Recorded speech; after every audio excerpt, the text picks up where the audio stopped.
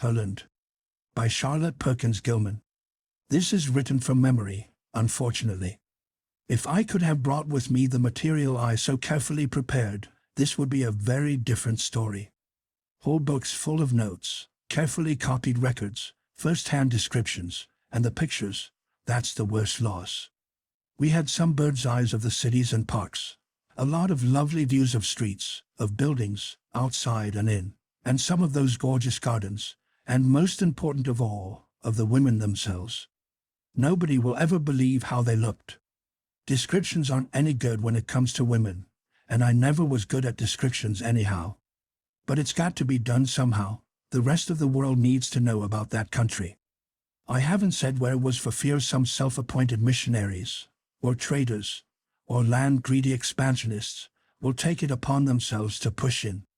They will not be wanted, I can tell them that, and will fare worse than we did if they do find it. It began this way. There were 3 of us, classmates and friends, Terry O. Nicholson, we used to call him the Old Nick, with good reason, Jeff Margrave, and I, Van Dyck Jennings. We had known each other years and years, and in spite of our differences we had a good deal in common. All of us were interested in science. Terry was rich enough to do as he pleased. His great aim was exploration. He used to make all kinds of a row because there was nothing left to explore now. Only patchwork and filling in, he said. He filled in well enough. He had a lot of talents, great on mechanics and electricity. Had all kinds of boats and motor cars, and was one of the best of our airmen. We never could have done the thing at all without Terry. Jeff Margrave was born to be a poet, a botanist, or both, but his folks persuaded him to be a doctor instead. He was a good one, for his age, but his real interest was in what he loved to call the wonders of science. As for me, sociology's my major. You have to back that up with a lot of other sciences, of course. I'm interested in them all. Terry was strong on facts, geography and meteorology and those. Jeff could beat him any time on biology, and I didn't care what it was they talked about, so long as it connected with human life, somehow. There are few things that don't. We 3 had a chance to join a big scientific expedition. They needed a doctor, and that gave Jeff an excuse for dropping his just opening practice. They needed Terry's experience, his machine, and his money, and as for me, I got in through Terry's influence. The expedition was up among the 1,000 tributaries and enormous hinterland of a great river, up where the maps had to be made, savage dialects studied, and all manner of strange flora and fauna expected. But this story is not about that expedition. That was only the merest starter for ours. My interest was first roused by talk among our guides. I'm quick at languages, know a good many, and pick them up readily. What with that and a really good interpreter we took with us, I made out quite a few legends and folk myths of these scattered tribes. And as we got farther and farther upstream, in a dark tangle of rivers, lakes, morasses, and dense forests, with here and there an unexpected long spur running out from the big mountains beyond, I noticed that more and more of these savages had a story about a strange and terrible woman land in the high distance. Up yonder over there, way up, was all the direction they could offer, but their legends all agreed on the main point, that there was this strange country where no men lived, only women and girl children. None of them had ever seen it. It was dangerous, deadly, they said, for any man to go there. But there were tales of long ago, when some brave investigator had seen it, a big country, big houses, plenty people, all women. Had no one else gone? Yes, a good many, but they never came back. It was no place for men, of that they seemed sure. I told the boys about these stories, and they laughed at them. Naturally, I did myself. I knew the stuff that savage dreams are made of. But when we had reached our farthest point, just the day before we all had to turn around and start for home again, as the best of expeditions must in time, we 3 made a discovery. The main encampment was on a spit of land running out into the main stream, or what we thought was the main stream. It had the same muddy color we had been seeing for weeks past, the same taste. I happened to speak of that river to our last guide, a rather superior fellow with quick, bright eyes. He told me that there was another river. Over there, short river, sweet water, red and blue. I was interested in this and anxious to see if I had understood, so I showed him a red and blue pencil I carried, and asked again. Yes, he pointed to the river, and then to the southwestward. River, good water, red and blue. Terry was close by and interested in the fellow's pointing. What does he say, Van? I told him. Terry blazed up at once. Ask him how far it is. The man indicated a short journey. I judged about 2 hours, maybe 3. Let's go, urged Terry. Just us 3. Maybe we can really find something. Maybe cinnabar in it. Maybe indigo, Jeff suggested, with his lazy smile. It was early yet. We had just breakfasted, and leaving word that we'd be back before night, we got away quietly, now wishing to be thought too gullible if we failed, and secretly hoping to have some nice little discovery all to ourselves. It was a long 2 hours, nearer 3. I fancy the savage could have done it alone much quicker. There was a desperate tangle of wood and water and a swampy patch we never should have found our way across alone. But there was one, and I could see Terry, with compass and notebook, marking directions and trying to place landmarks. We came after a while to a sort of marshy lake, very big, so that the circling forest looked quite low and dim across it. Our guide told us that boats could go from there to our camp, but long way, all day. This water was somewhat clearer than that we had left, but we could not judge well from the margin. We skirted it for another half hour or so, the ground growing firmer as we advanced, and presently we turned the corner of a wooded promontory and saw a quite different country, a sudden view of mountains steep and bare. One of those long easterly spurs, Terry said appraisingly. Maybe hundreds of miles from the range. They crop out like that. Suddenly we left the lake and struck directly toward the cliffs. We heard running water before we reached it, and the guide pointed proudly to his river. It was short. We could see where it poured down a narrow vertical cataract from an opening in the face of the cliff. It was sweet water. The guide drank eagerly, and so did we. That's snow water, Terry announced. Must come from way back in the hills. But as to being red and blue, it was greenish in tint. The guide seemed not at all surprised. He hunted about a little and showed us a quiet marginal pool where there were smears of red along the border. Yes, and of blue. Terry got out his magnifying glass and squatted down to investigate. Chemicals of some sort. I can't tell on the spot. Looked to me like dyestuffs. Let's get nearer, he urged. Up there by the fall. We scrambled along the steep banks and got close to the pool that foamed and boiled beneath the falling water. Here we searched the border and found traces of color beyond dispute. More. Jeff suddenly held up an unlooked-for trophy. It was only a rag, a long, reveled fragment of cloth. But it was a well-woven fabric, with a pattern, and of a clear scarlet that the water had not faded.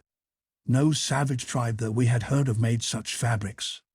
The guide stood serenely on the bank, well pleased with our excitement. One day blue, one day red, one day green, he told us, and pulled from his pouch another strip of bright-hued cloth.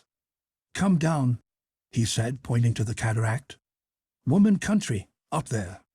Then we were interested. We had our rest and lunch right there and pumped the man for further information. He could tell us only what the others had, a land of women, no men, babies, but all girls. No place for men, dangerous. Some had gone to sea, none had come back. I could see Terry's jaw set at that. No place for men? Dangerous? He looked as if he might shin up the waterfall on the spot. But the guide would not hear of going up, even if there had been any possible method of scaling that sheer cliff, and we had to get back to our party before night. They might stay if we told them, I suggested. But Terry stopped in his tracks. Look here, fellows, he said. This is our find. Let's not tell those cocky old professors. Let's go on home with them, and then come back, just us, have a little expedition of our own.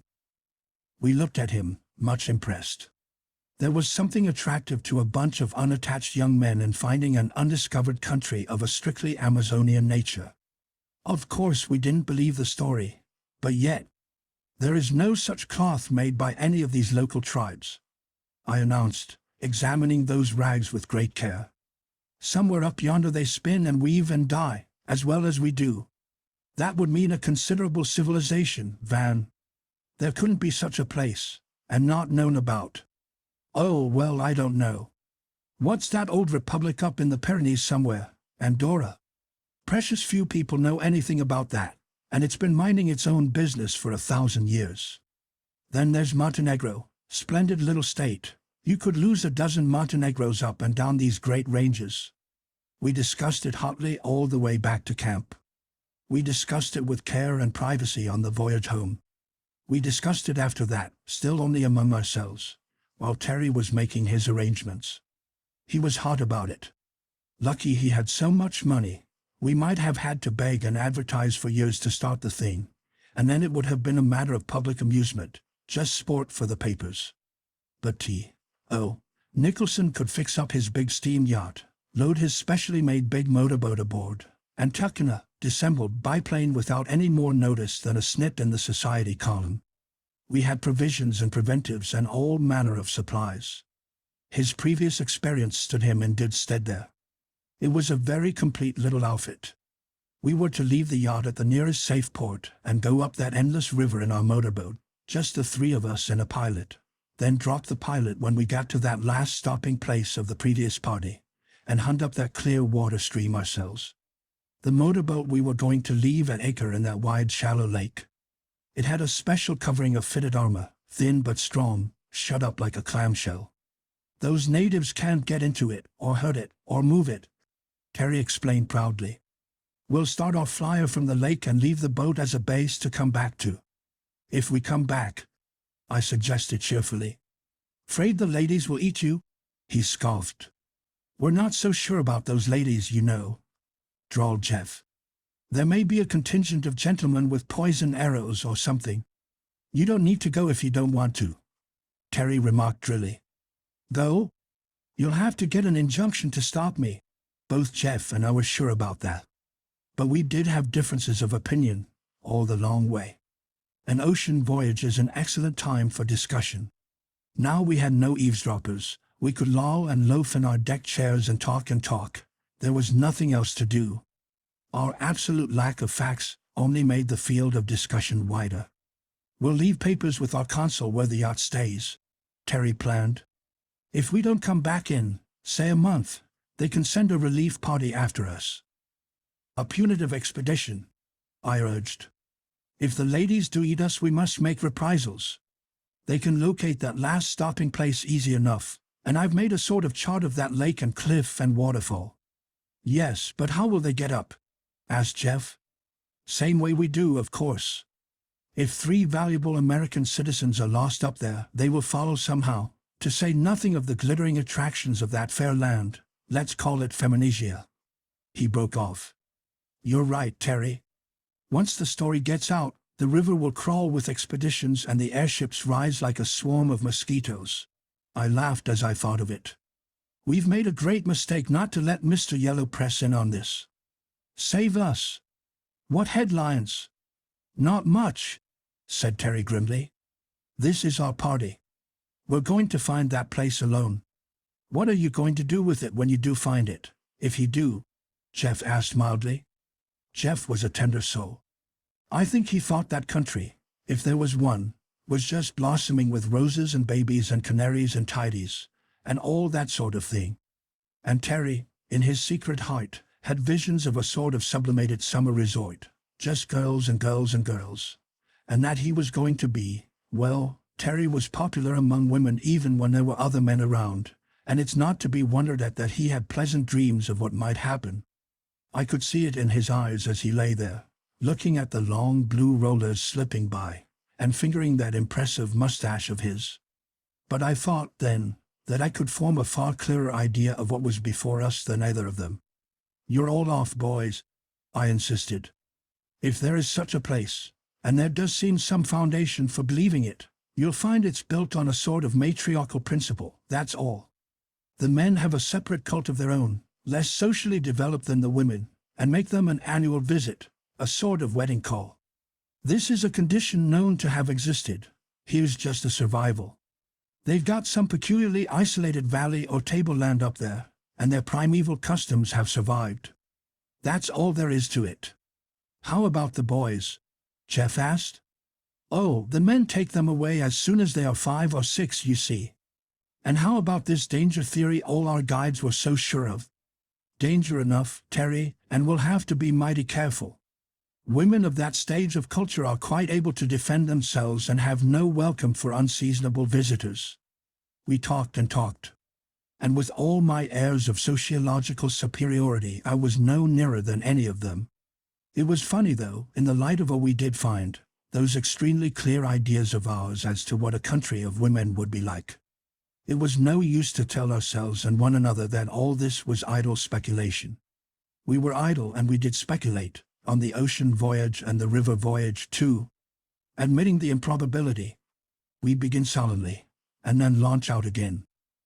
They would fight among themselves, Terry insisted. Women always do. We mustn't look to find any sort of order and organization. You're dead wrong, Jeff told him. It would be like a nunnery under an abbess, a peaceful, harmonious sisterhood. I snorted derision at this idea. Nuns, indeed. Your peaceful sisterhoods were all celibate, Jeff, and under vows of obedience. These are just women, and mothers, and where there's motherhood you don't find sisterhood, not much. No, sir, they'll scrap, agreed Terry. Also, we mustn't look for inventions in progress. It'll be awfully primitive. How about that cloth mill? Jeff suggested. Oh, cloth. Women have always been spinsters. But there they stop, you'll see. We joked Terry about his modest impression that he would be warmly received, but he held his ground. You'll see, he insisted. I'll get solid with them all, and play one bunch against another. I'll get myself elected king in no time, phew. Solomon will have to take a back seat. Where do we come in on that deal? I demanded. Aren't we viziers or anything? Couldn't risk it, he asserted solemnly. You might start a revolution, probably would. No, you'll have to be beheaded, or bowstrung, or whatever the popular method of execution is. You'd have to do it yourself, remember, grinned Jeff. No husky black slaves and Mamelukes. And there'd be 2 of us and only 1 of you, Van? Jeff's ideas and Terry's were so far apart that sometimes it was all I could do to keep the peace between them. Jeff idealized women in the best Southern style. He was full of chivalry and sentiment, and all that. And he was a good boy. He lived up to his ideals. You might say Terry did, too, if he can call his views about women anything so polite as ideals. I always liked Terry. He was a man's man, very much so, generous and brave and clever. But I don't think any of us in college days was quite pleased to have him with our sisters. We weren't very stringent, heavens no. But Terry was. The limit. Later on, why, of course a man's life is his own, we held, and asked no questions. But barring a possible exception in favor of a not impossible wife, or of his mother, or, of course, the fair relatives of his friends, Terry's idea seemed to be that pretty women were just so much game and homely ones not worth considering. It was really unpleasant sometimes to see the notions he had. But I got out of patience with Jeff, too. He had such rose-colored halos on his womenfolks. I held a middle ground, highly scientific, of course, and used to argue learnedly about the physiological limitations of the sex. We were not in the least advanced on the woman question, any of us then. So we joked and disputed and speculated, and after an interminable journey, we got to our old camping place at last. It was not hard to find the river, just poking along that side till we came to it, and it was navigable as far as the lake. When we reached that and slid out on its broad glistening bosom, with that high gray promontory running out toward us, and the straight white fall clearly visible, it began to be really exciting. There was some talk, even then, of skirting the rock wall and seeking a possible footway up, but the marshy jungle made that method look not only difficult but dangerous. Terry dismissed the plan sharply. Nonsense, fellows. We've decided that. It might take months. We haven't got the provisions. No, sir, we've got to take our chances. If we get back safe, all right. If we don't, why, we're not the first explorers to get lost in the shuffle. There are plenty to come after us. So we got the big biplane together and loaded it with our scientifically compressed baggage. The camera, of course, the glasses, a supply of concentrated food. Our pockets were magazines of small necessities, and we had our guns, of course. There was no knowing what might happen. Up and up and up we sailed, way up at first, to get the lay of the land and make note of it. Out of that dark green sea of crowding forest this high-standing spur rose steeply. It ran back on either side, apparently, to the far-off white-crowned peaks in the distance, themselves probably inaccessible. Let's make the first trip geographical, I suggested. Spy out the land, and drop back here for more gasoline. With your tremendous speed we can reach that range and back all right. Then we can leave a sort of map on board, for that relief expedition. There's sense in that, Terry agreed. I'll put off being king of Ladyland for one more day. So we made a long skirting voyage, turned the point of the cape which was close by, ran up one side of the triangle at our best speed, crossed over the base where it left the higher mountains, and so back to our lake by moonlight. That's not a bad little kingdom, we agreed when it was roughly drawn and measured. We could tell the size fairly by our speed, and from what we could see of the sides, and that icy ridge at the back end. It's a pretty enterprising savage who would manage to get into it, Jeff said. Of course we had looked at the land itself, eagerly, but we were too high and going too fast to see much. It appeared to be well forested about the edges, but in the interior there were wide plains, and everywhere park-like meadows and open places. There were cities, too, I insisted. It looked like any other country, a civilized one, I mean. We had to sleep after that long sweep through the air, but we turned out early enough next day, and again we rose softly up the height till we could top the crowning trees and see the broad fair land at our pleasure. Semi-tropical. Looks like a first-rate climate. It's wonderful what a little height will do for temperature. Terry was studying the forest growth. Little height. Is that what you call little? I asked. Our instruments measured it clearly. We had not realized the long, gentle rise from the coast, perhaps. Mighty lucky piece of land, I call it, Terry pursued. Now for the folks. I've had enough scenery.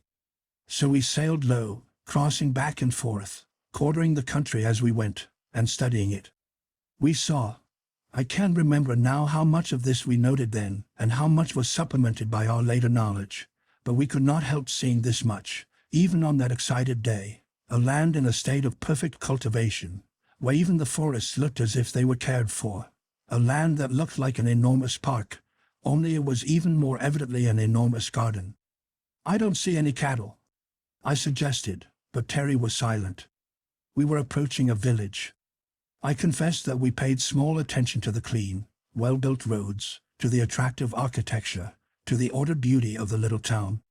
We had our glasses out, even Terry, setting his machine for a spiral glide, clapped the binoculars to his eyes. They heard our whirring screw. They ran out of the houses. They gathered in from the fields, swift running light figures, crowds of them. We stared and stared until it was almost too late to catch the levers, sweep off and rise again, and then we held our peace for a long run upward. Gosh, said Terry after a while. Only women there, and children, Jeff urged excitedly. But they look, why, this is a civilized country, I protested. There must be men. Of course there are men, said Terry. Come on, let's find them. He refused to listen to Jeff's suggestion that we examine the country further before we risked leaving our machine. There's a fine landing place right there where we came over, he insisted, and it was an excellent one, a wide, flat-topped rock overlooking the lake, and quite out of sight from the interior. They won't find this in a hurry, he asserted, as we scrambled with the utmost difficulty down to safer footing. Come on, boys, there were some good lookers in that bunch. Of course it was unwise of us. It was quite easy to see afterward that our best plan was to have studied the country more fully before we left our swooping airship and trusted ourselves to mere foot service. But we were 3 young men. We had been talking about this country for over a year, hardly believing that there was such a place, and now we were in it. It looked safe and civilized enough, and among those upturned, crowding faces, though some were terrified enough, there was great beauty. On that we all agreed. "Come on," cried Terry, pushing forward. "Oh, come on. Here goes for Herland." Chapter 2. Rash Advances. Not more than 10 or 15 miles we judged it from our landing rock to that last village. For all our eagerness we thought it wise to keep to the woods and go carefully. Even Terry's ardor was held in check by his firm conviction that there were men to be met, and we saw to it that each of us had a good stock of cartridges. They may be scarce, and they may be hidden away somewhere, some kind of a matriarchate, as Jeff tells us. For that matter, they may live up in the mountains yonder and keep the women in this part of the country, sort of a national harem. But there are men somewhere. Didn't you see the babies? We had all seen babies, children big and little, everywhere that we had come near enough to distinguish the people. And though by dress we could not be sure of all the grown persons, still there had not been one man that we were certain of. I always liked that Arab saying, "First tie your camel and then trust in the Lord," Jeff murmured, so we all had our weapons in hand, and stole cautiously through the forest. Terry studied it as we progressed. "Talk of civilization," he cried softly in restrained enthusiasm. "I never saw a forest so petted, even in Germany. Look, there's not a dead bough, the vines are trained, actually. And see here." He stopped and looked about him, calling Jeff's attention to the kinds of trees. They left me for a landmark and made a limited excursion on either side. "Food-bearing, practically all of them," they announced, returning. "The rest splendid hardwood. Call this a forest? It's a truck farm. Good thing to have a botanist on hand," I agreed. "Sure there are no medicinal ones? Or any for pure ornament?" As a matter of fact, they were quite right. These towering trees were under as careful cultivation as so many cabbages.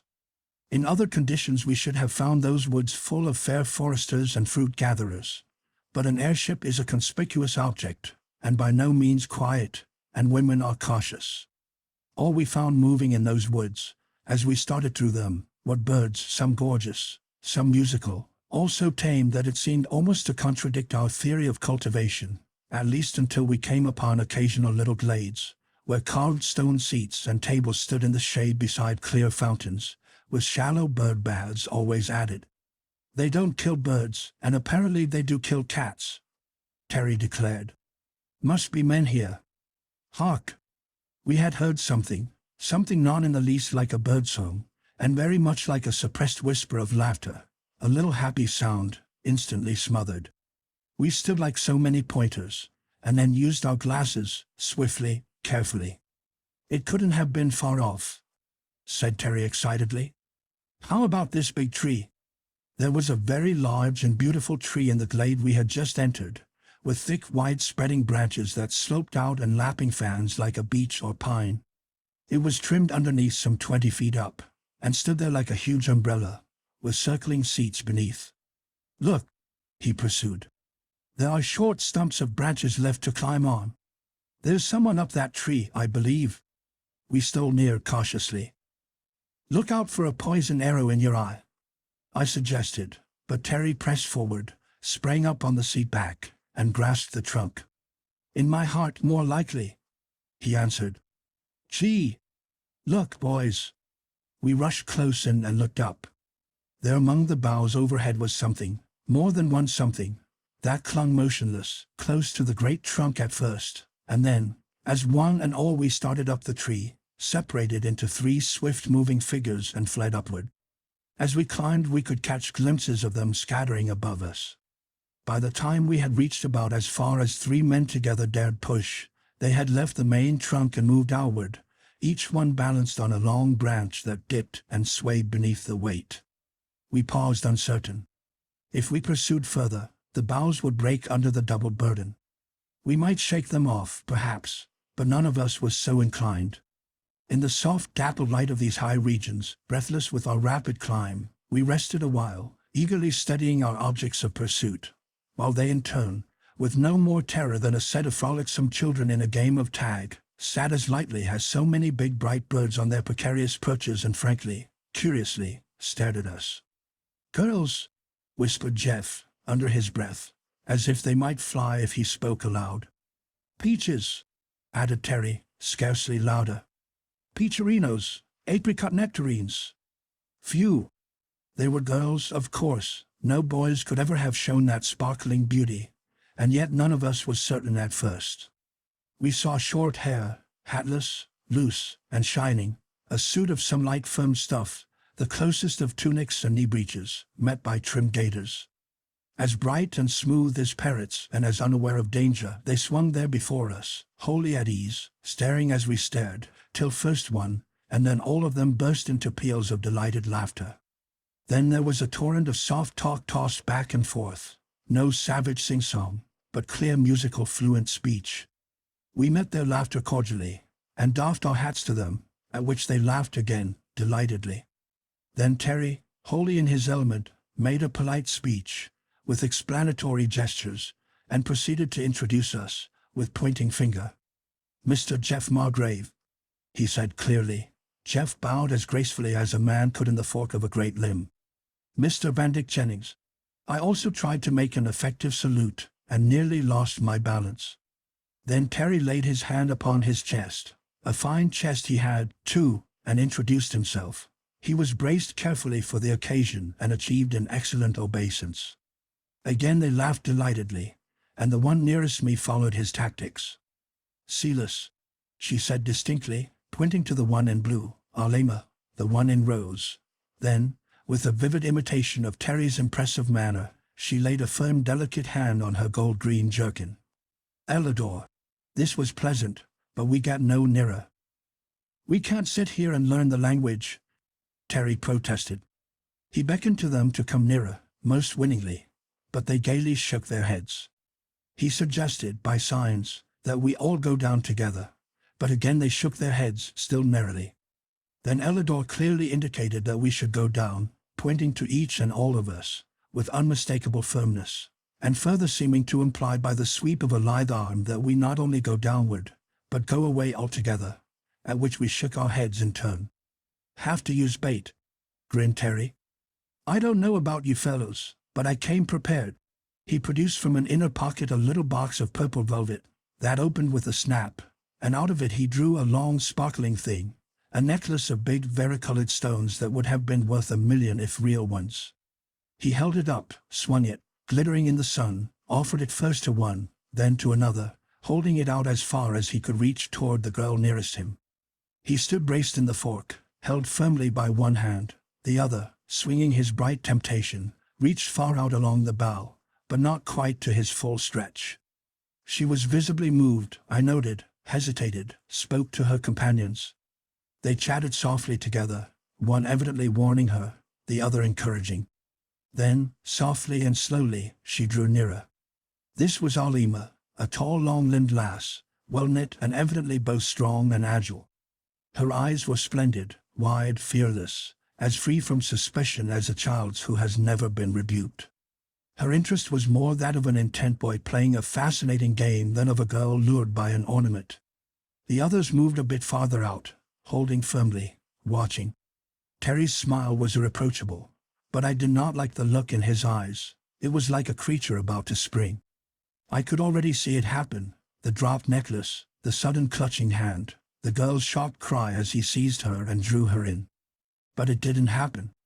She made a timid reach with her right hand for the gay swinging thing. He held it a little nearer, then, swift as light, she seized it from him with her left, and dropped on the instant to the bough below.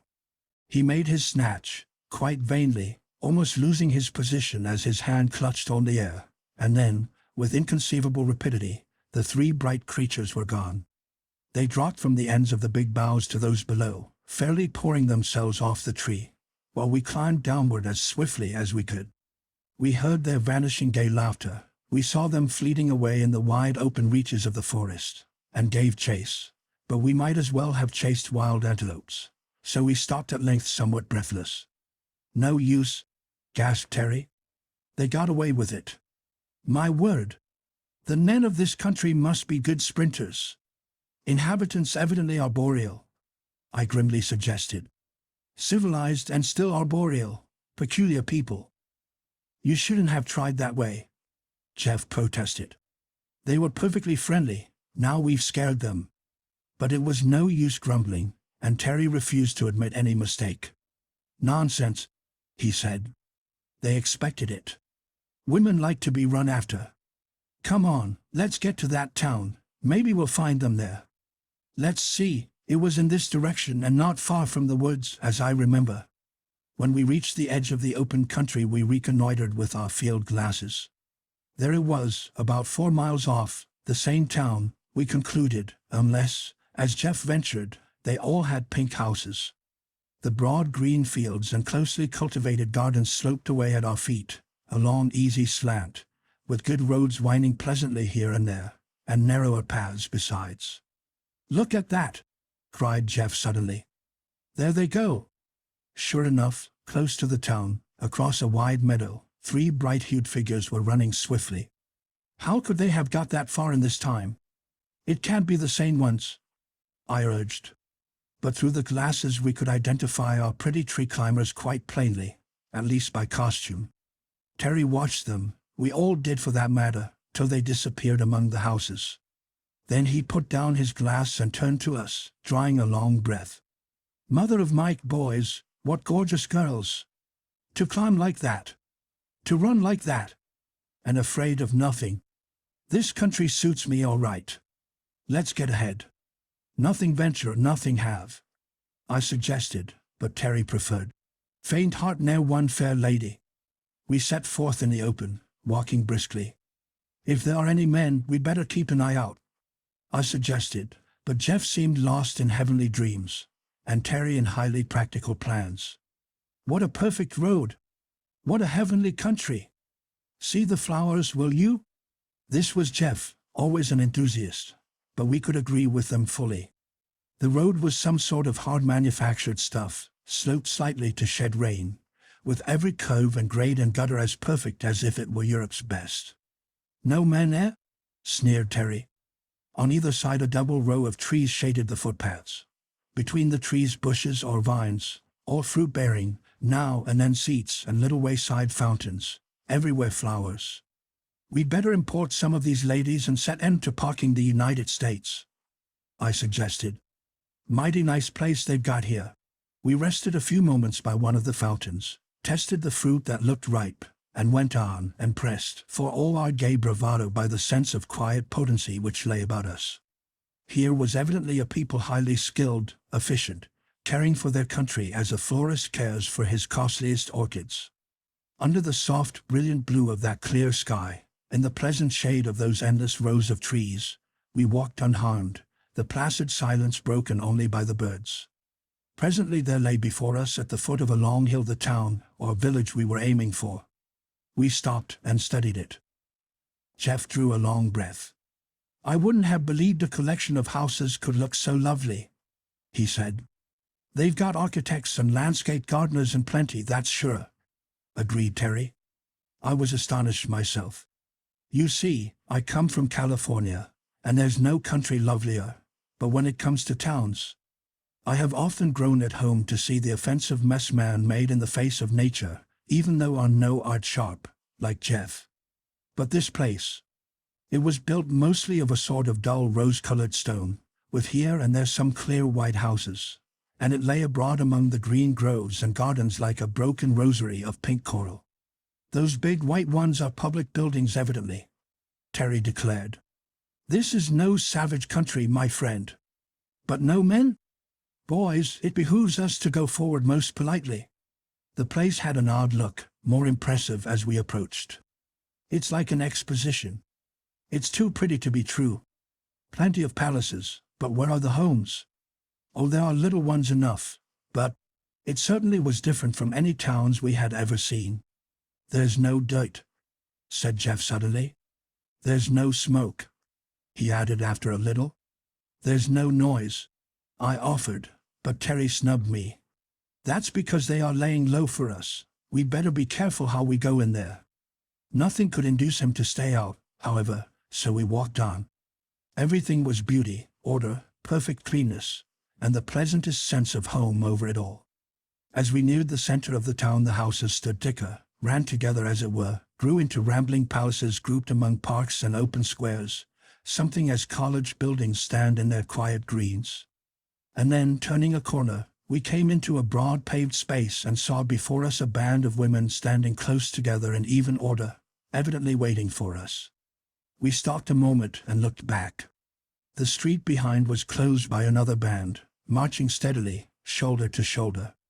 We went on, there seemed no other way to go, and presently found ourselves quite surrounded by this close-massed multitude, women, all of them, but they were not young.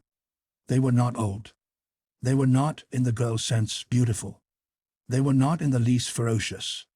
And yet, as I looked from face to face, calm, grave, wise, holy and afraid, evidently assured and determined, I had the funniest feeling, a very early feeling, a feeling that I traced back and back in memory until I caught up with it at last. It was that sense of being hopelessly in the wrong that I had so often felt in early youth when my short legs at most effort failed to overcome the fact that I was late to school. Jeff felt it too. I could see he did. We felt like small boys, very small boys, caught doing mischief in some gracious lady's house. But Terry showed no such consciousness. I saw his quick eyes darting here and there, estimating numbers, measuring distances, judging chances of escape. He examined the close ranks about us, reaching back far on every side, and murmured softly to me, "Every one of them over 40 as I'm a sinner." Yet they were not old women. Each was in the full bloom of rosy health, erect, serene, standing sure-footed and light as any pugilist. They had no weapons, and we had, but we had no wish to shoot. "I'd as soon shoot my aunts," muttered Terry again. "What do they want with us anyhow? They seem to mean business."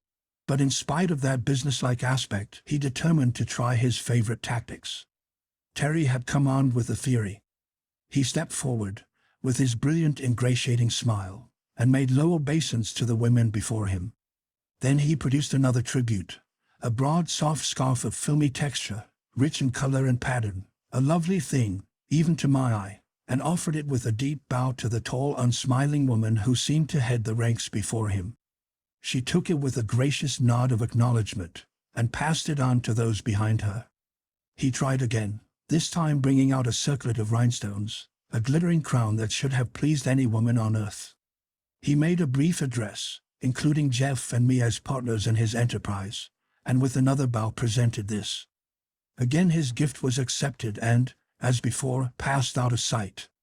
"If they were only younger," he muttered between his teeth. "What on earth is a fellow to say to a regiment of old colonels like this?"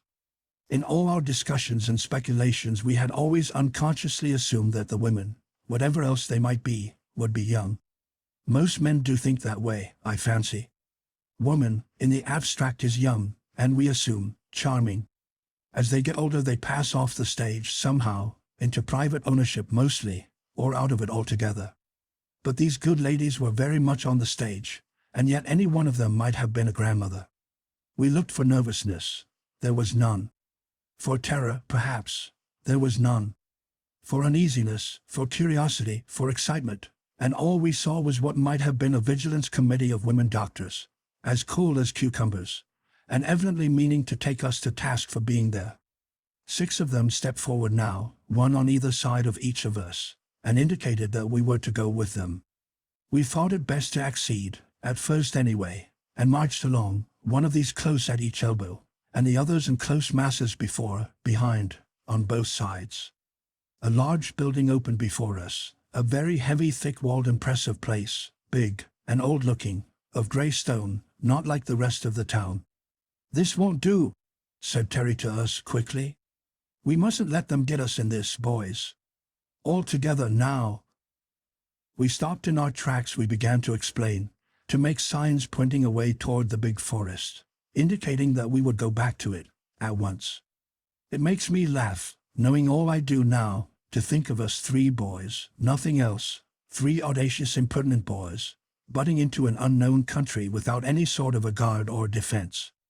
We seemed to think that if there were men we could fight them, and if there were only women, why, they would be no obstacles at all.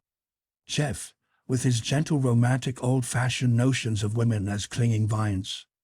Terry, with his clear decided practical theories that there were two kinds of women, those he wanted and those he didn't. Desirable and undesirable was his demarcation. The latter as a large class, but negligible. He had never thought about them at all. And now here they were, in great numbers, evidently indifferent to what he might think, evidently determined on some purpose of their own regarding him, and apparently well able to enforce their purpose. We all thought hard just then. It had not seemed wise to object to going with them, even if we could have. Our one chance was friendliness, a civilized attitude on both sides. But once inside that building, there was no knowing what these determined ladies might do to us. Even a peaceful detention was not to our minds, and when we named it imprisonment it looked even worse. So we made a stand, trying to make clear that we preferred the open country. One of them came forward with a sketch of our flyer, asking by signs if we were the aerial visitors they had seen. This we admitted.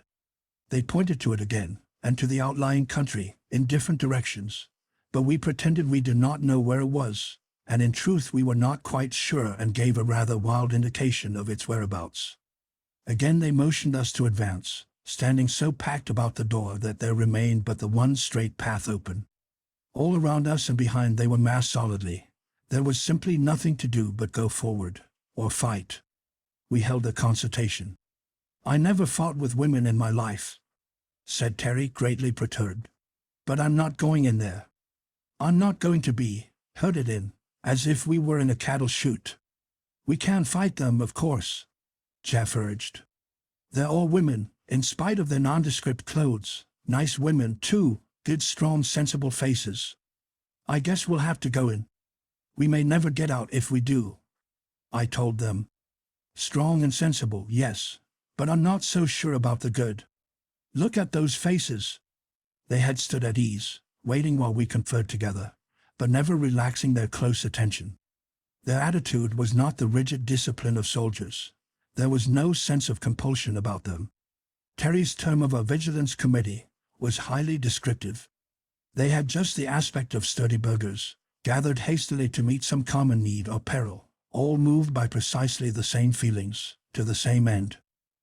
Never, anywhere before, had I seen women of precisely this quality.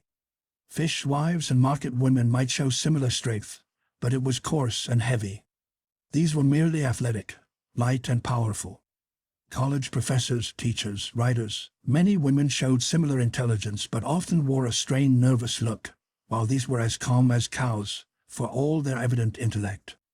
We observed pretty closely just then, for all of us felt that it was a crucial moment. The leader gave some word of command and beckoned us on, and the surrounding mass moved a step nearer. "We've got to decide quick," said Terry. "I vote to go in," Jeff urged.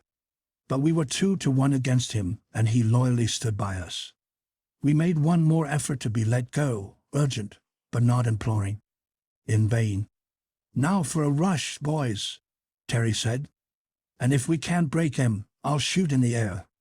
Then we found ourselves much in the position of the suffragette trying to get to the Parliament buildings through a triple cordon of London police.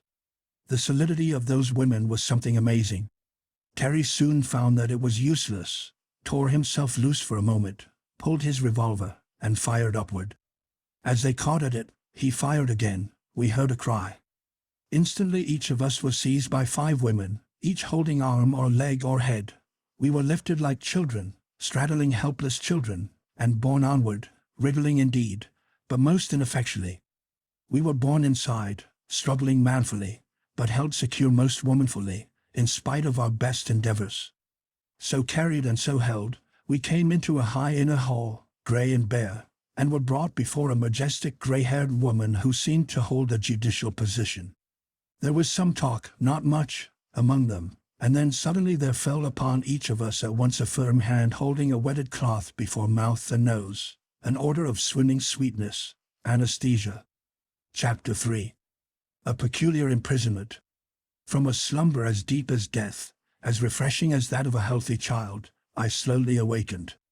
It was like rising up through a deep, warm ocean, nearer and nearer to full light and stirring air. or like the return to consciousness after concussion of the brain. I was once thrown from a horse while on a visit to a wild mountainous country quite new to me, and I can clearly remember the mental experience of coming back to life through lifting veils of dream. When I first dimly heard the voices of those about me, and saw the shining snow peaks of that mighty range, I assumed that this too would pass, and I should presently find myself in my own home. That was precisely the experience of this awakening, receding waves of half-caught swirling vision, memories of home, the steamer, the boat, the airship, the forest, at last all sinking away one after another, till my eyes were wide open, my brain clear, and I realized what had happened. The most prominent sensation was of absolute physical comfort. I was lying in a perfect bed, long, broad, smooth, firmly soft and level, with the finest linen, some warm light quilt of blanket, and a counterpane that was a joy to the eye. The sheet turned down some 15 inches, yet I could stretch my feet at the foot of the bed free but warmly covered. I felt as light and clean as a white feather. It took me some time to conscientiously locate my arms and legs, to feel the vivid sense of life radiate from the wakening center to the extremities. A big room, high and wide, with many lofty windows whose closed blinds let through soft green-lit air. A beautiful room, in proportion, in color, in smooth simplicity, a scent of blossoming gardens outside. I lay perfectly still, quite happy, quite conscious, and yet not actively realizing what had happened till I heard Terry. "Gosh," was what he said. I turned my head. There were 3 beds in this chamber, and plenty of room for them. Terry was sitting up, looking about him, alert as ever. His remark, though not loud, roused Jeff also. We all sat up. Terry swung his legs out of bed, stood up, stretched himself mightily. He was in a long nightrobe, a sort of seamless garment, undoubtedly comfortable. We all found ourselves so covered. Shoes were beside each bed, also quite comfortable and good-looking, though by no means like our own. We looked for our clothes. They were not there, nor anything of all the varied contents of our pockets. A door stood somewhat ajar. It opened into a most attractive bathroom, copiously provided with towels, soap, mirrors, and all such convenient comforts, with indeed our toothbrushes and combs, our notebooks, and thank goodness, our watches, but no clothes. Then we made a search of the big room again and found a large airy closet, holding plenty of clothing, but not ours. "A council of war?" demanded Terry. "Come on back to bed, the bed's all right anyhow. Now then, my scientific friend, let us consider our case dispassionately." He meant me, but Jeff seemed most impressed. "They haven't hurt us in the least," he said. "They could have killed us, or anything, and I never felt better in my life." "That argues that they are all women," I suggested, "and highly civilized. You know you hit one in the last scrimmage. I heard her sing out, and we kicked awfully." Terry was grinning at us. "So you realize what these ladies have done to us?" he pleasantly inquired. "They have taken away all our possessions, all our clothes, every stitch. We have been stripped and washed and put to bed like so many yearling babies, by these highly civilized women." Jeff actually blushed. He had a poetic imagination. Terry had imagination enough, of a different kind. So had I, also different. I always flattered myself I had the scientific imagination, which, incidentally, I considered the highest sort. One has a right to a certain amount of egotism if founded on fact, and kept to oneself, I think. "No use kicking, boys," I said. "They've got us, and apparently they're perfectly harmless. It remains for us to cook up some plan of escape like any other bottled heroes. Meanwhile we've got to put on these clothes, Hobson's choice." The garments were simple in the extreme, and absolutely comfortable, physically, though of course we all felt like soups in the theater. There was a one-piece cotton undergarment, thin and soft, that reached over the knees and shoulders, something like the one-piece pajamas some fellows wear, and a kind of half-hose, that came up to just under the knee and stayed there, had elastic tops of their own, and covered the edges of the first. Then there was a thicker variety of union suit, a lot of them in the closet, of varying weights and somewhat sturdier material. Evidently they would do at a pinch with nothing further. Then there were tunics, knee-length, and some long robes. Needless to say, we took tunics. We bathed and dressed quite cheerfully. "Not half bad," said Terry, surveying himself in a long mirror. His hair was somewhat longer than when we left the last barber, and the hats provided were much like those seen on the prince in the fairy tale, lacking the plume. The costume was similar to that which we had seen on all the women, though some of them, those working in the fields, glimpsed by our glasses when we first flew over, wore only the first two. I settled my shoulders and stretched my arms, remarking, "They have worked out a mighty sensible dress, I'll say that for them," with which we all agreed. "Now then," Terry proclaimed, "we've had a fine long sleep, we've had a good bath, we're clothed and in our right minds, though feeling like a lot of nuders. Do you think these highly civilized ladies are going to give us any breakfast?" "Of course they will," Jeff asserted confidently. "If they had meant to kill us, they would have done it before. I believe we are going to be treated as guests. Hailed as deliverers, I think," said Terry. "Studied as curiosities," I told them. "But anyhow, we want food. So now for a sortie." A sortie was not so easy. The bathroom only opened into our chamber, and that had but one outlet, a big heavy door, which was fastened. We listened. "There's someone outside," Jeff suggested. "Let's knock." So we knocked, whereupon the door opened. Outside was another large room, furnished with a great table at one end, long benches or couches against the wall, some smaller tables and chairs. All these were solid, strong, simple in structure, and comfortable in use, also, incidentally beautiful. This room was occupied by a number of women, 18 to be exact, some of whom we distinctly recalled. Terry heaved a disappointed sigh. "The colonels," I heard him whisper to Jeff. Jeff, however, advanced and bowed in his best manner, so did we all, and we were saluted civilly by the tall-standing women. We had no need to make pathetic pantomime of hunger. The smaller tables were already laid with food, and we were gravely invited to be seated. The tables were set for two. Each of us found ourselves placed vis-a-vis with one of our hosts, and each table had 5 other stalwarts nearby, unobtrusively watching. We had plenty of time to get tired of those women. The breakfast was not profuse, but sufficient in amount and excellent in quality. We were all too good travelers to object to novelty, and this repast with its new but delicious fruit, its dish of large rich flavored nuts, and its highly satisfactory little cakes was most agreeable. There was water to drink, and a hot beverage of a most pleasing quality, some preparation like cocoa. And then and there, willy-nilly, before we had satisfied our appetites, our education began. By each of our plates lay a little book, a real printed book, though different from ours both in paper and binding, as well, of course, as in type. We examined them curiously. "Shades of Sova," muttered Terry. "We're to learn the language." We were indeed to learn the language, and not only that, but to teach our own. There were blank books with parallel columns, neatly ruled, evidently prepared for the occasion, and in these, as fast as we learned and wrote down the name of anything, we were urged to write our own name for it by its side. The book we had to study was evidently a schoolbook, one in which children learned to read, and we judged from this, and from their frequent consultation as to methods, that they had had no previous experience in the art of teaching foreigners their language, or of learning any other. On the other hand, what they lacked in experience, they made up for in genius. Such subtle understanding, such instant recognition of our difficulties, and readiness to meet them, were a constant surprise to us. Of course, we were willing to meet them halfway. It was wholly to our advantage to be able to understand and speak with them, and as to refusing to teach them, why should we? Later on we did try open rebellion, but only once.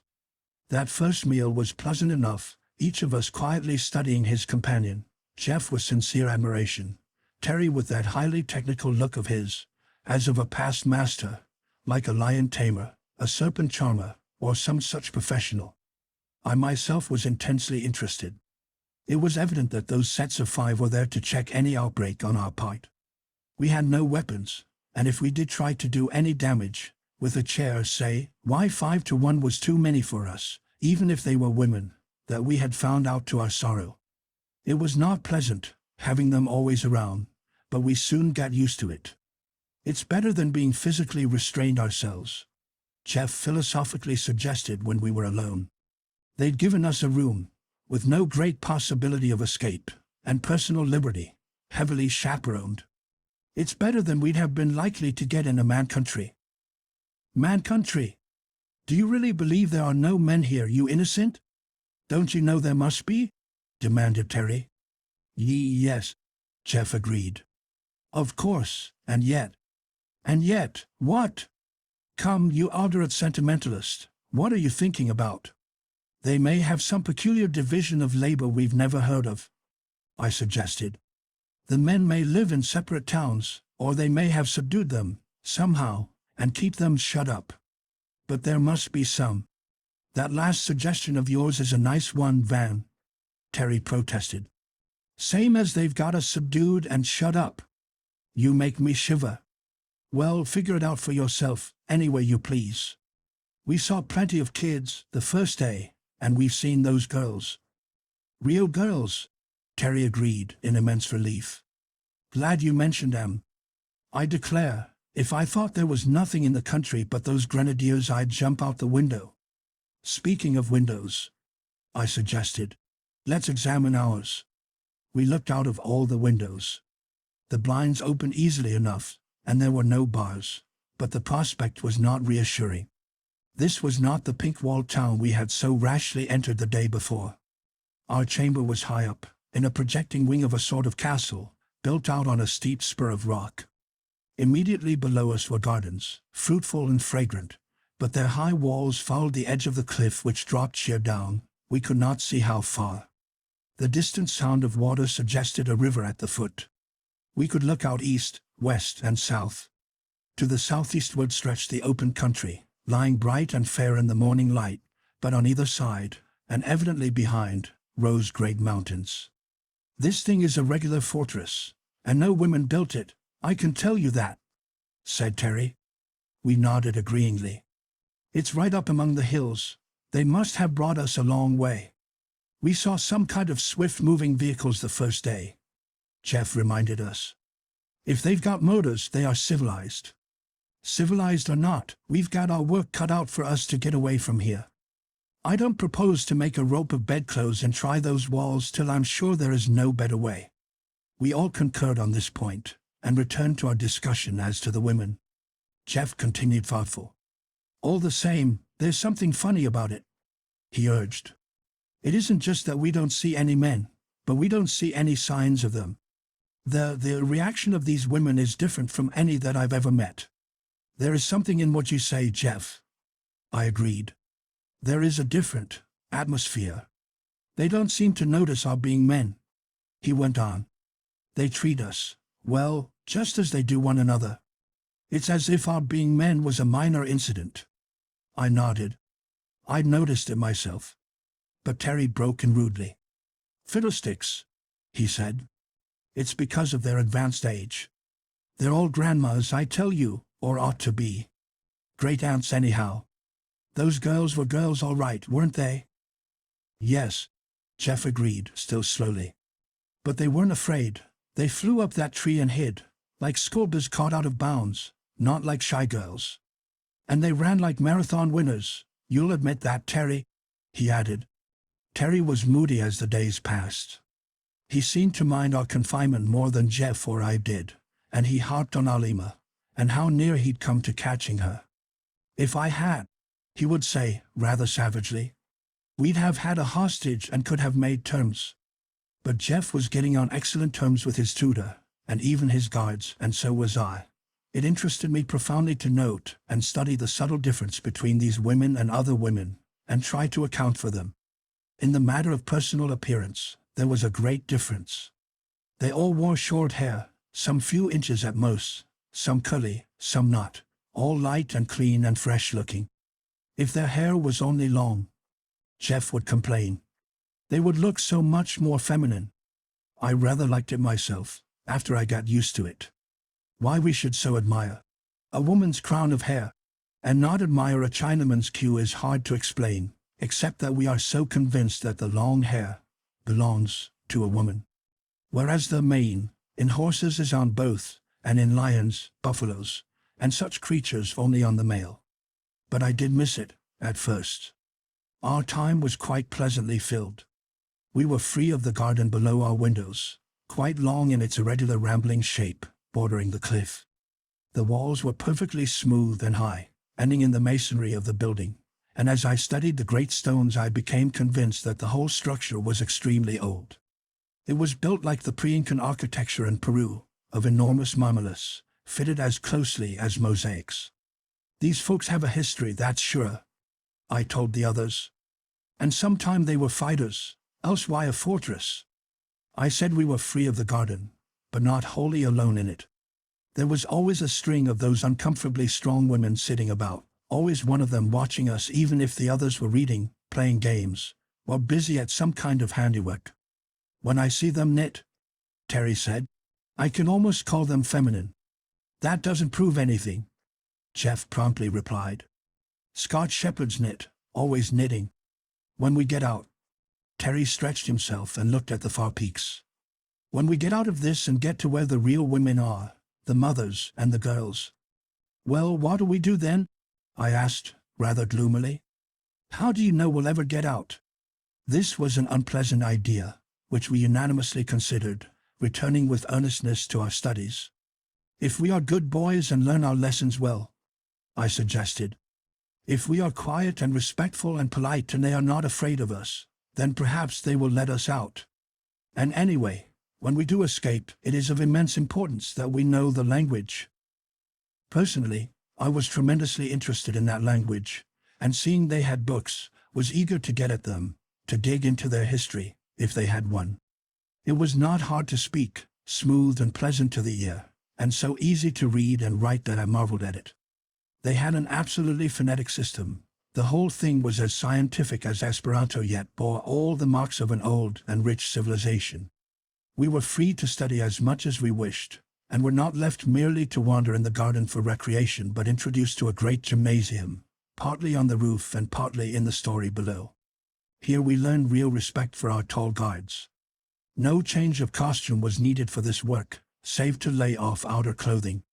The first one was as perfect a garment for exercise as need be devised, absolutely free to move in, and I had to admit, much better looking than our usual one.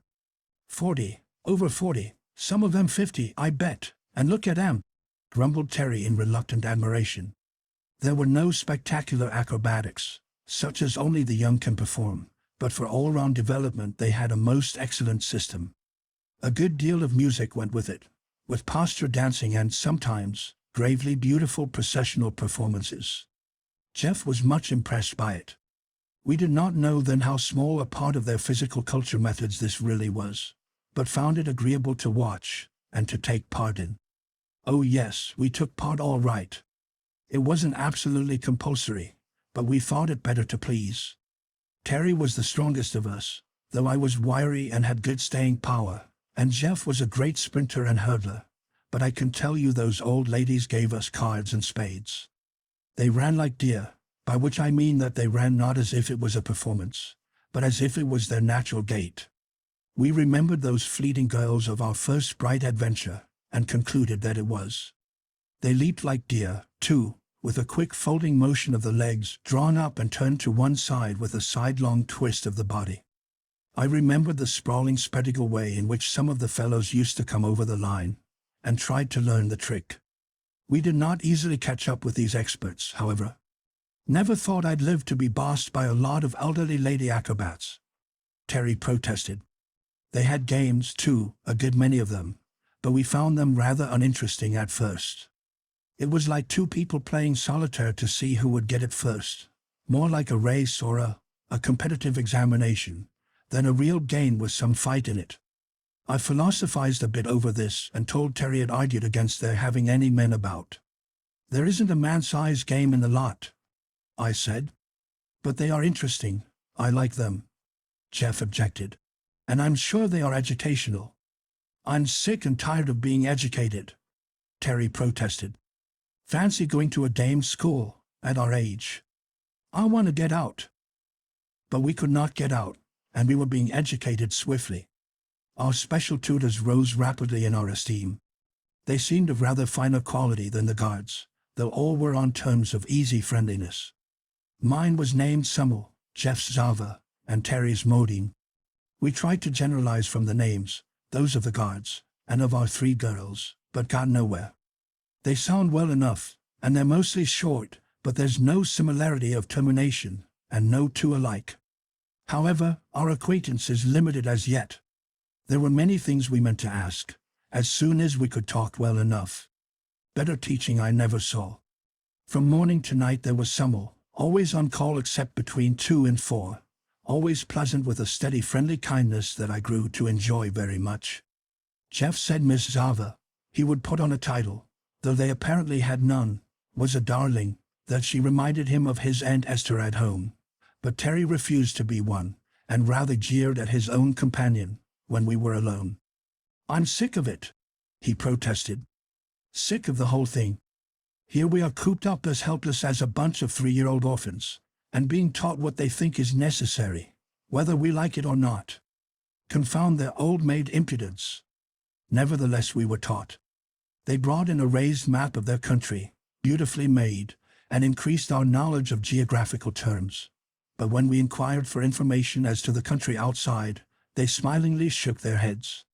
They brought pictures, not only the engravings in the books but colored studies of plants and trees and flowers and birds. They brought tools and various small objects. We had plenty of material in our school.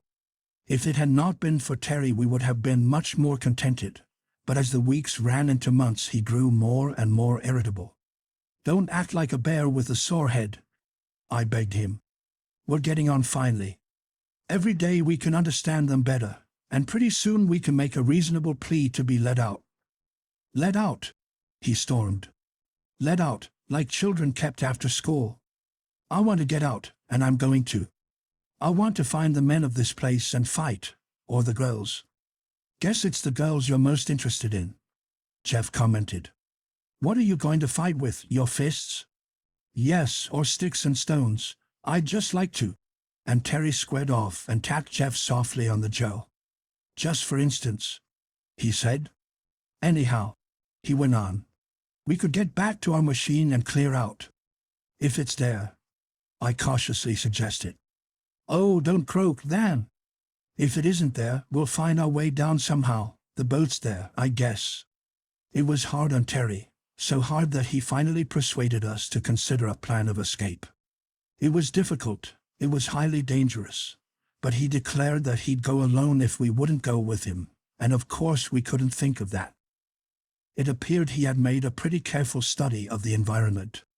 From our end window that faced the point of the promontory we could get a fair idea of the stretch of wall, and the drop below. Also from the roof we could make out more, and even, in one place, glimpse a sort of path below the wall. "It's a question of 3 things," he said. "Ropes, agility, and not being seen. That's the hardest part," I urged, still hoping to dissuade him.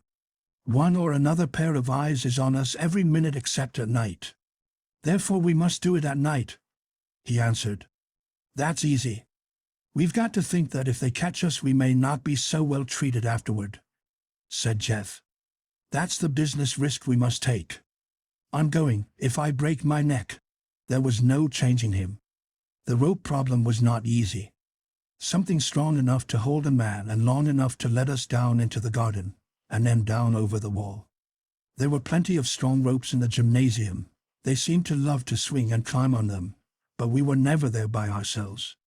We should have to piece it out from our bedding, rugs, and garments, and moreover, we should have to do it after we were shut in for the night, for every day the place was cleaned to perfection by 2 of our guardians. We had no shears, no knives, but Terry was resourceful. "These jennies have glass and china, you see. We'll break a glass from the bathroom and use that. Love will find out a way," he hummed. "When we're all out of the window, we'll stand 3 man high and cut the rope as far up as we can reach, so as to have more for the wall. I know just where I saw that bit of path below, and there's a big tree there, too, or a vine or something. I saw the leaves. It seemed a crazy risk to take, But this was, in a way, Terry's expedition, and we were all tired of our imprisonment. So we waited for full moon, retired early, and spent an anxious hour or two in the unskilled manufacture of man-strong ropes. To retire into the depths of the closet, muffle a glass in thick cloth, and break it without noise was not difficult, and broken glass will cut, though not as deftly as a pair of scissors. The broad moonlight streamed in through 4 of our windows. We had not dared leave our lights on too long, and we worked hard and fast at our task of destruction. Hangings, rugs, robes, towels, as well as bed furniture, even the mattress covers, we left not one stitch upon another, as Jeff put it. Then at an end window, as less liable to observation, we fastened one end of our cable, strongly, to the firm set hinge of the inner blind, and dropped our coiled bundle of rope softly over. "This part's easy enough. I'll come last so as to cut the rope," said Terry.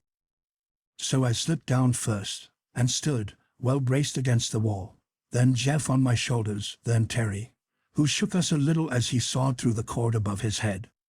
Then I slowly dropped to the ground, Jeff following, and at last we all 3 stood safe in the garden, with most of our rope with us.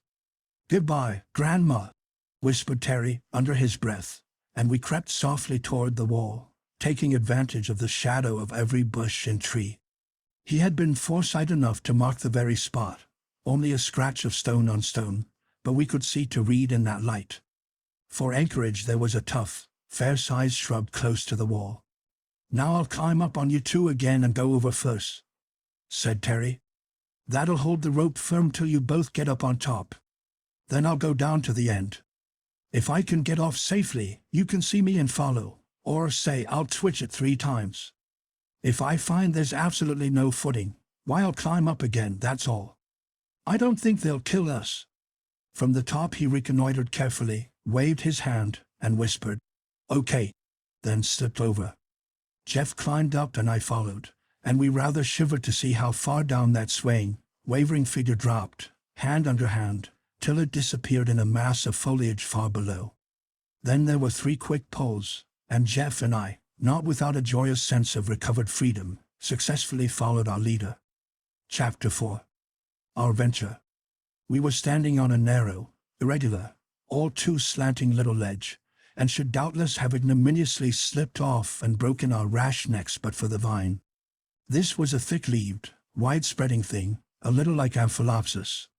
"It's not quite vertical here, you see," said Terry, full of pride and enthusiasm.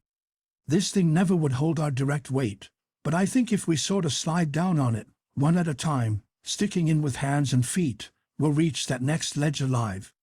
As we do not wish to get up our rope again, and can't comfortably stay here, I approve," said Jeff sullenly. Terry slid down first, said he'd show us how a Christian meets his death. Luck was with us. We had put on the thickest of those intermediate suits, leaving our tunics behind, and made this scramble quite successfully, though I got a pretty heavy fall just at the end, and was only kept on the second ledge by main force. The next stage was down a sort of chimney, a long irregular fissure, and so with scratches many and painful and bruises not a few, we finally reached the stream. It was darker there, but we felt it highly necessary to put as much distance as possible behind us. So we waited, jumped, and clambered down that rocky riverbed, in the flickering black and white moonlight and leaf shadow, till growing daylight forced a halt. We found a friendly nut tree, those large, satisfying, soft-shelled nuts we already knew so well, and filled our pockets. I see that I have not remarked that these women had pockets in surprising number and variety.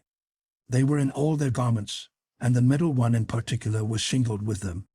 So we stocked up with nuts till we bulged like Prussian privates in marching order, drank all we could hold, and retired for the day. It was not a very comfortable place, not at all easy to get at, just a sort of crevice high up along the steep bank, but it was well veiled with foliage and dry. After our exhaustive 3 or 4 hour scramble and the good breakfast food, we all lay down along that crack, heads and tails, as it were, and slept till the afternoon sun almost toasted our faces. Terry poked a tentative foot against my head. "How are you, Van? Alive yet?" "Very much so," I told him. and Jeff was equally cheerful. We had room to stretch, if not to turn around, but we could very carefully roll over, one at a time, behind the sheltering foliage. It was no use to leave there by daylight. We could not see much of the country, but enough to know that we were now at the beginning of the cultivated area, and no doubt there would be an alarm sent out far and wide. Terry chuckled softly to himself, lying there on that hot, narrow little rim of rock. He dilated on the discomfiture of our guards and tutors, making many discourteous remarks. I reminded him that we had still a long way to go before getting to the place where we left our machine, and no probability of finding it there. But he only kicked me, mildly, for a croaker. "If you can't boost, don't knock," he protested. "I never said 'twould be a picnic. But I'd run away in the Antarctic ice fields rather than be a prisoner." We soon dozed off again. The long rest and penetrating dry heat were good for us, and that night we covered a considerable distance, keeping always in the rough forested belt of land which we knew bordered the whole country. Sometimes we were near the outer edge, and caught sudden glimpses of the tremendous depths beyond. "This piece of geography stands up like a basalt column," Jeff said. "Nice time we'll have getting down if they have confiscated our machine," for which suggestion he received summary chastisement. What we could see inland was peaceable enough, but only moonlit glimpses. By daylight we lay very close. As Terry said, we did not wish to kill the old ladies, even if we could, and short of that they were perfectly competent to pick us up bodily and carry us back, if discovered. There was nothing for it but to lie low, and sneak out unseen if we could do it. There wasn't much talking done. At night we had our marathon obstacle race. We stayed not for break and we stopped not for stone, and swam whatever water was too deep to wade and could not be got around, but that was only necessary twice. By day, sleep, sound and sweet. Mighty lucky it was that we could live off the country as we did. Even that margin of forest seemed rich in foodstuffs. But Jeff thoughtfully suggested that that very thing showed how careful we should have to be, as we might run into some stalwart group of gardeners or foresters or nut-gatherers at any minute. Careful we were, feeling pretty sure that if we did not make good this time we were not likely to have another opportunity. And at last we reached a point from which we could see, far below, the broad stretch of that still lake from which we had made our ascent. "That looks pretty good to me," said Terry, gazing down at it. "Now, if we can't find the plane, we know where to aim if we have to drop over this wall some other way." The wall at that point was singularly uninviting. It rose so straight that we had to put our heads over to see the base, and the country below seemed to be a far-off marshy tangle of rank vegetation. We did not have to risk our necks to that extent, however, for at last, stealing along among the rocks and trees like so many creeping savages, we came to that flat space where we had landed, and there, in unbelievable good fortune, we found our machine. Covered too, by jingo! "Would you think they had that much sense?" cried Terry. "If they had that much, they're likely to have more," I warned him softly. "Bet you the things watched." We reconnoitered as widely as we could in the failing moonlight.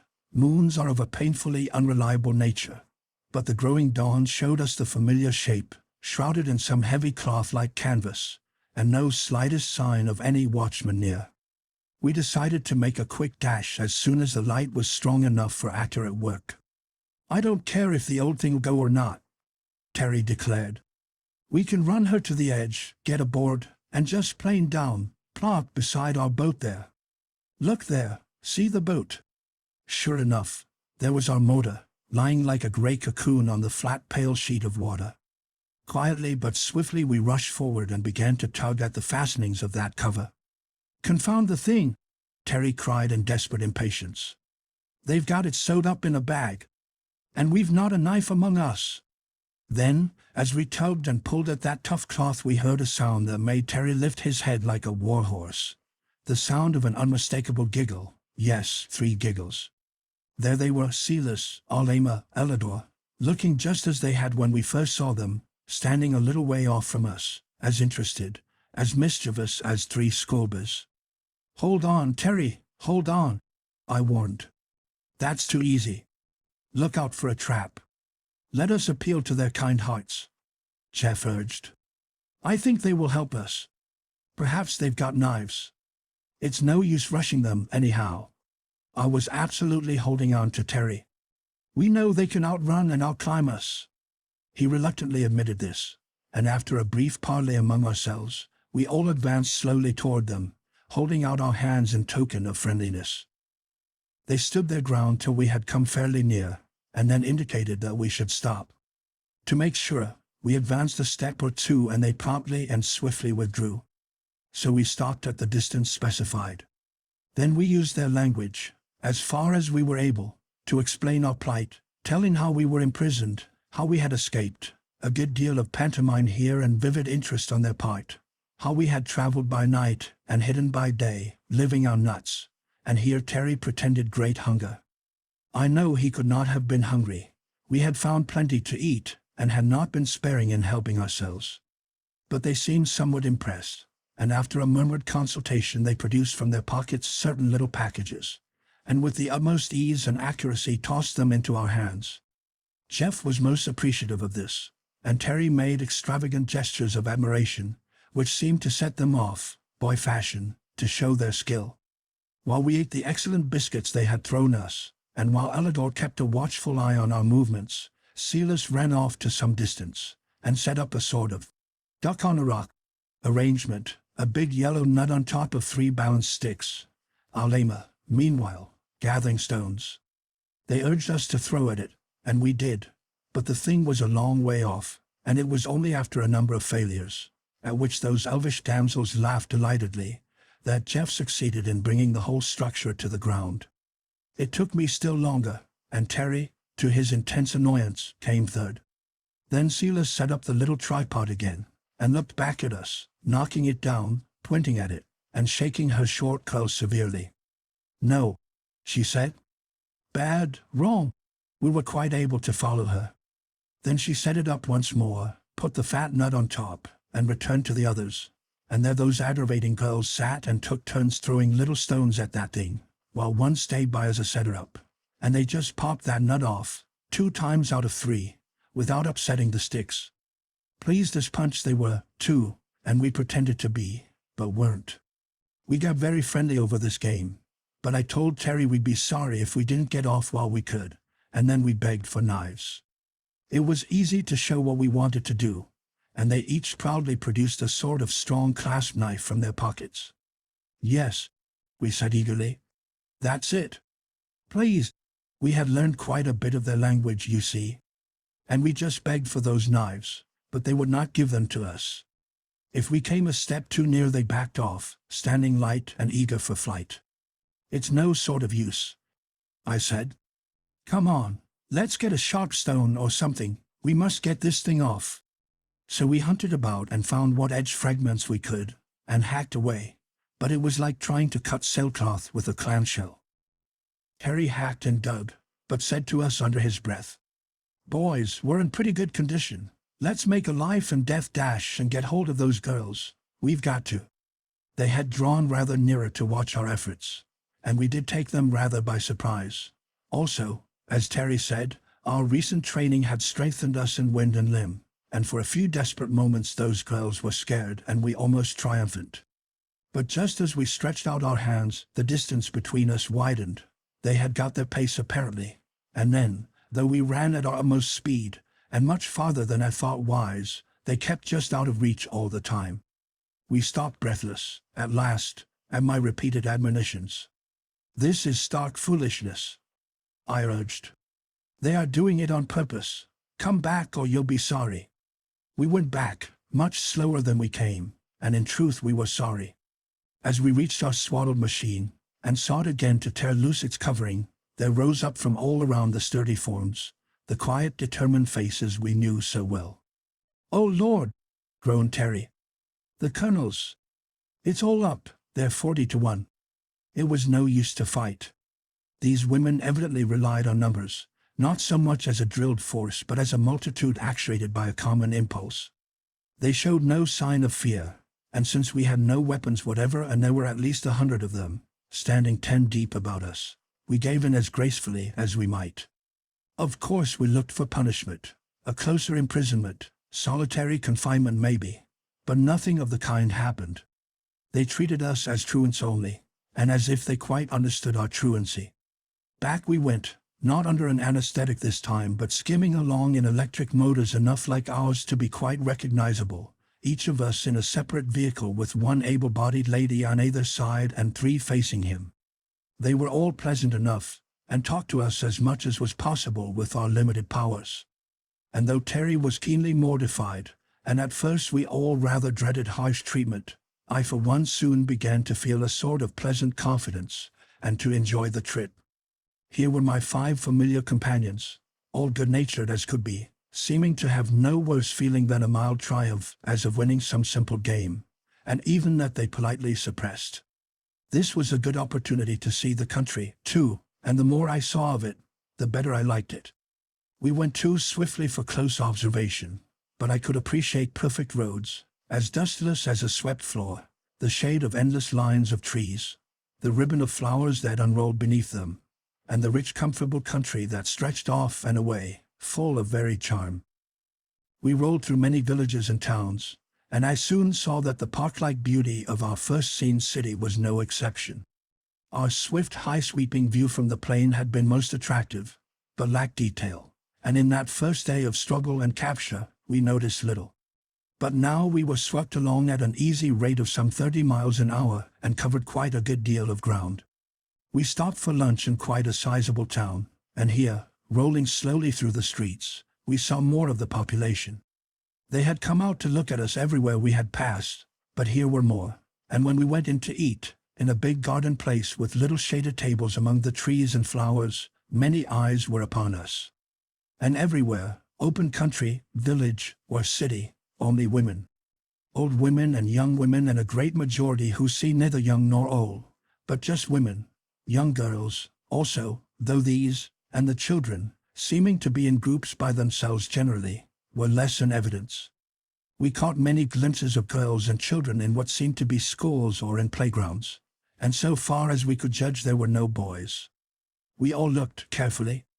Everyone gazed at us politely, kindly, and with eager interest. No one was impertinent. We could catch quite a bit of the talk now, and all they said seemed pleasant enough. Well, before nightfall we were all safely back in our big room. The damage we had done was quite ignored, the beds as smooth and comfortable as before, new clothing and towels supplied. The only thing those women did was to illuminate the gardens at night, and to set an extra watch. But they called us to account next day. Our 3 tutors, who had not joined in the recapturing expedition, had been quite busy in preparing for us, and now made explanation. They knew well we would make for our machine, and also that there was no other way of getting down, alive. So our flight had troubled no one. All they did was to call the inhabitants to keep an eye on our movements all along the edge of the forest between the 2 points. It appeared that many of those nights we had been seen, by careful ladies sitting snugly in big trees by the riverbed, or up among the rocks. Terry looked immensely disgusted, but it struck me as extremely funny.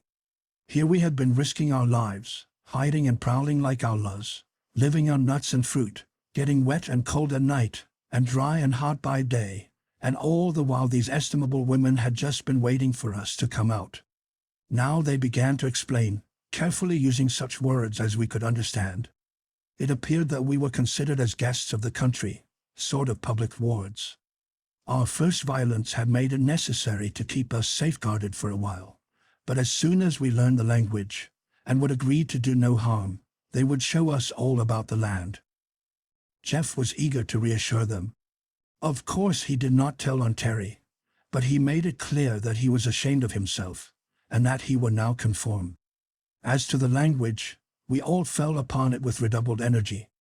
They brought us books, in greater numbers, and had began to study them seriously.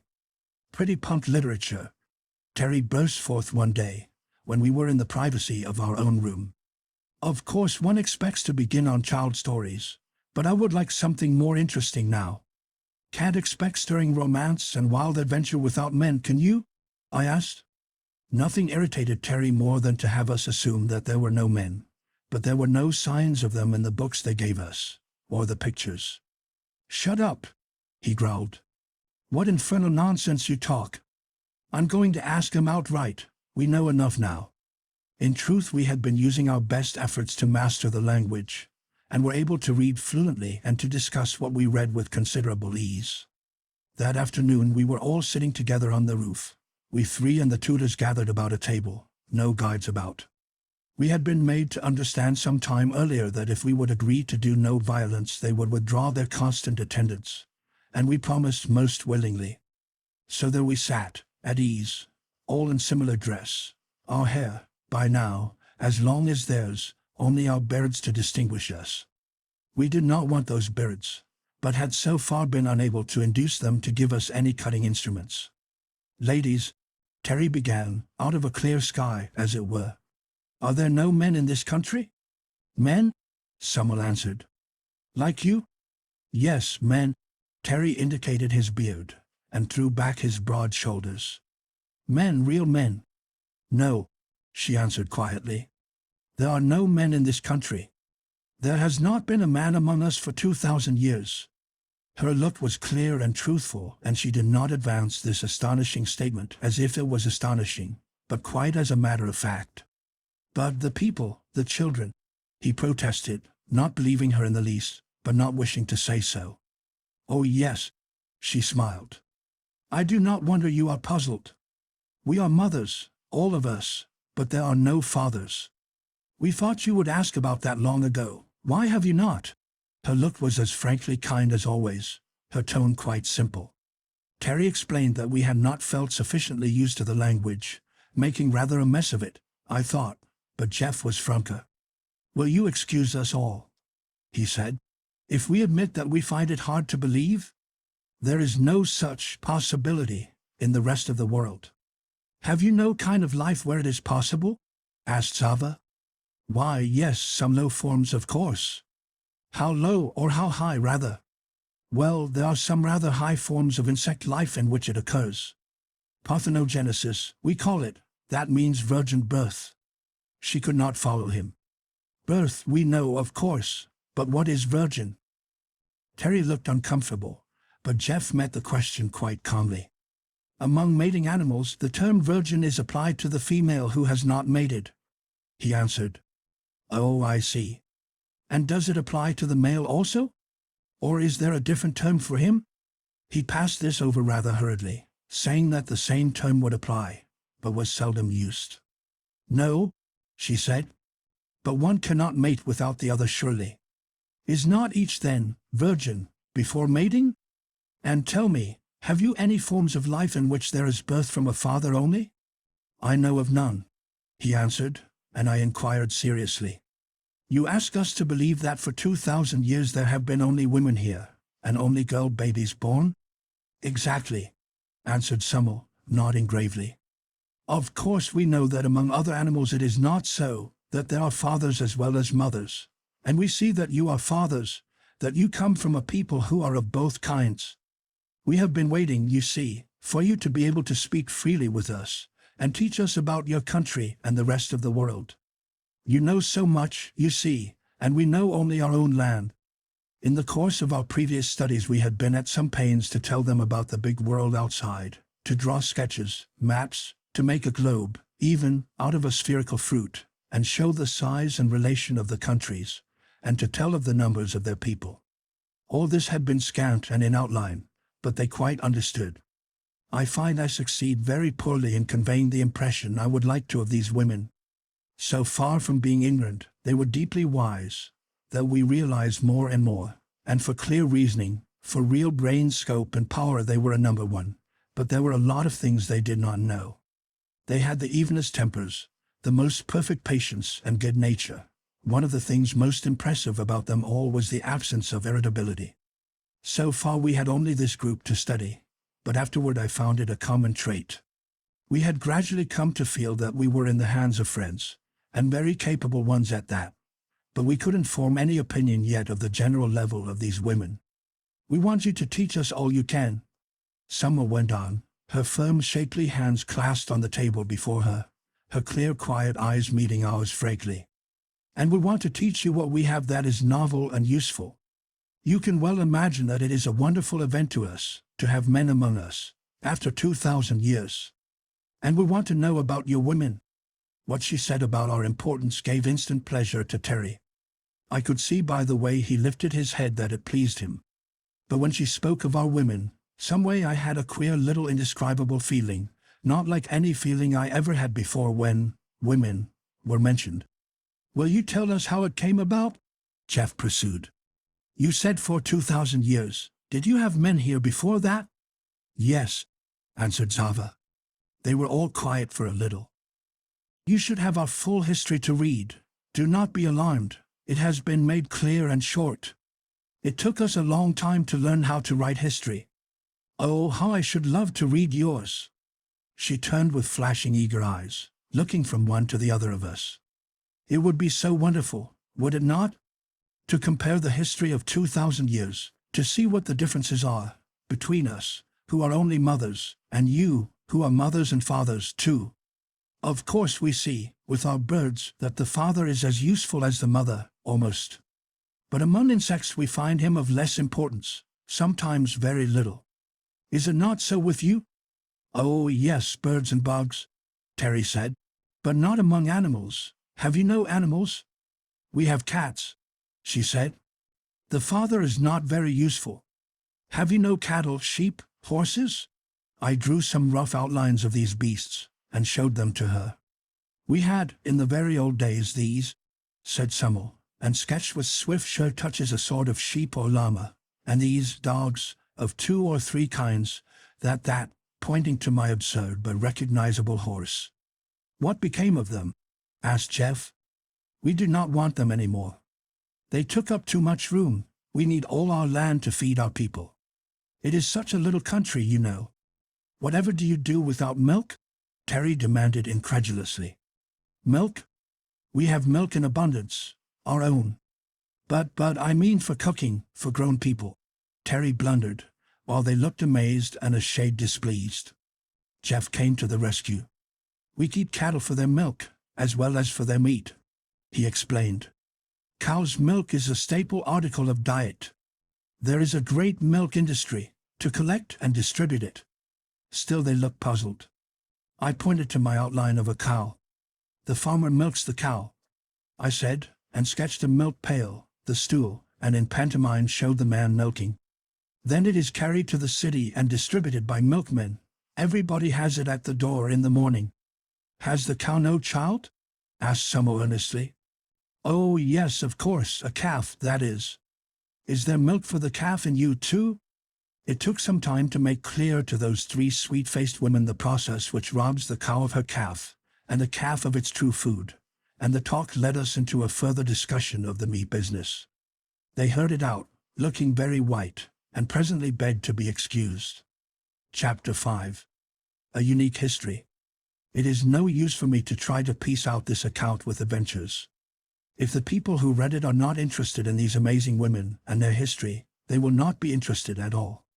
As for us, 3 young men to a whole land full of women, what could we do?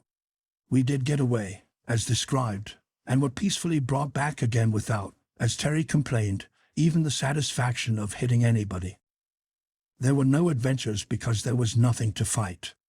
There were no wild beasts in the country, and very few tame ones. Of these I might as well stop to describe the one common pet of the country. Cats, of course. But such cats! What do you suppose these Lady Burbanks had done with their cats? By the most prolonged and careful selection and exclusion they had developed a race of cats that did not sing. That's a fact. The most those poor dumb brutes could do was to make a kind of squeak when they were hungry or wanted the door open, and, of course, to purr, and make the various mother noises to their kittens. Moreover, they had ceased to kill birds. They were rigorously bred to destroy mice and moles and all such enemies of the food supply. But the birds were numerous and safe. While we were discussing birds, Terry asked them if they used feathers for their hats, and they seemed amused at the idea. He made a few sketches of our women's hats, with plumes and quills and those various tickling things that stick out so far, and they were eagerly interested, as at everything about our women.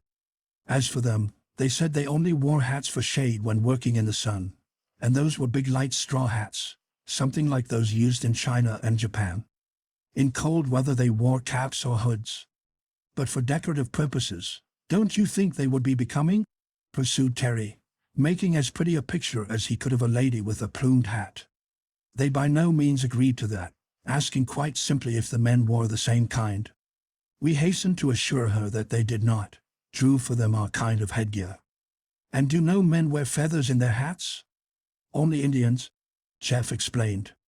Savages, you know. And he sketched a war bonnet to show them. And soldiers, I added, drawing a military hat with plumes. They never expressed horror or disapproval, nor indeed much surprise, just a keen interest. And the notes they made, miles of them. But to return to our pussycats. We were a good deal impressed by this achievement in breeding, and when they questioned us, I can tell you we were well pumped for information. We told of what had been done for dogs and horses and cattle, but that there was no effort applied to cats, except for show purposes.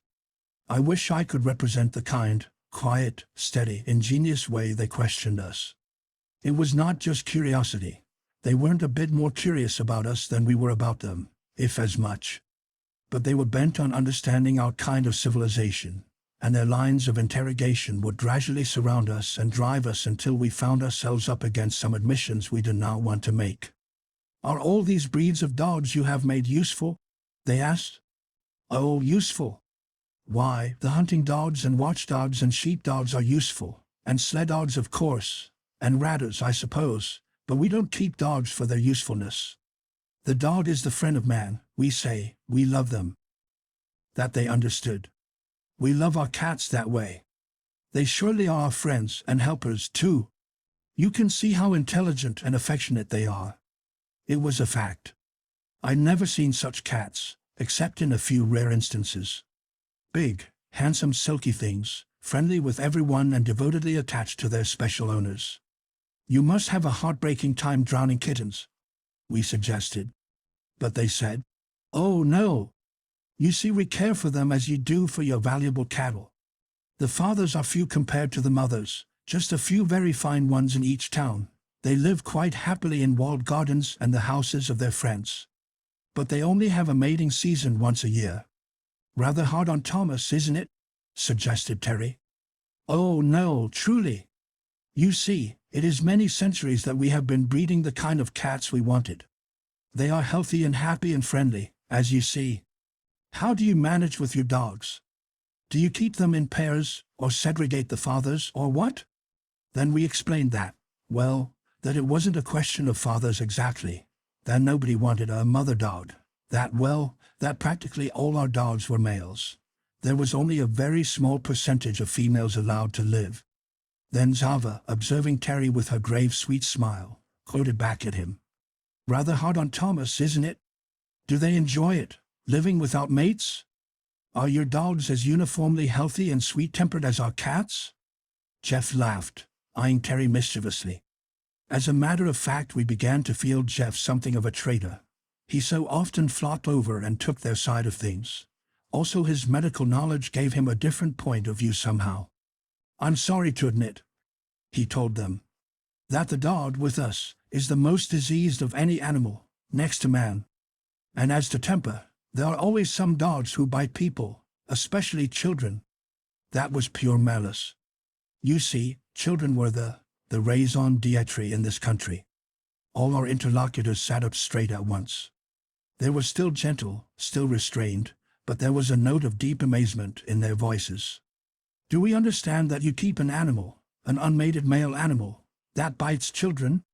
About how many are there of them, please? Thousands in a large city, said Jeff. And nearly every family has one in the country. Terry broke in at this. You must not imagine they are all dangerous. It's not 1 in 100 that ever bites anybody. Why, they are the best friends of the children. A boy doesn't have half a chance that hasn't a dog to play with. And the girls? Asked Summel. Oh, girls, why they like them too, he said, but his voice flattered a little. They always notice little things like that, we found later. Little by little they wrung from us the fact that the friend of man, in the city, was a prisoner, was taken out for his meager exercise on a leash, was liable not only to many diseases but to the one destroying horror of rabies, and in many cases, for the safety of the citizens, had to go muzzled. Jeff maliciously added vivid instances he had known or read of injury and death from mad dogs. They did not scold or fuss about it. Calm as judges those women were. But they made notes. Modine read them to us.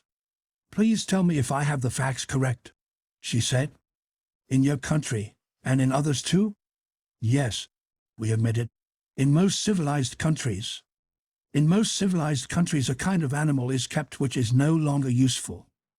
They are a protection," Terry insisted. "They bark if burglars try to get in." Then she made notes of burglars, and went on. "Because of the love which people bear to this animal." Salva interrupted here. "Is it the men or the women who love this animal so much?" "Both," insisted Terry. "Equally?" she inquired. And Jeff said, "Nonsense, Terry. You know men like dogs better than women do, as a whole. Because they love it so much, especially men. This animal is kept shut up or chained." "Why?" suddenly asked Summel. "We keep our father cats shut up because we do not want too much fathering. But they are not chained, they have large grounds to run in. A valuable dog would be stolen if he was let loose," I said. "We put collars on them, with the owner's name, in case they do stray. Besides, they get into fights. A valuable dog might easily be killed by a bigger one." "I see," she said. "They fight when they meet. Is that common?" We admitted that it was. "They are kept shut up or chained." She paused again and asked, "Is not a dog fond of running? Are they not built for speed?" That we admitted too, and Jeff, still malicious, enlightened them further. "I've always thought it was a pathetic sight, both ways, to see a man or a woman taking a dog to walk at the end of a string." "Have you bred them to be as neat in their habits as cats are?" was the next question. And when Jeff told them of the effect of dogs on sidewalk merchandise and the streets generally, they found it hard to believe. You see, their country was as neat as a Dutch kitchen, and as to sanitation. But I might as well start in now with as much as I can remember of the history of this amazing country before further description. And I'll summarize here a bit as to our opportunities for learning it. I will not try to repeat the careful, detailed account I lost. I'll just say that we were kept in that fortress a good 6 months all told, and after that, 3 in a pleasant enough city where, to Terry's infinite disgust, there were only colonels and little children, no young women whatever. Then we were under surveillance for 3 more, always with a tutor or a guard or both. But those months were pleasant because we were really getting acquainted with the girls. That was a chapter, or will be. I will try to do justice to it. We learned their language pretty thoroughly, had to, and they learned ours much more quickly and used it to hasten our own studies. Jeff, who was never without reading matter of some sort, had 2 little books with him, a novel and a little anthology of verse, and I had one of those pocket encyclopedias, a fat little thing, bursting with facts. These were used in our education, and theirs. Then as soon as we were up to it, they furnished us with plenty of their own books, and I went in for the history part. I wanted to understand the genesis of this miracle of theirs. And this is what happened, according to their records. As to geography, at about the time of the Christian era this land had a free passage to the sea. I'm not saying where, for good reasons. But there was a fairly easy pass through that wall of mountains behind us, and there is no doubt in my mind that these people were of Aryan stock, and were once in contact with the best civilization of the old world. They were white, but somewhat darker than our northern races because of their constant exposure to sun and air. The country was far larger then, including much land beyond the pass, and a strip of coast. They had ships, commerce, an army, a king, for at that time they were what they so calmly called us, a bisexual race. What happened to them first was merely a succession of historic misfortunes such as have befallen other nations often enough.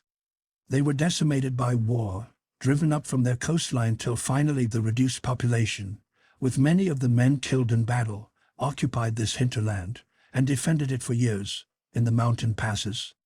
Where it was open to any possible attack from below, they strengthened the natural defenses so that it became unscalably secure, as we found it. They were a polygamous people, and a slave-holding people, like all of their time, and during the generation or two of this struggle to defend their mountain home they built the fortresses, such as the one we were held in, and other of their oldest buildings, some still in use. Nothing but earthquakes could destroy such architecture, huge solid blocks, holding by their own weight. They must have had efficient workmen and enough of them in those days. They made a brave fight for their existence, but no nation can stand up against what the steamship companies call an act of God. While the whole fighting force was doing its best to defend their mountain pathway, there occurred a volcanic outburst, with some local tremors, and the result was the complete filling up of the pass, their only outlet. Instead of a passage, a new ridge, sheer and high, stood between them and the sea. They were walled in, and beneath that wall lay their whole little army. Very few men were left alive, save the slaves, and these now seized their opportunity, rose in revolt, killed their remaining masters even to the youngest boy, killed the old women too, and the mothers, intending to take possession of the country with the remaining young women and girls. But this succession of misfortunes was too much for those infuriated virgins. There were many of them, and but few of these would be masters, so the young women, instead of submitting, rose in sheer desperation and slew their brutal conquerors. This sounds like Titus Andronicus, I know, but that is their account. I suppose they were about crazy. Can you blame them? There was literally no one left on this beautiful high garden land but a bunch of hysterical girls and some older slave women. That was about 2,000 years ago. At first there was a period of sheer despair. The mountains towered between them and their old enemies, but also between them and escape. There was no way up or down or out. They simply had to stay there. Some were for suicide, but not the majority. They must have been a plucky lot, as a whole, and they decided to live, as long as they did live. Of course they had hope, as youth must, that something would happen to change their fate. So they set to work, to bury the dead, to plow and sow, to care for one another. Speaking of burying the dead, I will set down while I think of it, that they had adopted cremation in about the 13th century, for the same reason that they had left off raising cattle. They could not spare the room. They were much surprised to learn that we were still burying, asked our reasons for it, and were much dissatisfied with what we gave. We told them of the belief in the resurrection of the body, and they asked if our God was not as well able to resurrect from ashes as from long corruption. We told them of how people thought it repugnant to have their loved ones burn, and they asked if it was less repugnant to have them decay. They were inconveniently reasonable, those women. Well, that original bunch of girls set to work to clean up the place and make their living as best they could. Some of the remaining slave women rendered invaluable service, teaching such trades as they knew. They had such records as were then kept, all the tools and implements of the time, and a most fertile land to work in. There were a handful of the younger matrons who had escaped slaughter, and a few babies were born after the cataclysm, but only 2 boys, and they both died. For 5 or 10 years they worked together, growing stronger and wiser and more mutually attached, and then the miracle happened. One of these young women bore a child. Of course they all thought there must be a man somewhere, but none was found. Then they decided it must be a direct gift from the gods, and placed the proud mother in the temple of Maya, their goddess of motherhood, under strict watch. And there, as years passed, this Wonder Woman bore child after child, 5 of them, all girls. I did my best, keenly interested as I have always been in sociology and social psychology, to reconstruct in my mind the real position of these ancient women. There were some 500 or 600 of them, and they were harem-bred. Yet for the few preceding generations they had been reared in the atmosphere of such heroic struggle that the stock must have been toughened somewhat. Left alone in that terrific orphanhood, they had clung together, supporting one another and their little sisters, and developing unknown powers in the stress of new necessity. To this pain-hardened and work-strengthened group, who had lost not only the love and care of parents, but the hope of ever having children of their own, there now dawned the new hope. Here at last was motherhood, and though it was not for all of them personally, it might, if the power was inherited, found here a new race. It may be imagined how those 5 daughters of Maya, children of the temple, mothers of the future, they had all the titles that love and hope and reverence could give, were reared. The whole little nation of women surrounded them with loving service, and waited, between a boundless hope and an equally boundless despair, to see if they, too, would be mothers. And they were. As fast as they reached the age of 25 they began bearing. Each of them, like her mother, bore 5 daughters. Presently there were 25 new women, mothers in their own right, and the whole spirit of the country changed from mourning and mere courageous resignation to proud joy. The older women, those who remembered men, died off. The youngest of all the first lot of course died too, after a while, and by that time there were left 155 parthenogenetic women, founding a new race. They inherited all that the devoted care of that declining band of original ones could leave them. Their little country was quite safe. Their farms and gardens were all in full production. Such industries as they had were in careful order. The records of their past were all preserved, and for years the older women had spent their time in the best teaching they were capable of, that they might leave to the little group of sisters and mothers all they possessed of skill and knowledge. There you have the start of Herland. One family, all descended from one mother. She lived to 100 years old, lived to see her 125 great-granddaughters born, lived as Queen Priestess Mother of them all, and died with a nobler pride and a fuller joy than perhaps any human soul has ever known. She alone had founded a new race. The first 5 daughters had grown up in an atmosphere of holy calm, of awed watchful waiting, of breathless prayer. To them the lawn for motherhood was not only a personal joy, but a nation's hope. Their 25 daughters in turn, with a stronger hope, a richer, wider outlook, with the devoted love and care of all the surviving population, grew up as a holy sisterhood, their whole ardent youth looking forward to their great office. And at last they were left alone. The white-haired first mother was gone, and this one family, 5 sisters, 25 first cousins, and 125 second cousins, began a new race.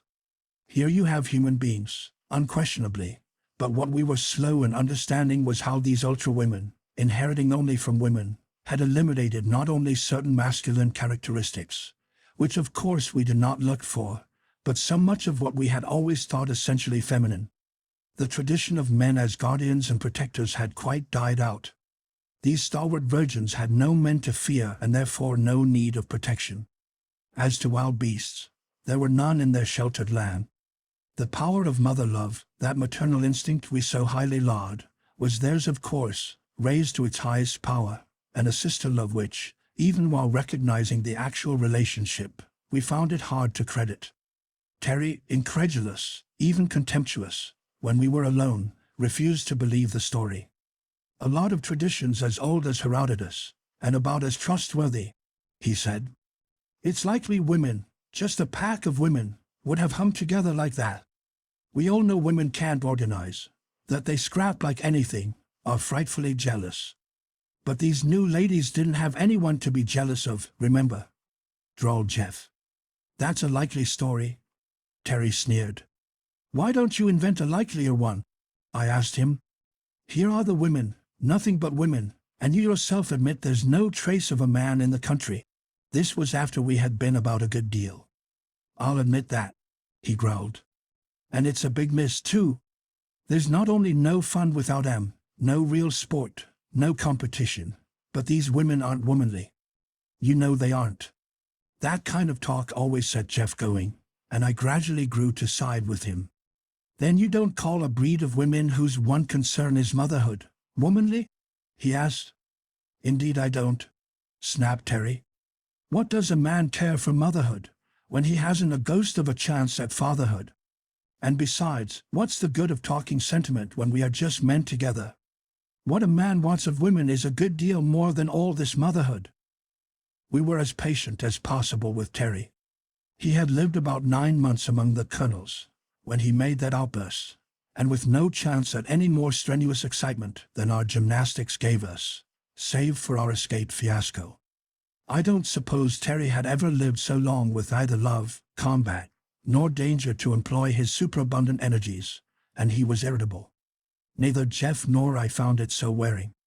I was so much interested intellectually that our confinement did not wear on me, and as for Jeff, bless his heart, He enjoyed the society of that tutor of his almost as much as if she had been a girl.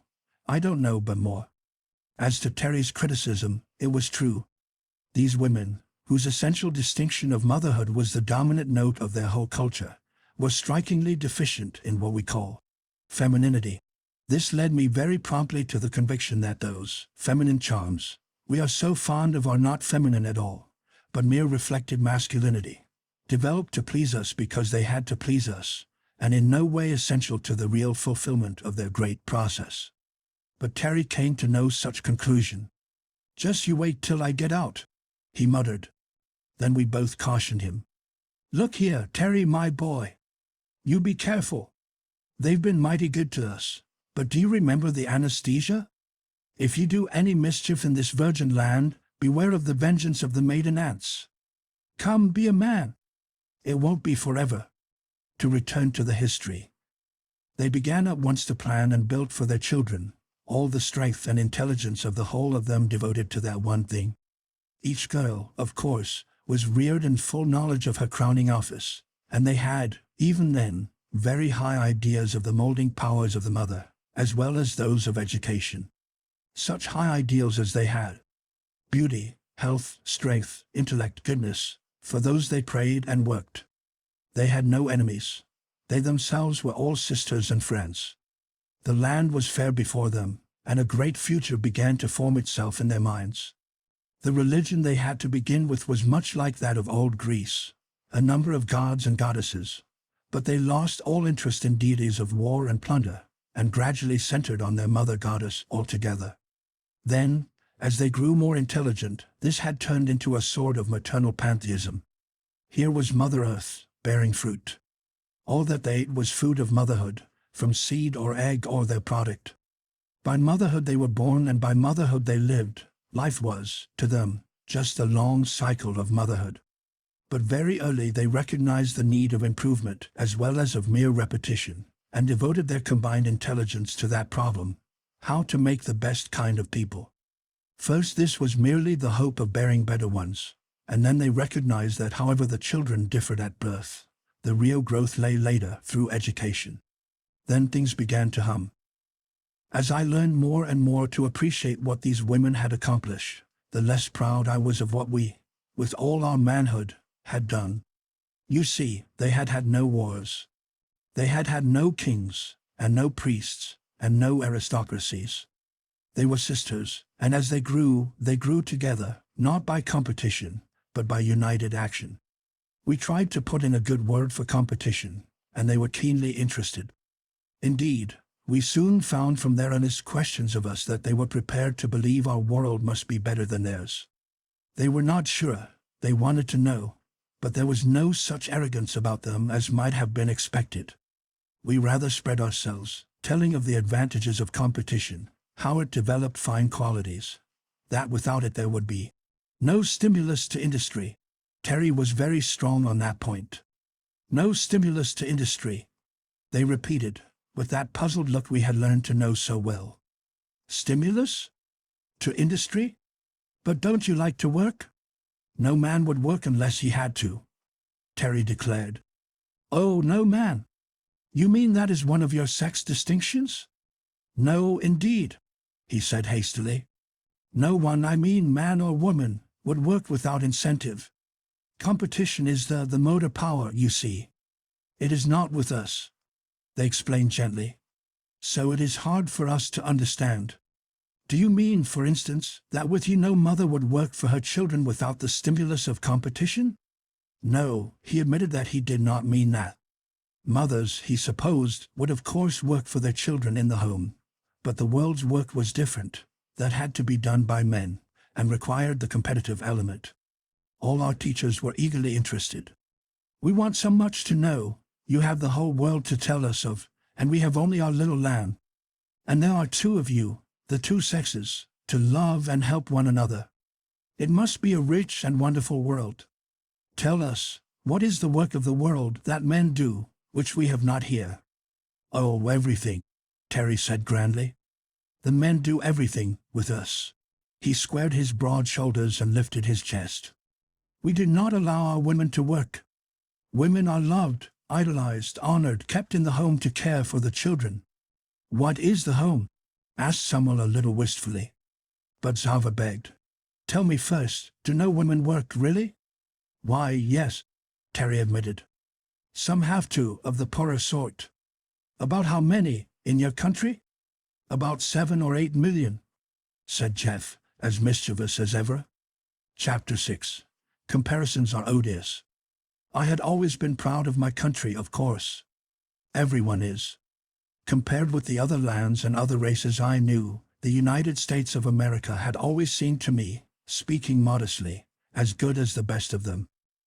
But just as a clear-eyed, intelligent, perfectly honest, and well-meaning child will frequently jar one's self-esteem by innocent questions, so did these women, without the slightest appearance of malice or satire, continually bring up points of discussion which we spent our best efforts in evading. Now that we were fairly proficient in their language, had read a lot about their history, and had given them the general outlines of ours, they were able to press their questions closer. So when Jeff admitted the number of women wage earners they instantly asked for the total population, for the proportion of adult women, and found that there were but 20 million or so at the outside. Then at least a third of your women are, what is it you call them, wage earners? And they are all poor. What is poor exactly? Ours is the best country in the world as to poverty, Terry told them. We do not have the wretched paupers and beggars of the older countries, I assure you. Why, European visitors tell us, we don't know what poverty is. Neither do we, answered Zava. Won't you tell us? Terry put it up to me, saying I was the sociologist, and I explained that the laws of nature require a struggle for existence, and that in the struggle the fittest survive, and the unfit perish. In our economic struggle, I continued, there was always plenty of opportunity for the fittest to reach the top, which they did, in great numbers, particularly in our country, that where there was severe economic pressure the lowest classes of course felt it the worst, and that among the poorest of all the women were driven into the labor market by necessity. They listened closely, with the usual note-taking. About 1/3 then belonged to the poorest class, observed Maudine gravely. And 2/3 are the ones who are, how was it you so beautifully put it, loved, honored, kept in the home to care for the children. This inferior 1/3 have no children, I suppose? Jeff, he was getting as bad as they were, solemnly replied that, on the contrary, the poorer they were, the more children they had. That too, he explained, was a law of nature. Reproduction is in inverse proportion to individuation. These laws of nature, Zava gently asked, are they all the laws you have? I should say not, protested Terry. We have systems of law that go back thousands and thousands of years, just as you do, no doubt. He finished politely. Oh no, Maudine told him. We have no laws over 100 years old, and most of them are under 20.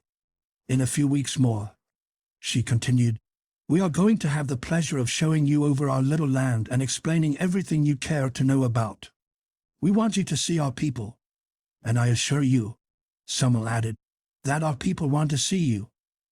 Terry brightened up immensely at this news, and reconciled himself to the renewed demands upon our capacity as teachers. It was lucky that we knew so little, really, and had no books to refer to, else, I fancy we might all be there yet, teaching those eager-minded women about the rest of the world. As to geography, they had the tradition of the Great Sea, beyond the mountains, and they could see for themselves the endless thick-forested plains below them. That was all. But from the few records of their ancient condition, not before the flood, with them, but before that mighty quake which had cut them off so completely, they were aware that there were other peoples and other countries. In geology they were quite ignorant. As to anthropology, they had those same remnants of information about other peoples, and the knowledge of the savagery of the occupants of those dim forests below. Nevertheless, they had inferred, marvelously keen on inference and deduction their minds were, the existence and development of civilization in other places, much as we infer it on other planets. When our biplane came whirring over their heads in that first scouting flight of ours, they had instantly accepted it as proof of the high development of somewhere else, and had prepared to receive us as cautiously and eagerly as we might prepare to welcome visitors who came, by media, from Mars. Of history, outside their own, they knew nothing, of course, save for their ancient traditions. Of astronomy they had a fair working knowledge, that is a very old science, and with it, a surprising range and facility in mathematics. Physiology they were quite familiar with. Indeed, when it came to the simpler and more concrete sciences, wherein the subject matter was at hand and they had but to exercise their minds upon it, the results were surprising. They had worked out a chemistry, a botany, a physics, with all the blends where a science touches an art, or merges into an industry, to such fullness of knowledge as made us feel like schoolchildren. Also we found this out, as soon as we were free of the country, and by further study and question, that what one knew, all knew, to a very considerable extent. I talked later with little mountain girls from the fur-dark valleys away up at their highest part, and with sunburned plains women and agile foresters, all over the country, as well as those in the towns, and everywhere there was the same high level of intelligence. Some knew far more than others about one thing. They were specialized, of course, but all of them knew more about everything, that is, about everything the country was acquainted with, than is the case with us.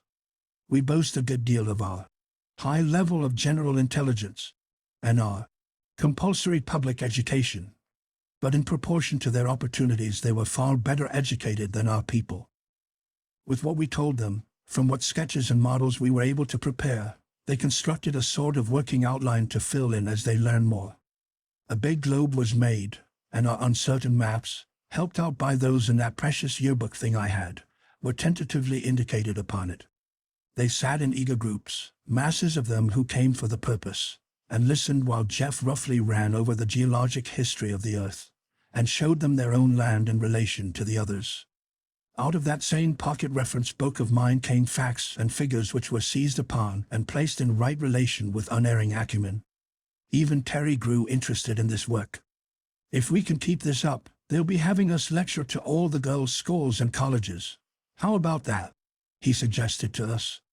Don't know as I'd object to being in authority to such audiences. They did, in fact, urge us to give public lectures later, but not to the hearers or with the purpose we expected. What they were doing with us was well, say like Napoleon extracting military information from a few illiterate peasants. They knew just what to ask, and just what use to make of it. They had mechanical appliances for disseminating information almost equal to ours at home, and by the time we were led forth to lecture, our audiences had thoroughly mastered a well-arranged digest of all we had previously given to our teachers, and were prepared with such notes and questions as might have intimidated a university professor. They were not audiences of girls either. It was some time before we were allowed to meet the young women. "Do you mind telling what you intend to do with us?" Terry burst forth one day, facing the calm and friendly Modine with that funny half-blustering air of his. At first he used to storm and flourish quite a good deal, but nothing seemed to amuse them more. They would gather around and watch him as if it was an exhibition, politely, but with evident interest. So he learned to check himself, and was almost reasonable in his bearing, but not quite. She announced smoothly and evenly. "Not in the least. I thought it was quite plain. We are trying to learn of you all we can, and to teach you what you are willing to learn of our country." "Is that all?" he insisted. She smiled a quiet enigmatic smile. "That depends." "Depends on what?" "Mainly on yourselves," she replied. "Why do you keep us shut up so closely?" "Because we do not feel quite safe in allowing you at large where there are so many young women." Terry was really pleased at that. He had thought as much, inwardly, but he pushed the question. "Why should you be afraid? We are gentlemen." She smiled that little smile again and asked, "Are gentlemen always safe? You surely do not think that any of us," he said it with a good deal of emphasis on the us, "would hurt your young girls?" "Oh no," she said quickly in real surprise. "The danger is quite the other way. They might hurt you.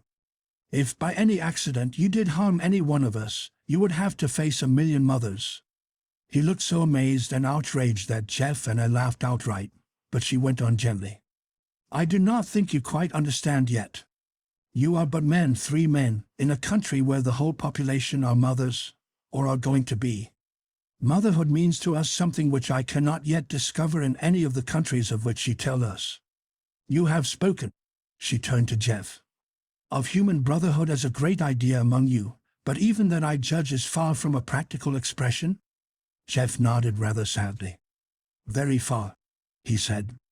"Here we have human motherhood, in full working use." She went on. "Nothing else except the literal sisterhood of our origin, and the far higher and deeper union of our social growth. The children in this country are the one center and focus of all our thoughts. Every step of our advance is always considered in its effect on them, on the race. You see, we are mothers," she repeated, as if in that she had said it all. "I don't see how that fact, which is shared by all women, constitutes any risk to us." Terry persisted.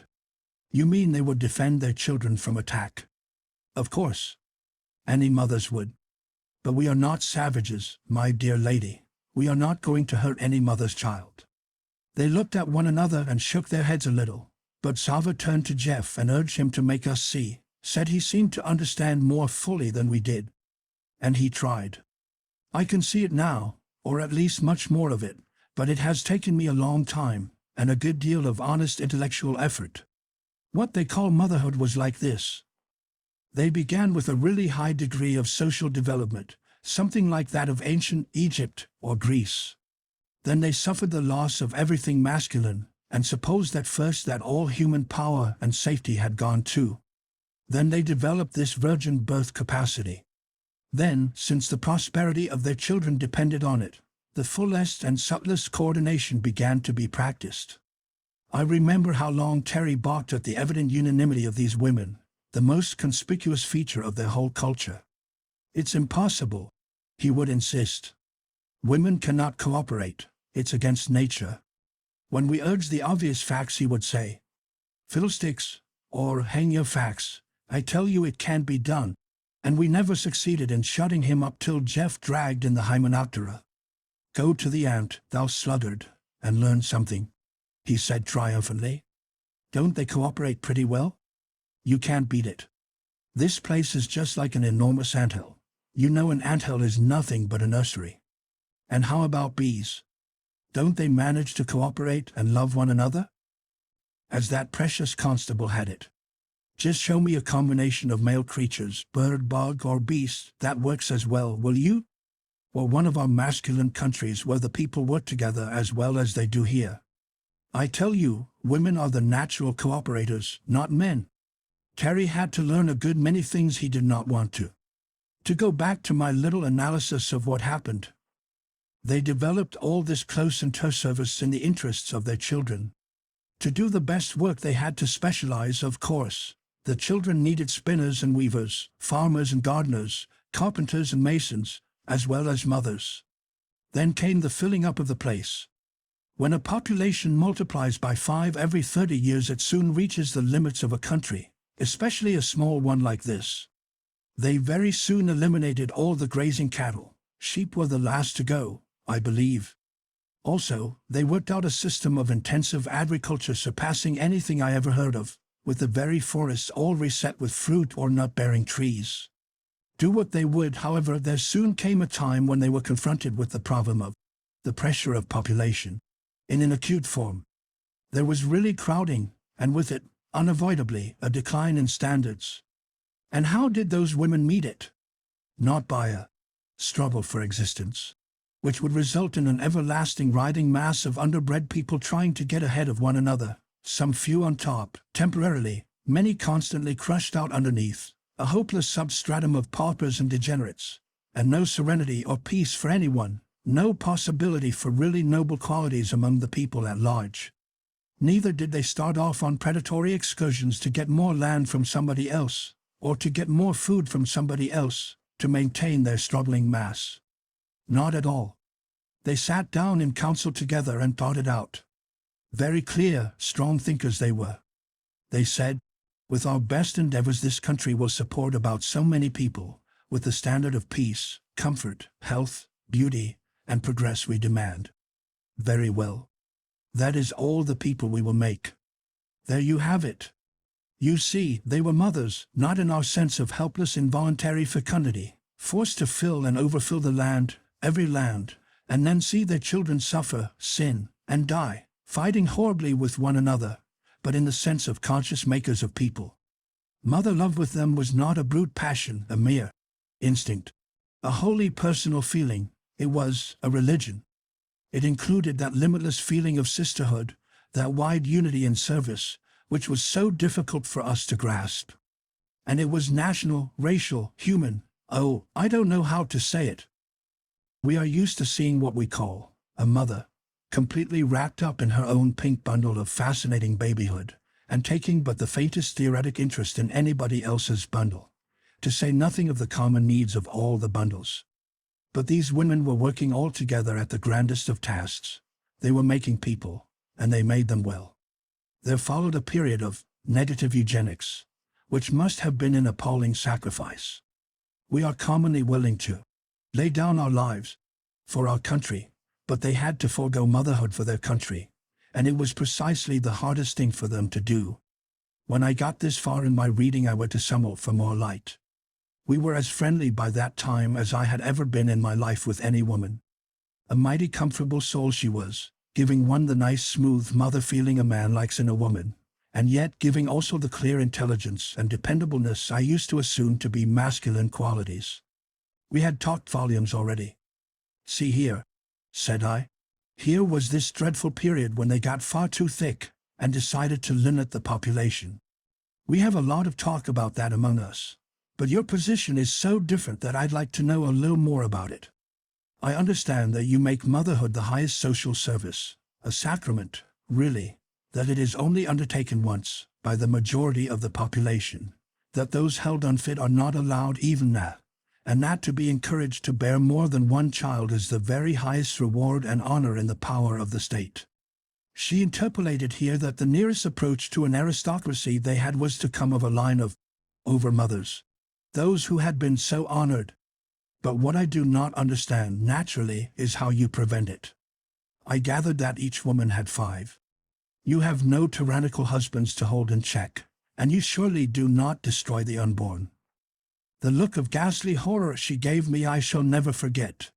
She started from her chair pale, her eyes blazing. "Destroy the unborn," she said in a hard whisper.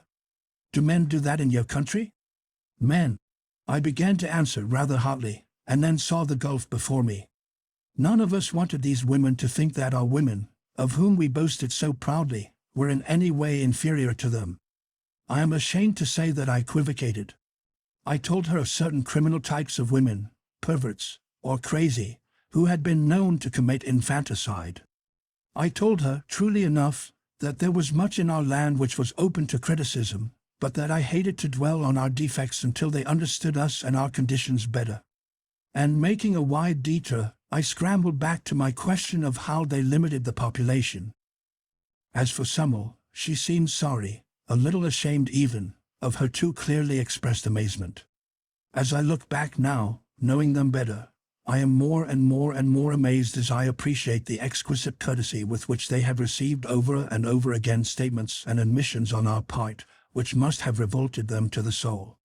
She explained to me, with sweet seriousness, that as I had supposed, at first each woman bore 5 children, and that, in their eager desire to build up a nation, they had gone on in that way for a few centuries, till they were confronted with the absolute need of a limit. This fact was equally plain to all. All were equally interested. They were now as anxious to check their wonderful power as they had been to develop it, and for some generations gave the matter their most earnest thought and study. "We were living on rations before we worked it out," she said. "But we did work it out. You see, before a child comes to one of us there is a period of utter exaltation.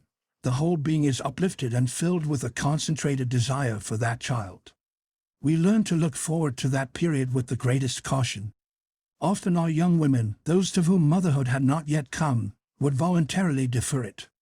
When that deep inner demand for a child began to be felt, she would deliberately engage in the most active work, physical and mental, and even more important, would solace her longing by the direct care and service of the babies we already have."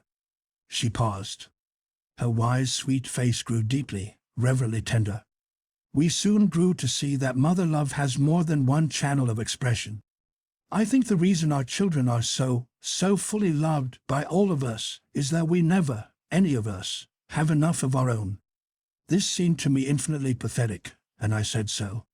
We have much that is bitter and hard in our life at home, I told her.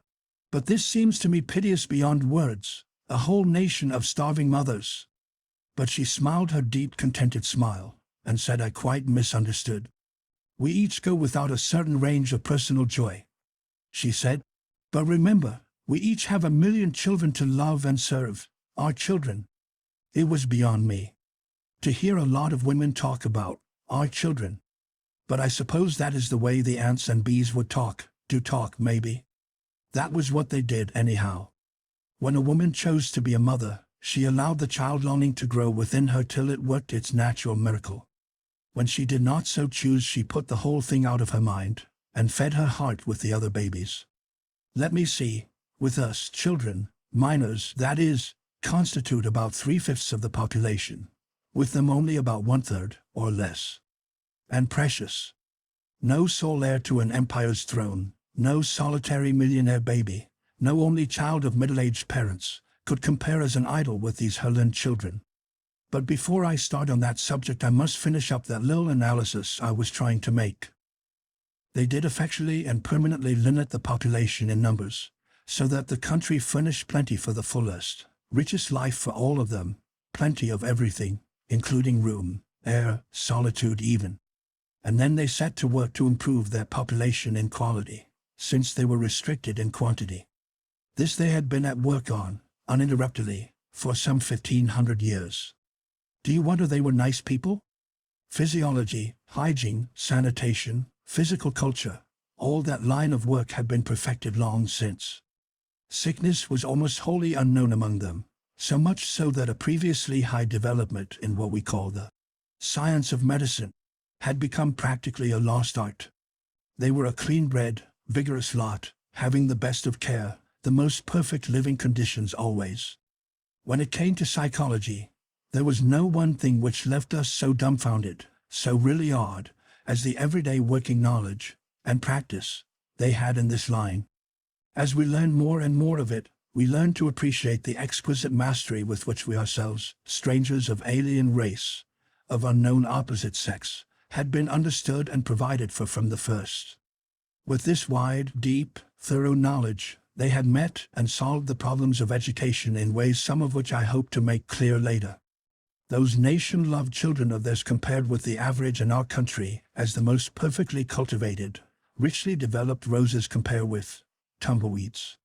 Yet they did not seem cultivated at all. It had all become a natural condition. And this people, steadily developing in mental capacity, in willpower, in social devotion, had been playing with the arts and sciences, as far as they knew them, for a good many centuries now with inevitable success.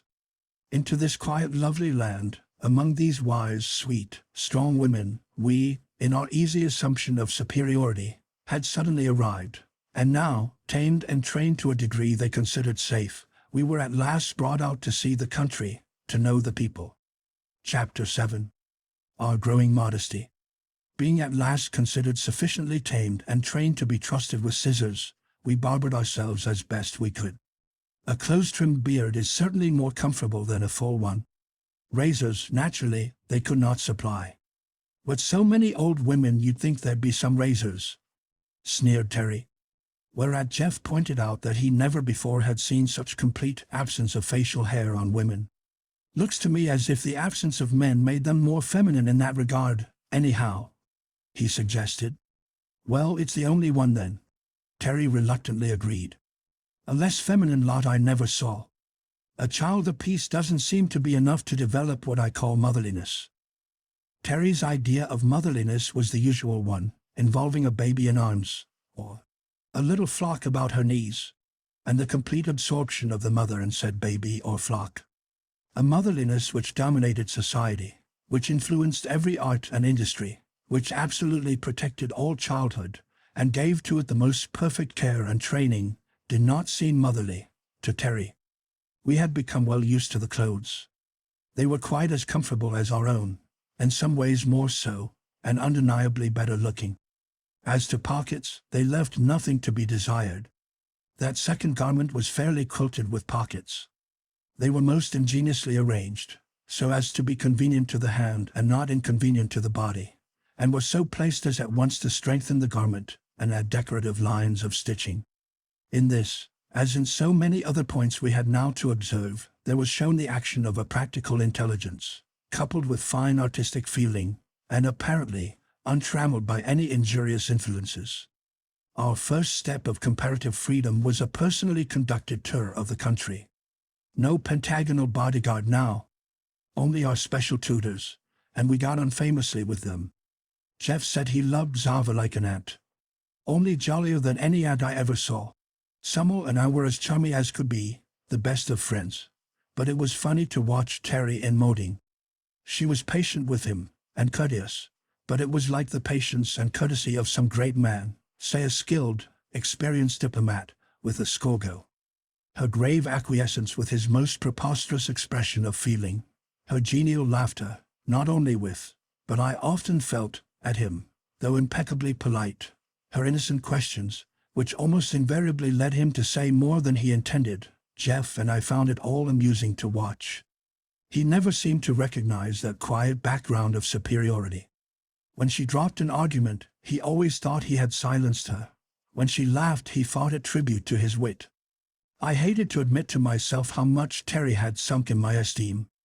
Jeff felt it too, I am sure, but neither of us admitted it to the other.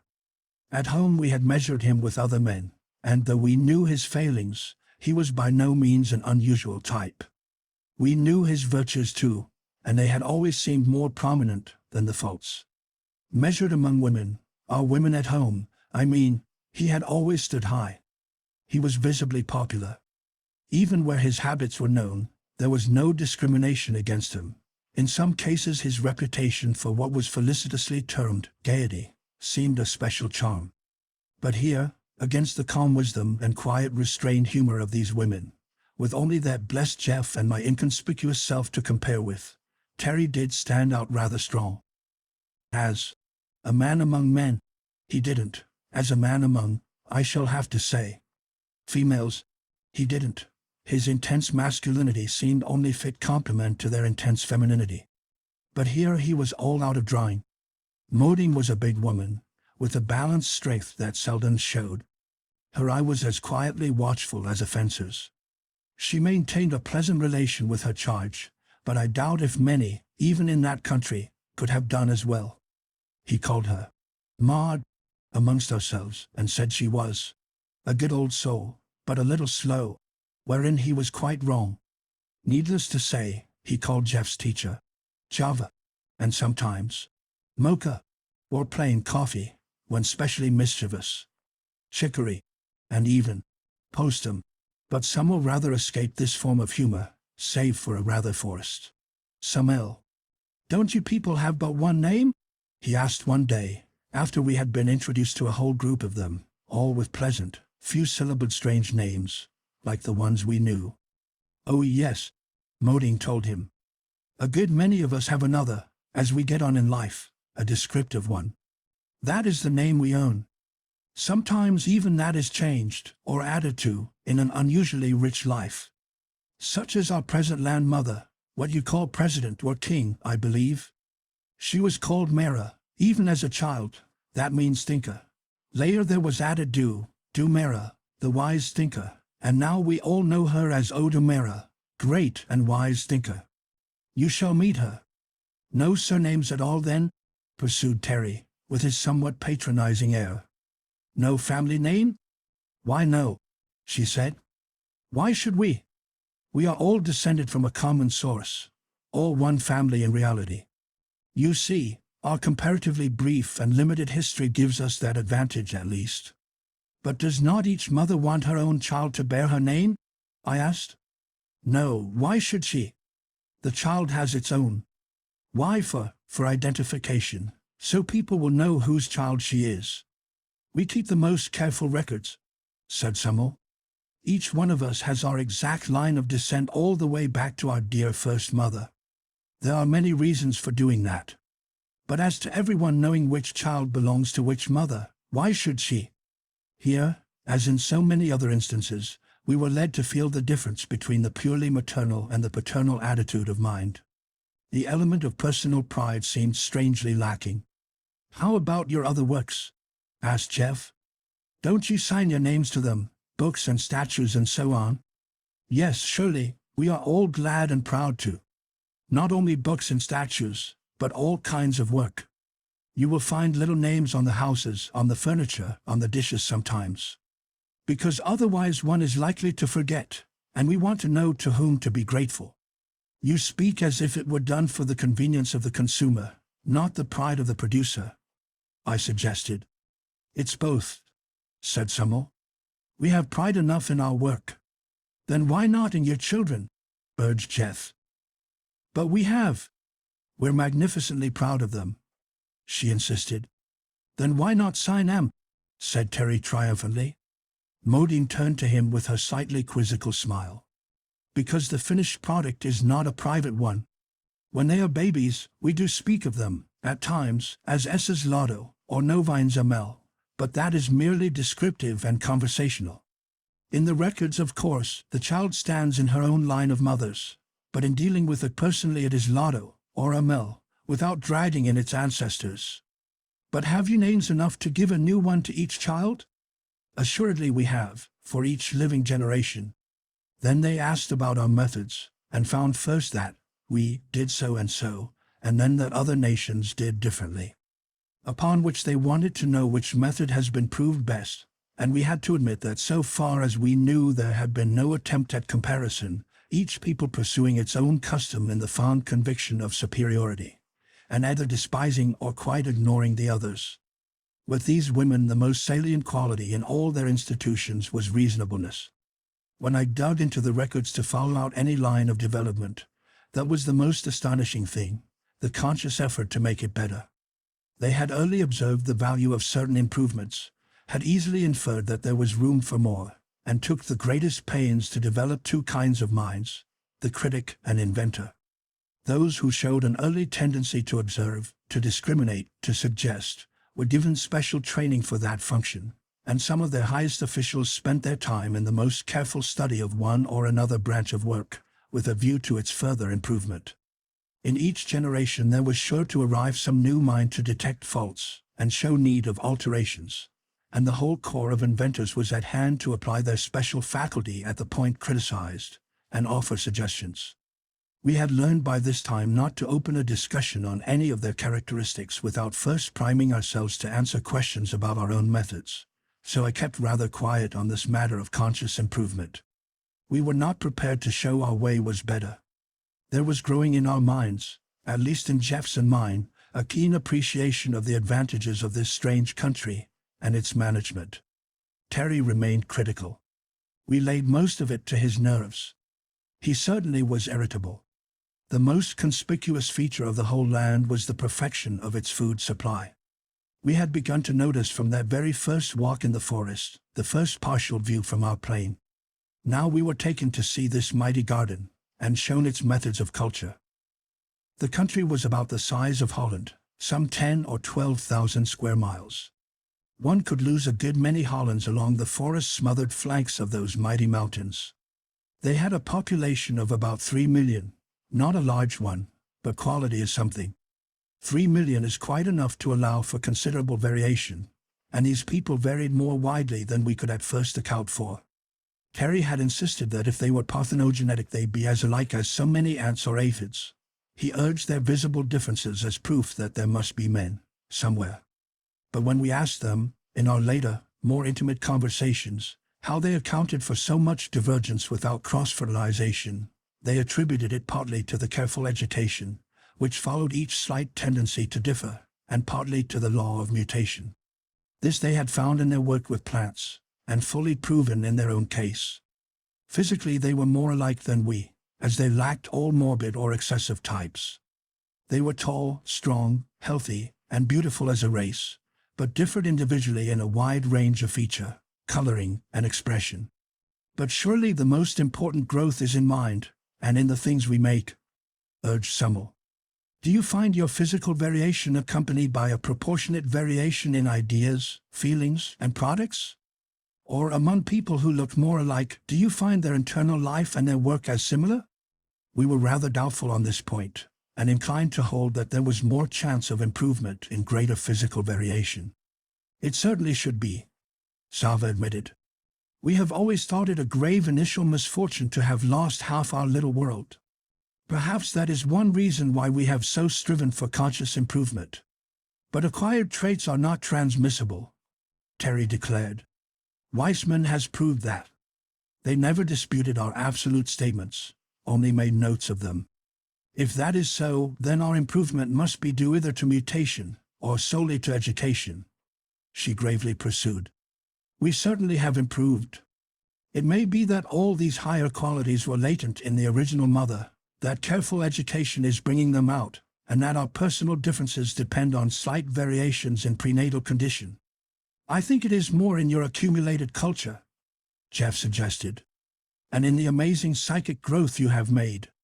We know very little about methods of real soul culture, and you seem to know a great deal. Be that as it might, they certainly presented a higher level of active intelligence and of behavior than we had so far really grasped. Having known in our lives several people who showed the same delicate courtesy and were equally pleasant to live with, at least when they wore their company manners, we had assumed that our companions were a carefully chosen few. Later we were more and more impressed that all this gentle breeding was breeding, that they were born to it, reared in it, that it was as natural and universal with them as the gentleness of doves or the alleged wisdom of serpents. As for the intelligence, I confess that this was the most impressive and, to me, most mortifying of any single feature of Herland. We soon ceased to comment on this or other matters which to them were such obvious commonplaces as to call forth embarrassing questions about our own conditions. This was nowhere better shown than in that matter of food supply, which I will now attempt to describe. Having improved their agriculture to the highest point, and carefully estimated the number of persons who could comfortably live on their square miles, having then limited their population to that number, one would think that was all there was to be done. But they had not thought so. To them the country was a unit, it was theirs. They themselves were a unit, a conscious group, they thought in terms of the community. As such, their time sense was not limited to the hopes and ambitions of an individual life. Therefore, they habitually considered and carried out plans for improvement which might cover centuries. I had never seen, had scarcely imagined, human beings undertaking such a work as the deliberate replanting of an entire forest area with different kinds of trees. Yet this seemed to them the simplest common sense, like a man's plowing up an inferior lawn and reseeding it. Now every tree bore fruit, edible fruit that is. In the case of one tree, in which they took a special pride, it had originally no fruit at all, that is, none humanly edible, yet was so beautiful that they wished to keep it. For 900 years they had experimented, and now showed us this particularly lovely graceful tree, with a profuse crop of nutritious seeds. They had early decided that trees were the best food plants, requiring far less labor in tilling the soil, and bearing a larger amount of food for the same ground space, also doing much to preserve and enrich the soil. Due regard had been paid to seasonable crops, and their fruit and nuts, grains and berries, kept on almost the year through. On the higher part of the country, near the backing wall of mountains, they had a real winter with snow. Toward the southeastern point, where there was a large valley with a lake whose outlet was subterranean, the climate was like that of California, and citrus fruits, figs, and olives grew abundantly. What impressed me particularly was their scheme of fertilization. Here was this little shut-in piece of land where one would have thought an ordinary people would have been starved out long ago, or reduced to an annual struggle for life. These careful culturists had worked out a perfect scheme of refeeding the soil with all that came out of it. All the scraps and leavings of their food, plant waste from lumber work or textile industry, all the solid matter from the sewage, properly treated and combined, everything which came from the earth went back to it. The practical result was like that in any healthy forest. An increasingly valuable soil was being built, instead of the progressive impoverishment so often seen in the rest of the world. When this first burst upon us, we made such approving comments that they were surprised that such obvious common sense should be praised, asked what our methods were, and we had some difficulty in diverting them, by referring to the extent of our own land, and the admitted carelessness with which we had skimmed the cream of it. At least we thought we had diverted them. Later I found that besides keeping a careful and accurate account of all we told them, they had a sort of skeleton chart, on which the things we said and the things we palpably avoided saying were all set down and studied. It really was child's play for those profound educators to work out a painfully accurate estimate of our conditions, in some lines. When a given line of observation seemed to lead to some very dreadful inference, they always gave us the benefit of the doubt, leaving it open to further knowledge. Some of the things we had grown to accept as perfectly natural, or as belonging to our human limitations, they literally could not have believed, and, as I have said, we had all of us joined in a tacit endeavor to conceal much of the social status at home. "Confound their grandmotherly minds," Terry said. "Of course they can't understand a man's world. They aren't human, they're just a pack of fey females." This was after he had to admit their parthenogenesis. "I wish our grandfatherly minds had managed as well," said Jeff. "Do you really think it's to our credit that we have muddled along with all our poverty and disease and the like? They have peace and plenty, wealth and beauty, goodness and intellect. Pretty good people, I think." "You'll find they have their faults too," Terry insisted, and partly in self-defense, we all three began to look for those faults of theirs. We had been very strong on this subject before we got there, and those baseless speculations of ours. "Suppose there is a country of women only," Jeff had put it, over and over. "What'll they be like?" And we had been cocksure as to the inevitable limitations, the faults and vices, of a lot of women. We had expected them to be given over to what we called feminine vanity, frills and furbelows, and we found they had evolved the costume more perfect than the Chinese dress, richly beautiful when so desired, always useful, of unfailing dignity and good taste. We had expected a dull submissive monotony, and found a daring social inventiveness far beyond our own, and a mechanical and scientific development fully equal to ours. We had expected pettiness, and found a social consciousness besides which our nations looked like quarreling children, feeble-minded ones at that.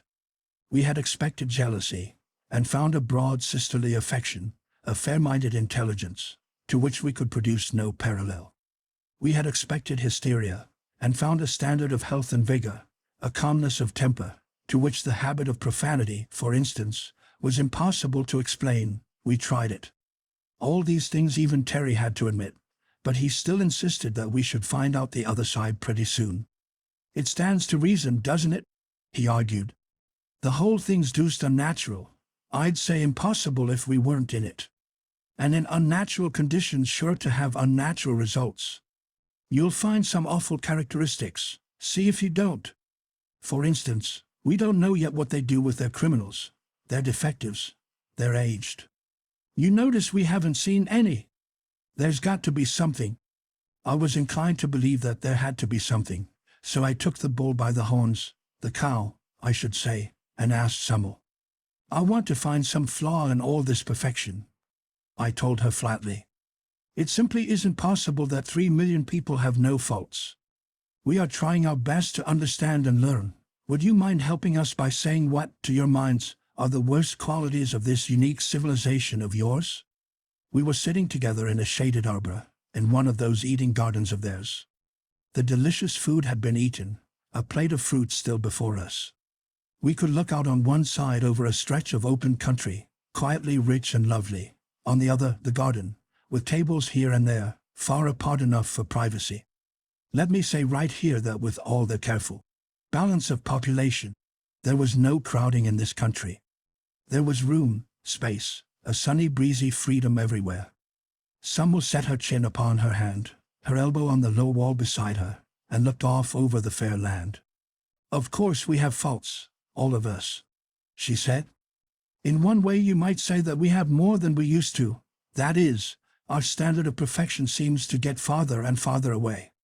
But we are not discouraged, because our records do show gain, considerable gain. When we began, Even with the start of one particularly noble mother, we inherited the characteristics of a long race record behind her. And they cropped out from time to time, alarmingly. But it is, yes, quite 600 years since we have had what you call a criminal. We have, of course, made it our first business to train out, to breed out, when possible, the lowest types. Breed out? I asked. How could you, with parthenogenesis? If the girl showing the bad qualities had still the power to appreciate social duty, we appealed to her, by that, to renounce motherhood. Some of the few worst types were, fortunately, unable to reproduce. But if the fault was in a disproportionate egotism, then the girl was sure she had the right to have children, even that hers would be better than others. I can see that, I said. And then she would be likely to rear them in the same spirit. That we never allowed. Answered somewhat quietly. Allowed? I queried. Allowed a mother to rear her own children? Certainly not, said Summel, unless she was fit for that supreme task. This was rather a blow to my previous convictions. But I thought motherhood was for each of you. Motherhood, yes, that is, maternity, to bear a child. But education is our highest art, only allowed to our highest artists. Education?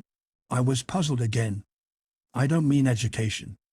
I mean by motherhood not only childbearing, but the care of babies.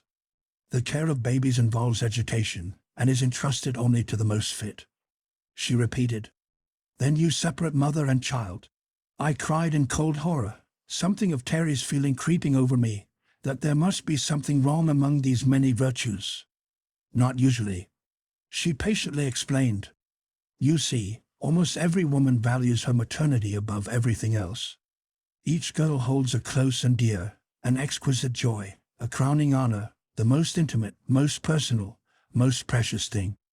That is, the child-rearing has come to be with us a culture so profoundly studied, practiced with such subtlety and skill, that the more we love our children the less we are willing to trust that process to unskilled hands, even our own. But a mother's love, I ventured. She studied my face, trying to work out a means of clear explanation. You told us about your dentists, she said at length. Those quaintly specialized persons who spend their lives filling little holes in other persons' teeth, even in children's teeth sometimes. Yes? I said, not getting her drift. Does mother love urge mothers, with you, to fill their own children's teeth? Or to wish to? Why no, of course not, I protested. But that is a highly specialized craft. Surely the care of babies is open to any woman, any mother. We do not think so, she gently replied. Those of us who are the most highly competent fulfill that office, and a majority of our girls eagerly try for it. I assure you we have the very best. But the poor mother, bereaved of her baby. Oh no, she earnestly assured me. Not in the least bereaved. It is her baby still, it is with her, she has not lost it. But she is not the only one to care for it. There are others whom she knows to be wiser. She knows it because she has studied as they did, practiced as they did, and honors their real superiority. For the child's sake, she is glad to have for it this highest care. I was unconvinced. Besides, this was only hearsay. I had yet to see the motherhood of Herland. Chapter 8. The Girls of Herland. At last Terry's ambition was realized. We were invited, always courteously and with free choice on our part, to address general audiences and classes of girls. I remember the first time, and how careful we were about our clothes, and our amateur barbering. Terry, in particular, was fussy to a degree about the cut of his beard, and so critical of our combined efforts, that we handed him the shears and told him to please himself. We began to rather prize those beards of ours. They were almost our sole distinction among those tall and sturdy women, with their cropped hair and sexless costume. Being offered a wide selection of garments, we had chosen according to our personal tastes, and were surprised to find, on meeting large audiences, that we were the most highly decorated, especially Terry. He was a very impressive figure, his strong features softened by the somewhat longer hair, though he made me trim it as closely as I knew how, and he wore his richly embroidered tunic with its broad, loose girdle with quite a Henry V air. Jeff looked more like, well, like a Huguenot lover, and I don't know what I looked like, only that I felt very comfortable. When I got back to our own padded armor and its starched borders, I realized with acute regret how comfortable were those Herland clothes. We scanned that audience, looking for the three bright faces we knew, but they were not to be seen. Just a multitude of girls, quiet, eager, watchful, all eyes and ears to listen and learn. We had been urged to give, as fully as we cared to, a sort of synopsis of world history, in brief, and to answer questions. "We are so utterly ignorant, you see," Modine had explained to us.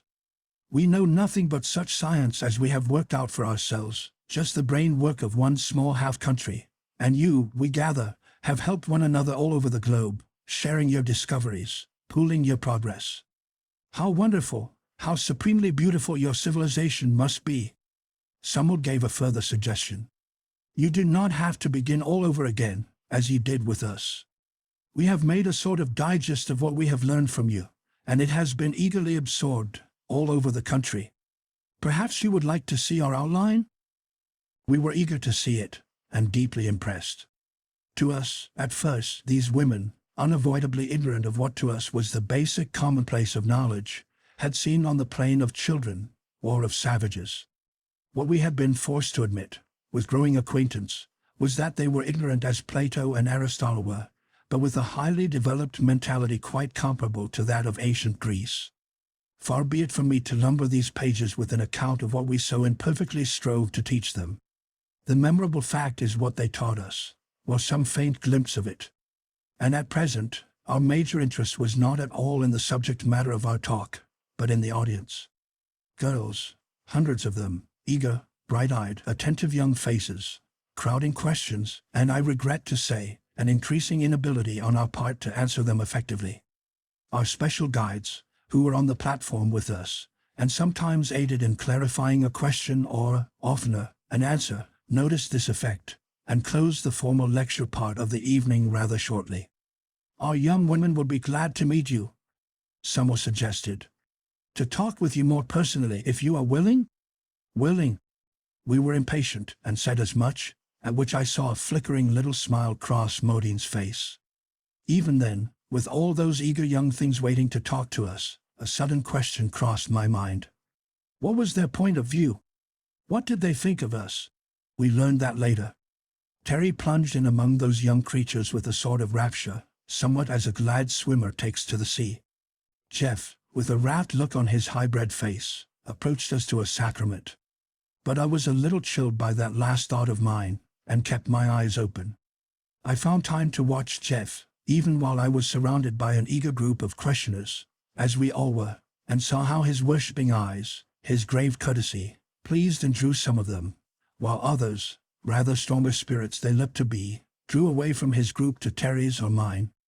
I watched Terry with special interest, knowing how he had longed for this time, and how irresistible he had always been at home. And I could see, just in snatches, of course, how his suave and masterful approach seemed to irritate them. His too intimate glances were vaguely resented, his compliments puzzled and annoyed. Sometimes a girl would flush, not with drooped eyelids and inviting timidity, but with anger and a quick lift of the head. Girl after girl turned on her heel and left him, till he had but a small ring of questioners, and they, visibly, were the least girlish of the lot. I saw him looking pleased at first, as if he thought he was making a strong impression, but finally, casting a look at Jeff, or me, he seemed less pleased, and less. As for me, I was most agreeably surprised. At home I never was popular. I had my girlfriends, good ones, but they were friends, nothing else. Also they were of somewhat the same clan, not popular in the sense of swarming admirers. But here, to my astonishment, I found my crowd was the largest. I have to generalize, of course, rather telescoping many impressions, but the first evening was a good sample of the impression we made. Jeff had a following, if I may call it that, of the more sentimental, though that's not the word I want. The less practical, perhaps, the girls who were artists of some sort, ethicists, teachers, that kind. Terry was reduced to a rather combative group, keen, logical, inquiring minds, not overly sensitive, The very kind he liked least. While, as for me, I became quite cocky over my general popularity. Terry was furious about it. We could hardly blame him. "Girls!" he burst forth, when that evening was over and we were by ourselves once more. "Call those girls. Most delightful girls, I call them," said Jeff, his blue eyes dreamily contented. "What do you call them?" I mildly inquired. "Boys. Nothing but boys, most of them. A standoffish, disagreeable lot at that. Critical, impertinent youngsters. No girls at all." He was angry and severe, not a little jealous, too, I think. Afterward, when he found out just what it was they did not like, he changed his manner somewhat and got on better. He had to. For, in spite of his criticism, they were girls, and furthermore, all the girls there were. Always excepting our three, with whom we presently renewed our acquaintance. When it came to courtship, which it soon did, I can of course best describe my own, and am least inclined to. But of Jeff I heard somewhat. He was inclined to dwell reverently and admiringly, at some length, on the exalted sentiment and measureless perfection of his Celis. And Terry made so many false starts and met so many rebuffs, that by the time he really settled down to win Alema, he was considerably wiser. At that, it was not smooth sailing. They broke and quarreled over and over. He would rush off to console himself with some other fair one. The other fair one would have none of him, and he would drift back to Alema, becoming more and more devoted each time. She never gave an inch. A big, handsome creature, rather exceptionally strong even in that race of strong women, with a proud head and sweeping level brows that lined across above her dark eager eyes like the wide wings of a soaring hawk. I was good friends with all three of them, but best of all with Elidor, long before that feeling changed, for both of us. From her, and from Summel, who talked very freely with me, I learned at last something of the viewpoint of Herland toward its visitors. Here they were, isolated, happy, contented, when the booming buzz of our biplane tore the air above them. Everybody heard it, saw it, for miles and miles. Word flashed all over the country, and a council was held in every town and village. And this was their rapid determination. From another country. Probably men. Evidently highly civilized. Doubtless possessed of much valuable knowledge. Maybe dangerous. Catch them if possible. Tame and train them if necessary. This may be a chance to re-establish a bisexual state for our people. They were not afraid of us. 3 million highly intelligent women, or 2 million, counting only grown-ups, were not likely to be afraid of 3 young men. We thought of them as women, and therefore timid, but it was 2,000 years since they had had anything to be afraid of, and certainly more than 1,000 since they had outgrown the feeling. We thought, at least Terry did, that we could have our pick of them. They thought, very cautiously and far-sightedly, of picking us if it seemed wise. All that time we were in training they studied us, analyzed us, prepared reports about us, and this information was widely disseminated all about the land. Not a girl in that country had not been learning for months as much as could be gathered about our country, our culture, our personal characters. No wonder their questions were hard to answer. But I am sorry to say, when we were at last brought out and exhibited, I hate to call it that, but that's what it was, there was no rush of takers. Here was poor old Terry fondly imagining that at last he was free to stray in a rosebud garden of girls. And behold, the rosebuds were all with keen appraising eye, studying us. They were interested, profoundly interested, but it was not the kind of interest we were looking for. To get an idea of their attitude you have to hold in mind their extremely high sense of solidarity. They were not each choosing a lover, they hadn't the faintest idea of love, sex love, that is. These girls, to each of whom motherhood was a lodestar, and that motherhood exalted above a mere personal function, looked forward to as the highest social service, as the sacrament of a lifetime, were now confronted with an opportunity to make the great step of changing their whole status, of reverting to their earlier bisexual order of nature. Beside this underlying consideration there was the limitless interest and curiosity in our civilization, purely impersonal, and held by an order of mind beside which we were like Scolbus. It was small wonder that our lectures were not a success. and none at all that or at least Terry's, advances were so ill received. The reason for my own comparative success was at first far from pleasing to my pride. "We like you the best," Samuel told me, "because you seem more like us." "More like a lot of women," I thought to myself disgustedly, and then remembered how little like women, in our derogatory sense, they were.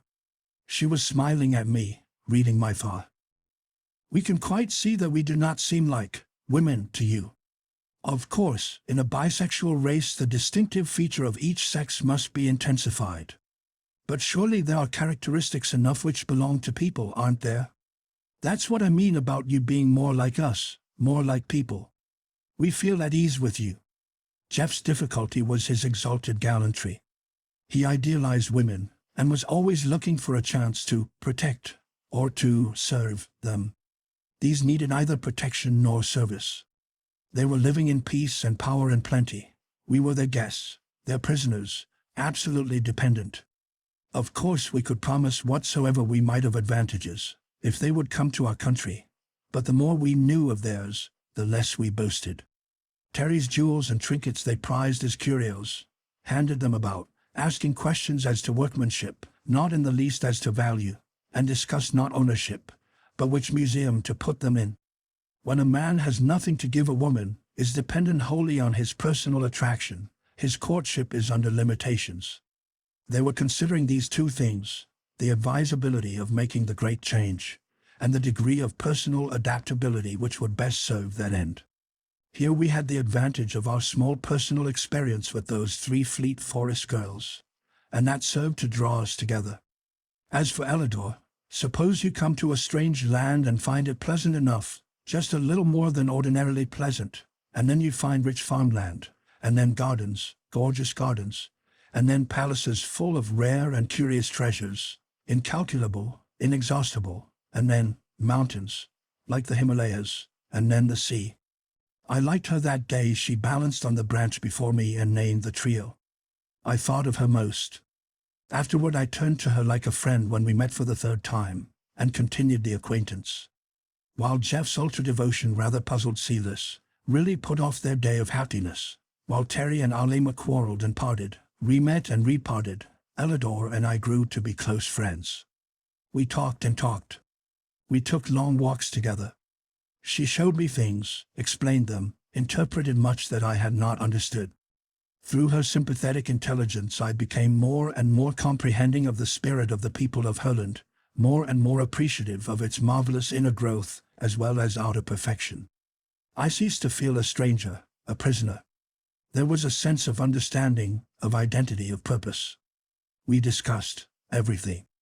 And, as I traveled farther and farther, exploring the rich, sweet soul of her, my sense of pleasant friendship became but a broad foundation for such height, such breadth, such interlocked combination of feeling as left me fairly blinded with the wonder of it.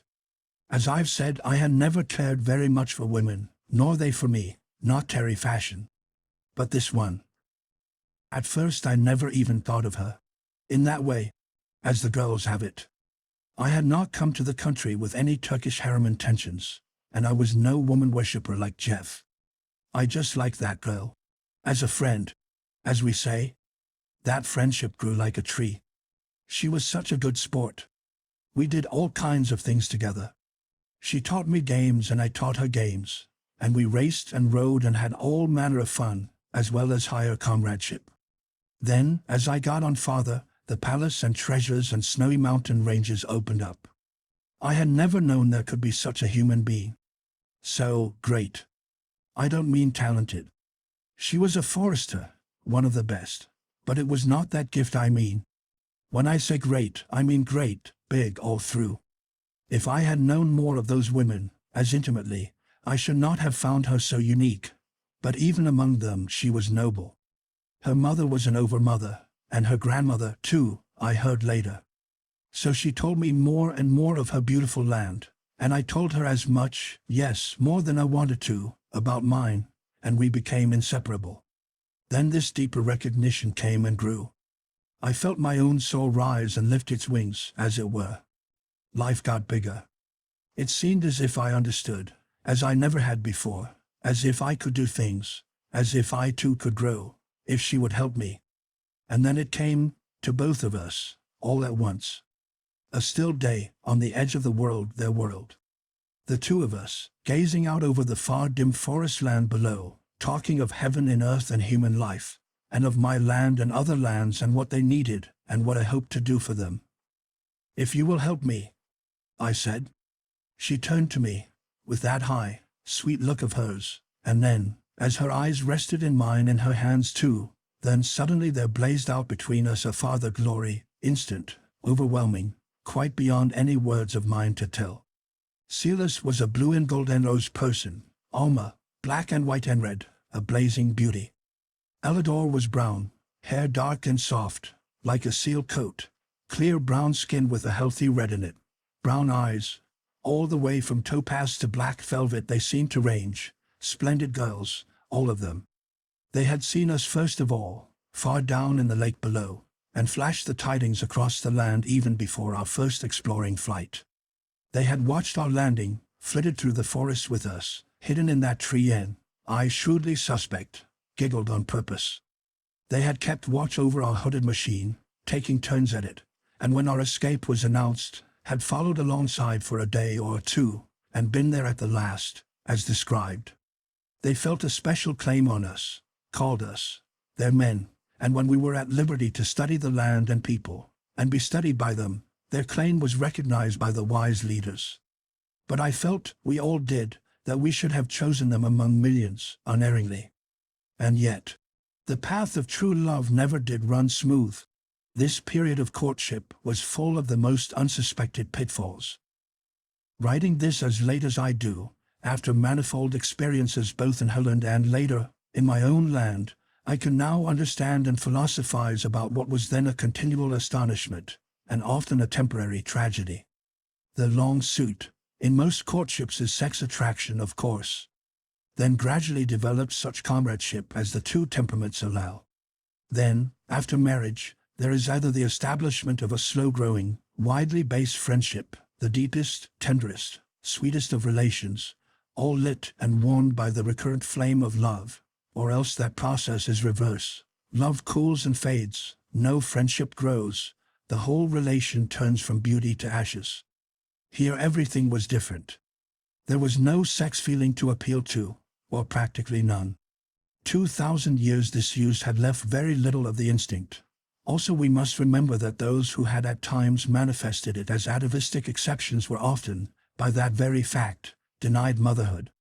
Yet while the mother process remains, the inherent ground for sex distinction remains also.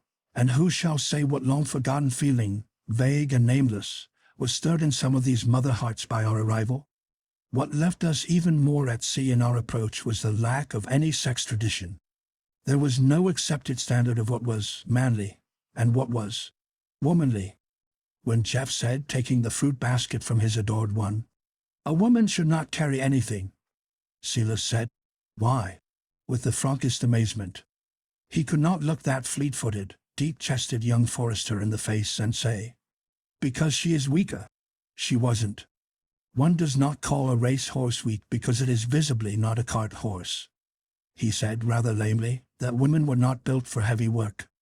She looked out across the fields to where some women were working, building a new bit of wall out of large stones, looked back at the nearest town with its woman-built houses, down at the smooth, hard road we were walking on, and then at the little basket he had taken from her.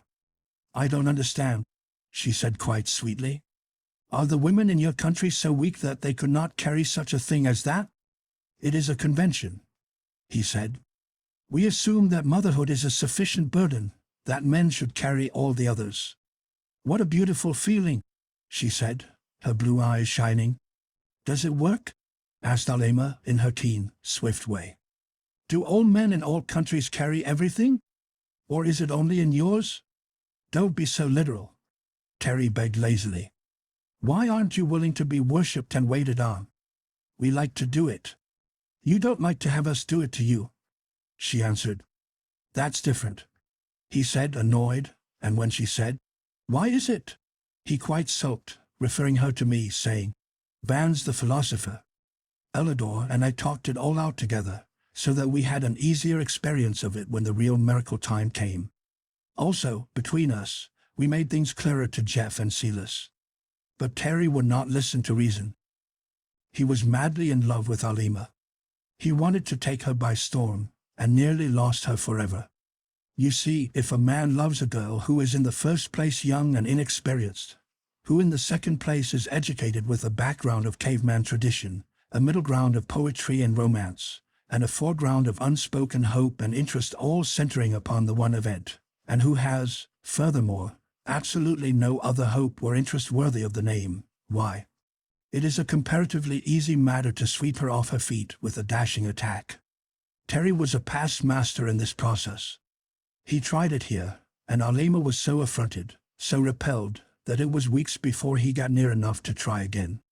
The more coldly she denied him, the hotter his determination. He was not used to real refusal. The approach of flattery she dismissed with laughter, gifts and such attentions we could not bring to bear. Pathos and complaint of cruelty stirred only a reasoning inquiry. It took Terry a long time. I doubt if she ever accepted her strange lover as fully as did Silas and Elidor theirs. He had hurt and offended her too often. There were reservations. But I think Alima retained some faint vestige of long-descended feeling which made Terry more possible to her than to others, and that she had made up her mind to the experiment, and hated to renounce it. However it came about, we all three at length achieved full understanding, and solemnly faced what was to them a step of measureless importance, a grave question as well as a great happiness, to us a strange, new joy. Of marriage as a ceremony they knew nothing. Jeff was for bringing them to our country for the religious and the civil ceremony, but neither Silas nor the others would consent. "We can't expect them to want to go with us yet," said Terry sagely. "Wait a bit, boys. We've got to take them on their own terms, if at all." This, in rueful reminiscence of his repeated failures. "But our time's coming," he added cheerfully. "These women have never been mastered, you see." This, as one who had made a discovery. "You'd better not try to do any mastering if you value your chances," I told him seriously, but he only laughed and said, "Every man to his trade." We couldn't do anything with him. He had to take his own medicine. If the lack of tradition of courtship left us much at sea in our wooing, we found ourselves still more bewildered by lack of tradition of matrimony. And here again I have to draw on later experience, and as deep an acquaintance with their culture as I could achieve, to explain the gulfs of difference between us. 2,000 years of one continuous culture with no men. Back of that, only traditions of the harem. They had no exact analog for our word home, any more than they had for our Roman-based family. They loved one another with a practically universal affection, rising to exquisite and unbroken friendships, and broadening to a devotion to their country and people for which our word patriotism is no definition at all. Patriotism, red hot, is compatible with the existence of a neglect of national interests, a dishonesty, a cold indifference to the suffering of millions. Patriotism is largely pride, and very largely combativeness. Patriotism generally has a chip on its shoulder. This country had no other country to measure itself by, save the few poor savages far below, with whom they had no contact. They loved their country because it was their nursery, playground, and workshop, theirs and their children's. They were proud of it as a workshop, proud of their record of ever-increasing efficiency. They had made a pleasant garden of it, a very practical little heaven, but most of all they valued it, and here it is hard for us to understand them, as a cultural environment for their children. That, of course, is the keynote of the whole distinction, their children. From those first breathlessly guarded, half-adored race mothers, all up the ascending line, they had this dominant thought of building up a great race through the children. All the surrendering devotion our women have put into their private families, these women put into their country and race. All the loyalty and service men expect of wives, they gave, not singly to men, but collectively to one another. And the mother instinct, with us so painfully intense, so thwarted by conditions, so concentrated in personal devotion to a few, so bitterly hurt by death, disease, or barrenness, and even by the mere growth of the children, leaving the mother alone in her empty nest, all this feeling with them flowed out in a strong, wide current, unbroken through the generations, deepening and widening through the years, including every child in all the land. With their united power and wisdom, they had studied and overcome the diseases of childhood. Their children had none. They had faced the problems of education and so solved them that their children grew up as naturally as young trees, learning through every sense, taught continuously but unconsciously, never knowing they were being educated. In fact, they did not use the word as we do. Their idea of education was the special training they took, when half grown up, under experts. Then the eager young minds fairly flung themselves on their chosen subjects, and acquired with an ease, a breadth, a grasp, at which I never ceased to wonder. But the babies and little children never felt the pressure of that forcible feeding of the mind that we call education. Of this more later. Chapter 9. Our relations and theirs. What I'm trying to show here is that with these women the whole relationship of life counted in a glad, eager growing up to join the ranks of workers in the line best loved, a deep, tender reverence for one's own mother, too deep for them to speak of freely, and beyond that, the whole, free, wide range of sisterhood, the splendid service of the country, and friendships. To these women we came, filled with the ideas, convictions, traditions of our culture, and undertook to rouse in them the emotions which, to us, seemed proper. However much, or little, of true sex feeling there was between us, it phrased itself in their minds in terms of friendship, the one purely personal love they knew, and of ultimate parentage. Visibly we were not mothers, nor children, nor compatriots, so if they loved us, we must be friends. That we should pair off together in our courting days was natural to them. That we three should remain much together, as they did themselves, was also natural. We had as yet no work, so we hung about them in their forest tasks. That was natural, too. But when we began to talk about each couple having homes of our own, they could not understand it. Our work takes us all around the country, explained Silas. We cannot live in one place all the time. We are together now, urged Halima, looking proudly at Terry's stalwart nearness. This was one of the times when they were on, though presently off again. It's not the same thing at all, he insisted. A man wants a home of his own, with his wife and family in it. Staying in it? All the time? Asked Elidor. Not imprisoned, surely? Of course not. Living there, naturally, he answered. What does she do there, all the time? Halima demanded. What is her work? Then Terry patiently explained again that our women did not work, with reservations. But what do they do, if they have no work? She persisted. They take care of the home, and the children. At the same time? Asked Elidor. Why, yes. The children play about, and the mother has charge of it all. There are servants, of course. It seemed so obvious, so natural to Terry, that he always grew impatient, but the girls were honestly anxious to understand. How many children dear women have? Halima had her notebook out now, and a rather firm set of lip. Terry began to dodge. There is no set number, my dear, he explained. Some have more, some have less. Some have none at all, I put in mischievously. They pounced on this admission and soon wrung from us the general fact that those women who had the most children had the least servants, and those who had the most servants had the least children. There, triumphed Halima. 1 or 2 or no children, and 3 or 4 servants. Now what do those women do? We explained as best we might.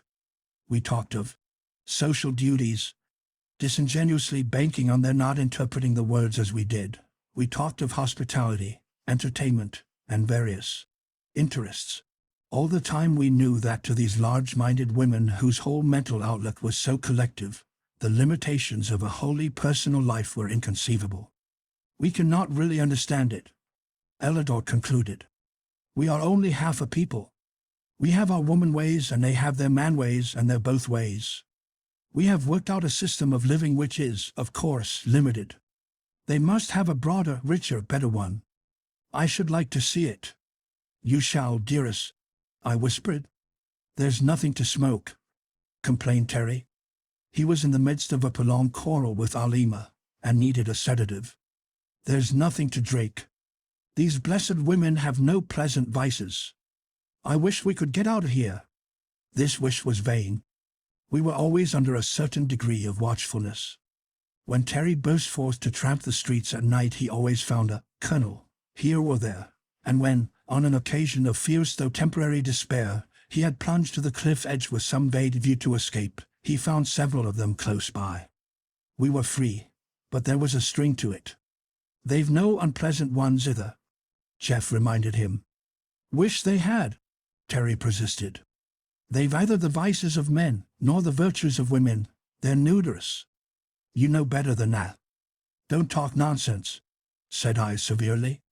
I was thinking of Elidor's eyes when they gave me a certain look, a look she did not at all realize. Jeff was equally incensed. I don't know what virtues of women you miss. Seems to me they have all of them. They've no modesty, snapped Terry. No patience, no submissiveness, none of that natural yielding which is woman's greatest charm. I shook my head pityingly. Go and apologize and make friends again, Terry. You've got a grouch, that's all. These women have the virtue of humanity, with less of its faults than any folks I ever saw. As for patience, they'd have pitched us over the cliffs the first day we lit among 'em, if they hadn't that. There are no distractions, he grumbled. Nowhere a man can go and cut loose a bit. It's an everlasting parlor and nursery. And workshop, I added. And school and office and laboratory and studio and theater and home. Home, he sneered. There isn't a home in the whole pitiful place. There isn't anything else, and you know it, Jeff retorted hotly. I never saw, I never dreamed of, such universal peace and goodwill and mutual affection. Oh, well, of course, if you like a perpetual Sunday school, it's all very well. But I like something doing. Here it's all done. There was something to this criticism. The years of pioneering lay far behind them. Theirs was a civilization in which the initial difficulties had long since been overcome. The untroubled peace, the unmeasured plenty, the steady health, the large goodwill and smooth management which ordered everything, left nothing to overcome. It was like a pleasant family in an old established, perfectly run country place. I liked it because of my eager and continued interest in the sociological achievements involved. Jeff liked it as he would have liked such a family, and such a place anywhere. Terry did not like it because he found nothing to oppose, to struggle with, to conquer. Life is a struggle, has to be, he insisted. If there is no struggle, there is no life, that's all. You're talking nonsense, masculine nonsense, the peaceful Jeff replied. He was certainly a warm defender of Herland. Ants don't raise their myriads by a struggle, do they? Or the bees? Oh, if you go back to insects, and want to live in an anthill. I tell you the higher grades of life are reached only through struggle, combat. There's no drama here. Look at their plays. They make me sick. He rather had us there. The drama of the country was, to our taste, rather flat. You see, they lacked the sex motive and, with it, jealousy. They had no interplay of warring nations, no aristocracy and its ambitions, no wealth and poverty opposition. I see I have said little about the economics of the place. It should have come before, but I'll go on about the drama now. They had their own kind. There was a most impressive array of pageantry, of processions, a sort of grand ritual, with their arts and their religion broadly blended. The very babies joined in it. To see one of their great annual festivals, with the massed and marching stateliness of those great mothers, the young women brave and noble, beautiful and strong, and then the children, taking part as naturally as ours would frolic round a Christmas tree. It was overpowering in the impression of joyous, triumphant life. They had begun at a period when the drama, the dance, music, religion, and education were all very close together, and instead of developing them in detached lines, they had kept the connection. Let me try again to give, if I can, a faint sense of the difference in the life view, the background and basis on which their culture rested. Elidor told me a lot about it. She took me to see the children, the growing girls, the special teachers. She picked out books for me to read. She always seemed to understand just what I wanted to know, and how to give it to me. While Terry and Alima struck sparks and parted, he always madly drawn to her, and she to him. She must have been, or she'd never have stood the way he behaved. Elidor and I had already a deep, restful feeling, as if we'd always had one another. Jeff and Silas were happy. There was no question of that. But it didn't seem to me as if they had the good times we did. Well, here is the Herland child facing life, as Elidor tried to show it to me. From the first memory, they knew peace, beauty, order, safety, love, wisdom, justice, patience, and plenty. By plenty, I mean that the babies grew up in an environment which met their needs, just as young fawns might grow up in dewy forest glades and brook-fed meadows. And they enjoyed it as frankly and utterly as the fawns would. They found themselves in a big, bright, lovely world, full of the most interesting and enchanting things to learn about and to do. The people everywhere were friendly and polite. No Herland child ever met the overbearing rudeness we so commonly show to children. They were people, too, from the first, the most precious part of the nation. In each step of the rich experience of living, they found the instance they were studying widen out into contact with an endless range of common interests. The things they learned were related, from the first, related to one another, and to the national prosperity. "It was a butterfly that made me a forester," said Elidor. "I was about 11 years old, and I found a big purple and green butterfly on a low flower. I caught it, very carefully, by the closed wings, as I had been told to do, and carried it to the nearest insect teacher. I made a note there to ask her what on earth an insect teacher was, to ask her its name. She took it from me with a little cry of delight. 'Oh, you blessed child,' she said. 'Do you like obernuts?' Of course I liked obernuts and said so. 'It is our best food net, you know.' 'This is a female of the obernut moth,' she told me. 'They are almost gone. We have been trying to exterminate them for centuries. If you had not caught this one, it might have laid eggs enough to raise worms enough to destroy thousands of our nut trees, thousands of bushels of nuts, and make years and years of trouble for us.' Everybody congratulated me. The children all over the country were told to watch for their moth, if there were any more. I was shown the history of the creature, and an account of the damage it used to do, and of how long and hard our foremothers had worked to save that tree for us. I grew afoot, it seemed to me, and determined then and there to be a forester. This is but an instance. She showed me many. The big difference was that whereas our children grow up in private homes and families, with every effort made to protect and seclude them from a dangerous world, here they grew up in a wide, friendly world, and knew it for theirs from the first. Their child literature was a wonderful thing. I could have spent years following the delicate subtleties, the smooth simplicities with which they had bent that great art to the service of the child mind. We have two life cycles, the man's and the woman's.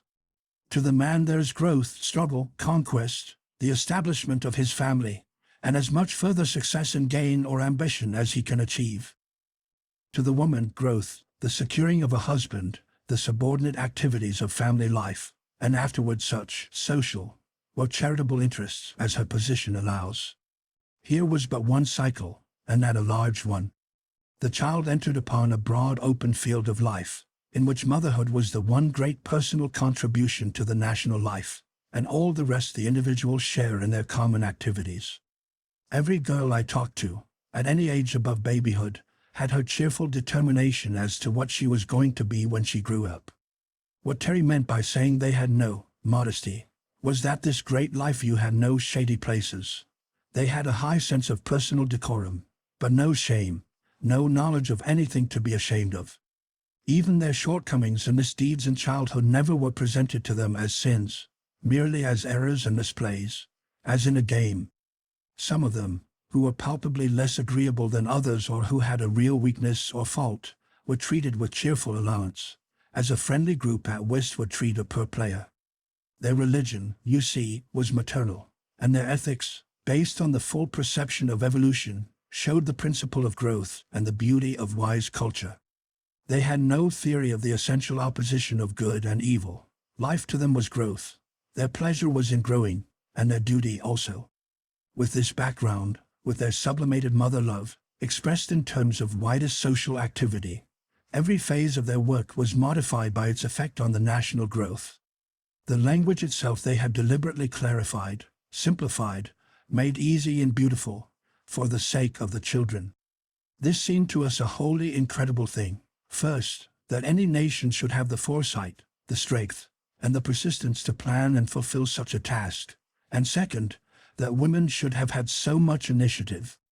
We have assumed, as a matter of course, that women had none, that only the man, with his natural energy and impatience of restriction, would ever invent anything.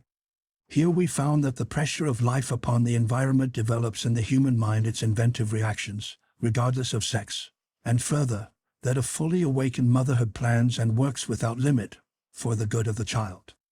That the children might be most nobly born, and reared in an environment calculated to allow the richest, freest growth, they had deliberately remodeled and improved the whole state. I do not mean in the least that they stopped at that, any more than a child stops at childhood. The most impressive part of their whole culture beyond this perfect system of child-rearing was the range of interests and associations open to them all, for life. But in the field of literature I was most struck, at first, by the child motive. They had the same gradation of simple repetitive verse and story that we are familiar with, and the most exquisite, imaginative tales. But where, with us, these are the dribbled remnants of ancient folk myths and primitive lullabies, theirs were the exquisite work of great artists, not only simple and unfailing in appeal to the child mind, but true to the living world about them. To sit in one of their nurseries for a day was to change one's views forever as to babyhood. The youngest ones, rosy fatlings in their mother's arms, while sleeping lightly in the flower-sweet air, seemed natural enough, save that they never cried. I never heard a child cry in Herland, save once or twice at a bad fall, and then people ran to help, as we would at a scream of agony from a grown person. Each mother had her year of glory, the time to love and learn, living closely with her child, nursing it proudly, often for 2 years or more. This perhaps was one reason for their wonderful vigor. But after the baby year the mother was not so constantly in attendance, unless, indeed, her work was among the little ones. She was never far off, however, and her attitude toward the co-mothers, whose proud child service was direct and continuous, was lovely to see. As for the babies, a group of those naked darlings playing on short velvet grass, clean-swept, or rugs as soft, or in shallow pools of bright water, tumbling over with bubbling joyous baby laughter, it was a view of infant happiness such as I had never dreamed. The babies were reared in the warmer part of the country, and gradually acclimated to the cooler heights as they grew older. Sturdy children of 10 and 12 played in the snow as joyfully as ours do. There were continuous excursions of them, from one part of the land to another, so that to each child the whole country might be home. It was all theirs, waiting for them to learn, to love, to use, to serve, as our own little boys planned to be. A big soldier, or a cowboy, or whatever pleases their fancy, and our little girls planned for the kind of home they mean to have, or how many children. These planned, freely and gaily with much happy chattering, of what they would do for the country when they were grown. It was the eager happiness of the children and young people which first made me see the folly of that common notion of ours, that if life was smooth and happy, people would not enjoy it. As I studied these youngsters, vigorous, joyous, eager little creatures, and their voracious appetite for life, it shook my previous ideas so thoroughly that they have never been re-established. The steady level of good health gave them all that natural stimulus we used to call animal spirits, an odd contradiction in terms. They found themselves in an immediate environment which was agreeable and interesting, and before them stretched the years of learning and discovery, the fascinating, endless process of education. As I looked into these methods and compared them with our own, my strange uncomfortable sense of race humility grew apace. Elidor could not understand my astonishment. She explained things kindly and sweetly, but with some amazement that they needed explaining, and with sudden questions as to how we did it that left me meeker than ever. I betook myself to Summer one day, carefully not taking Elidor. I did not mind seeming foolish to Summer, she was used to it. I want a chapter of explanation, I told her. You know my stupidities by heart, and I do not want to show them to Elidor. She thinks me so wise. She smiled delightedly. It is beautiful to see, she told me. This new wonderful love between you. The whole country is interested, you know. How can we help it? I had not thought of that. We say, all the world loves a lover. But to have a couple of million people watching one's courtship, and that a difficult one, was rather embarrassing. Tell me about your theory of education, I said. Make it short and easy.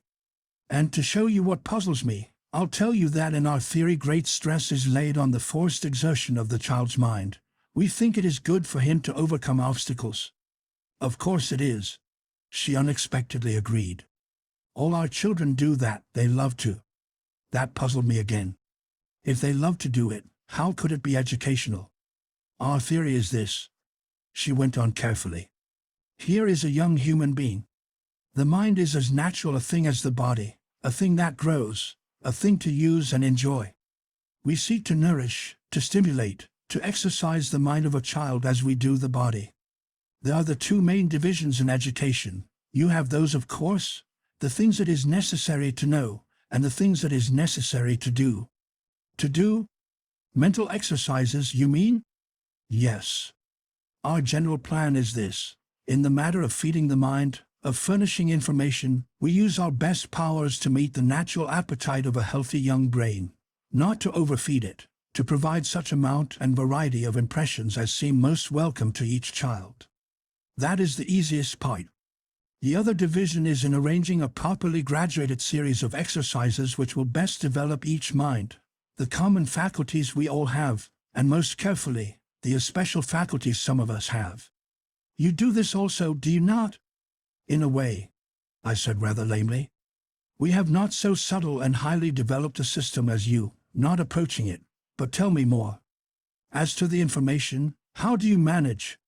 It appears that all of you know pretty much everything, is that right? This she laughingly disclaimed. By no means. We are, as you soon found out, extremely limited in knowledge. I wish you could realize what a ferment the country is in over the new things you have told us. The passionate eagerness among thousands of us to go to your country and learn. But what we do know is readily divisible into common knowledge and special knowledge. The common knowledge we have long since learned to feed into the minds of our little ones with no waste of time or strength. The special knowledge is open to all, as they desire it. Some of us specialize in one line only. But most take up several, some for their regular work, some to grow with. To grow with? Yes. When one settles too close in one kind of work, there is a tendency to atrophy in the disused portions of the brain. We like to keep on learning always.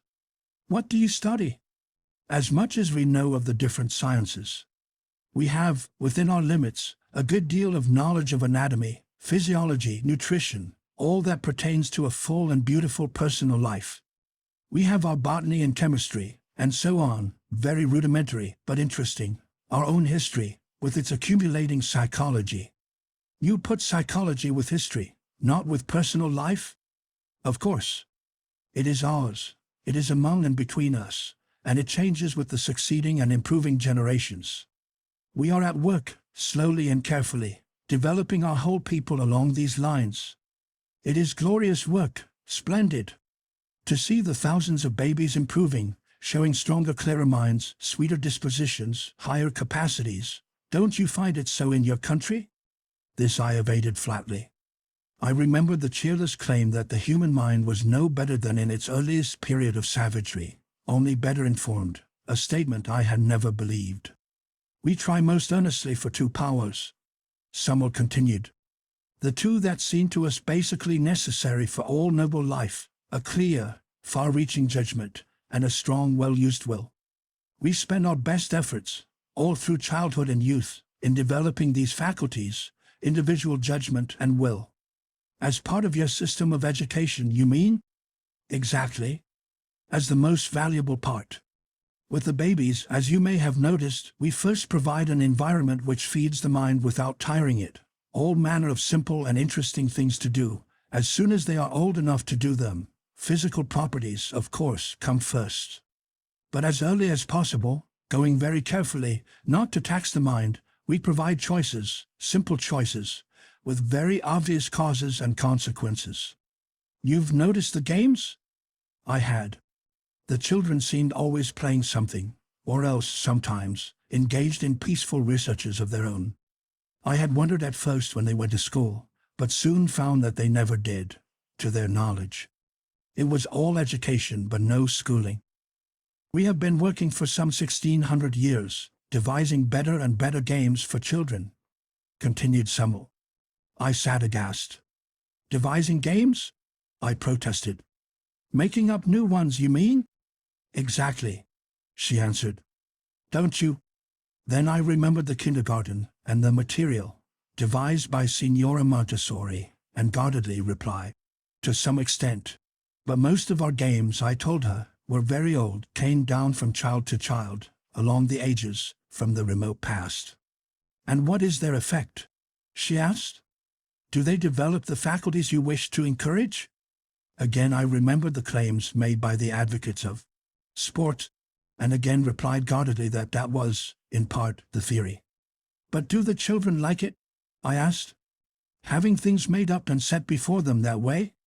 Don't they want the old games? You can see the children, she answered. Are yours more contented, more interested, happier? Then I thought, as in truth I never had thought before, of the dull, bored children I had seen whining. What can I do now?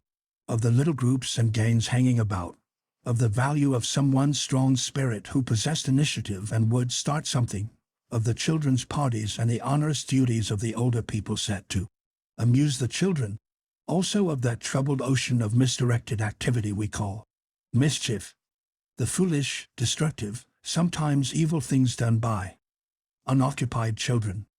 No, said I grimly. I don't think they are. The Herland child was born not only into a world carefully prepared, full of the most fascinating materials and opportunities to learn, but into the society of plentiful numbers of teachers, teachers born and trained, whose business it was to accompany the children along that, to us, impossible thing, the royal road to learning. There was no mystery in their methods. Being adapted to children, it was at least comprehensible to adults. I spent many days with the little ones, sometimes with Elidor, sometimes without, and began to feel a crushing pity for my own childhood, and for all others that I had known. The houses and gardens planned for babies had in them nothing to hurt, no stairs, no corners, no small loose objects to swallow, no fire, just a baby's paradise. They were taught, as rapidly as feasible, to use and control their own bodies, and never did I see such sure-footed, steady-handed, clear-headed little things. It was a joy to watch a row of toddlers learning to walk not only on a level floor, but a little later, on a sort of rubber rail raised an inch or two above the soft turf where heavy rugs, and falling off with shrieks of infant joy, to rush back to the end of the line and try again. Surely we have noticed how children love to get up on something and walk along it.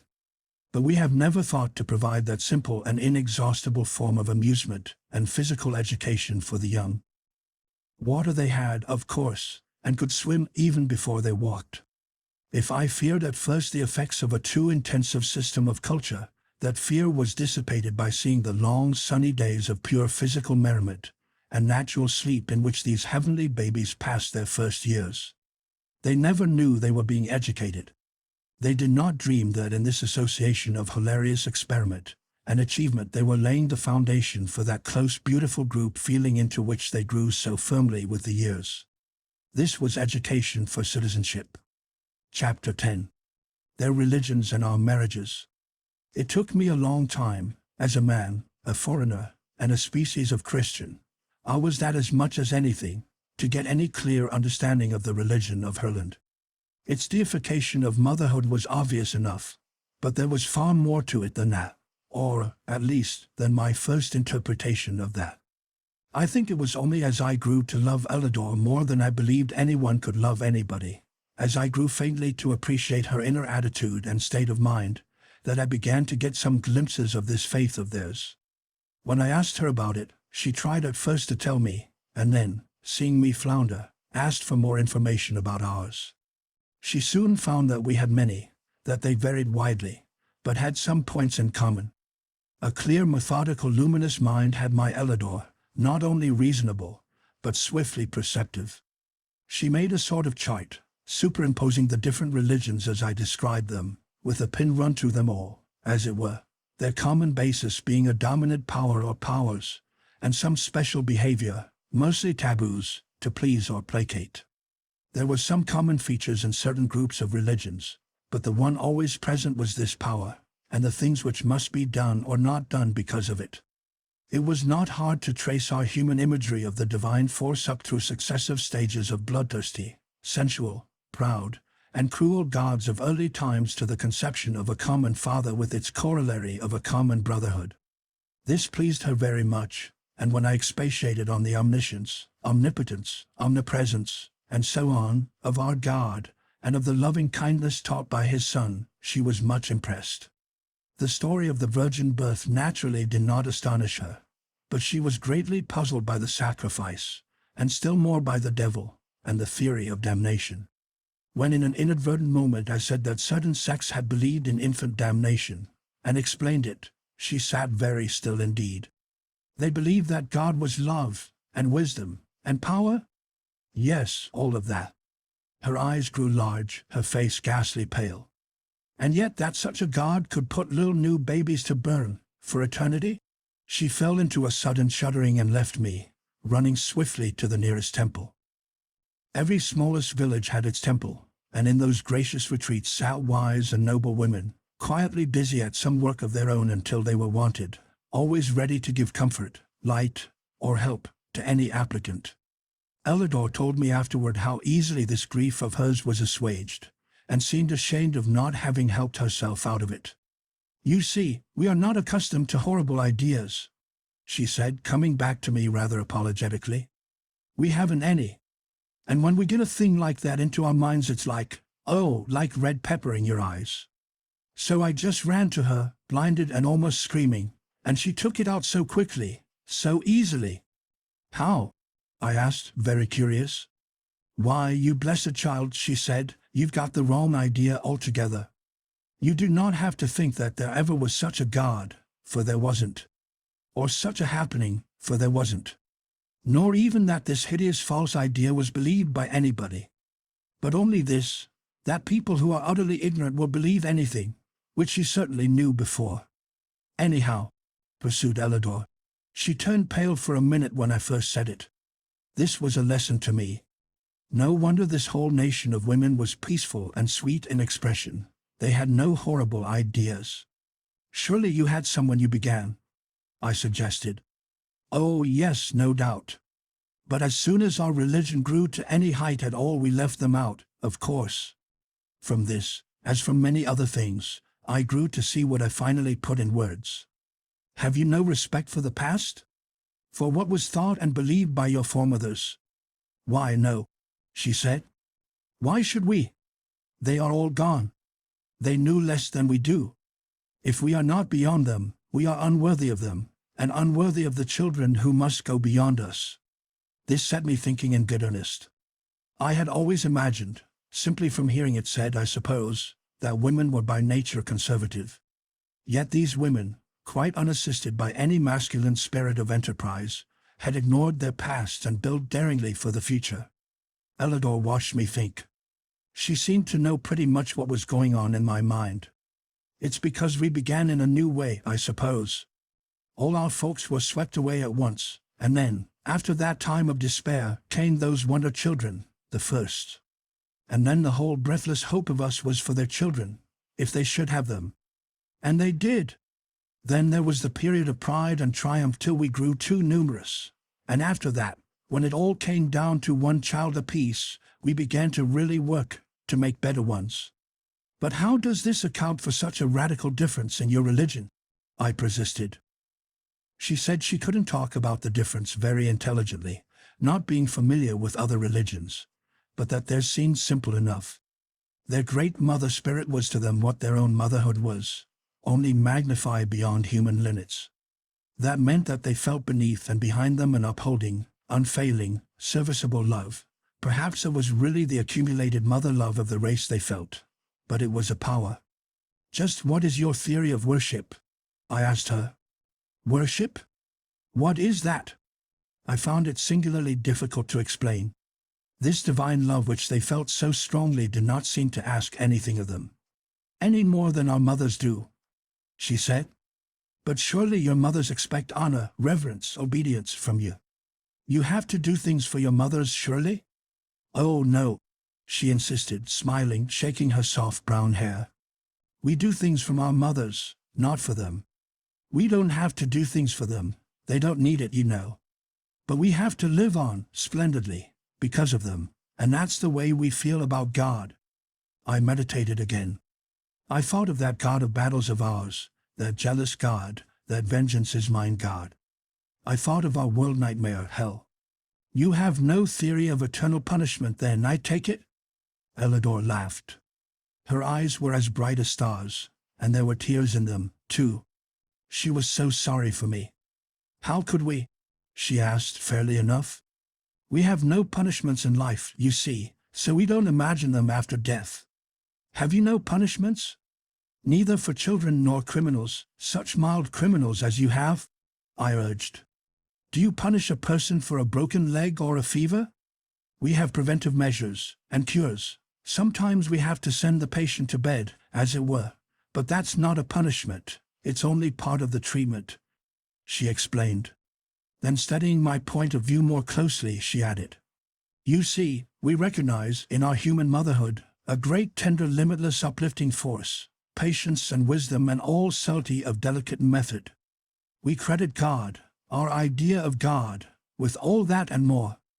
Our mothers are not angry with us. Why should God be? Does God mean a person to you? This she thought over a little. Why, in trying to get close to it in our minds we personify the idea, naturally. But we certainly do not assume a big woman somewhere. Who is God? What we call God is a pervading power, you know, an indwelling spirit, something inside of us that we want more of. Is your God a big man? She asked innocently. Why, yes, to most of us, I think. Of course we call it an indwelling spirit just as you do, but we insist that it is him, a person and a man, with whiskers. Whiskers? Oh yes, because you have them. Or do you wear them because he does? On the contrary, we shave them off, because it seems cleaner and more comfortable. Does he wear clothes, in your idea, I mean? I was thinking over the pictures of God I had seen, rash advances of the devout mind of man, representing his omnipotent deity as an old man in a flowing robe, flowing hair, flowing beard, and in the light of her perfectly frank and innocent questions this concept seemed rather unsatisfying. I explained that the God of the Christian world was really the ancient Hebrew God, and that we had simply taken over the patriarchal idea, that ancient one which quite inevitably clothed its thought of God with the attributes of the patriarchal ruler, the grandfather. I see, she said eagerly, after I had explained the genesis and development of our religious ideals. They lived in separate groups, with a male head, and he was probably a little domineering? No doubt of that, I agreed. And we lived together without any head, in that sense, just our chosen leaders. That does make a difference. Your difference is deeper than that, I assured her. It is in your common motherhood. Your children grow up in a world where everybody loves them. They find life made rich and happy for them by the diffused love and wisdom of all mothers. So it is easy for you to think of God in the terms of a similar diffused and competent love. I think you are far nearer right than we are. What I cannot understand, she pursued carefully, is your preservation of such a very ancient state of mind. This patriarchal idea you tell me is thousands of years old? Oh yes, 4, 5, 6,000, every so many. And you have made wonderful progress in those years. In other things? We certainly have. But religion is different.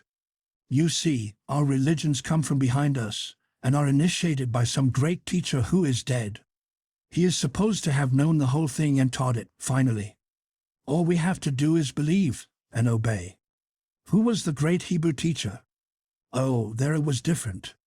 The Hebrew religion is an accumulation of extremely ancient traditions, some far older than their people, and grew by accretion down the ages. We consider it inspired, the Word of God. How do you know it is? Because it says so. Does it say so in as many words? Who wrote that in? I began to try to recall some text that did say so, and could not bring it to mind. Apart from that, she pursued, what I cannot understand is why you keep these early religious ideas so long. You have changed all your others, haven't you? Pretty generally, I agreed. But this we call revealed religion, and think it is final. But tell me more about these little temples of yours, I urged. And these temple mothers you run to. Then she gave me an extended lesson in applied religion, which I will endeavor to concentrate. They developed their central theory of a loving power, and assumed that its relation to them was motherly, that it desired their welfare and especially their development. Their relation to it, similarly, was filial, a loving appreciation and a glad fulfillment of its high purposes. Then, being nothing if not practical, they set their keen and active minds to discover the kind of conduct expected of them. This worked out in a most admirable system of ethics. The principle of love was universally recognized and used. Patience, gentleness, courtesy, all that we call good breeding, was part of their code of conduct. But where they went far beyond us was in the special application of religious feeling to every field of life. They had no ritual, no little set of performances called divine service, save those religious pageants I have spoken of, and those were as much educational as religious, and as much social as either. But they had a clear established connection between everything they did and God. Their cleanliness, their health, their exquisite order, the rich peaceful beauty of the whole land, the happiness of the children, and above all the constant progress they made, all this was their religion. They applied their minds to the thought of God, and worked out the theory that such an inner power demanded outward expression. They lived as if God was real and at work within them. As for those little temples everywhere, some of the women were more skilled, more temperamentally inclined, in this direction than others. These, whatever their work might be, gave certain hours to the temple service, which meant being there with all their love and wisdom and trained thought, to smooth out rough places for anyone who needed it. Sometimes it was a real grief, very rarely a quarrel, most often a perplexity. Even in Herland the human soul had its hours of darkness. But all through the country their best and wisest were ready to give help. If the difficulty was unusually profound, the applicant was directed to someone more specially experienced in that line of thought. Here was a religion which gave to the searching mind a rational basis in life, the concept of an immense loving power working steadily out through them, toward good. It gave to the soul that sense of contact with the inmost force, of perception of the uttermost purpose, which we always crave. It gave to the heart the blessed feeling of being loved and understood. It gave clear, simple, rational directions as to how we should live, and why. And for ritual it gave first those triumphant group demonstrations, when with the union of all the arts, the revivifying combination of great multitudes moved rhythmically with march and dance, song and music, among their own noblest products, and the open beauty of their groves and hills. Second, it gave these numerous little centers of wisdom where the least wise could go to the most wise and be helped. It is beautiful, I cried enthusiastically. It is the most practical, comforting, progressive religion I ever heard of. You do love one another, you do bear one another's burdens, you do realize that a little child is a type of the kingdom of heaven. You are more Christian than any people I ever saw. But how about death? And the life everlasting? What does your religion teach about eternity? Nothing, said Elidor. What is eternity? What indeed? I tried, for the first time in my life, to get a real hold on the idea. It is never stopping. Never stopping? She looked puzzled. Yes, life, going on forever. Oh, we see that, of course. Life does go on forever, all about us. But eternal life goes on without dying. The same person? Yes, the same person, unending, immortal. I was pleased to think that I had something to teach from our religion, which theirs had never promulgated. Here? Asked Elidor. Never to die, here? I could see her practical mind heaping up the people, and hurriedly reassured her. Oh no, indeed, not here, he rapped her. We must die here, of course, but then we enter into eternal life, The soul lives forever. How do you know? She inquired. I won't attempt to prove it to you. I hastily continued. Let us assume it to be so. How does this idea strike you?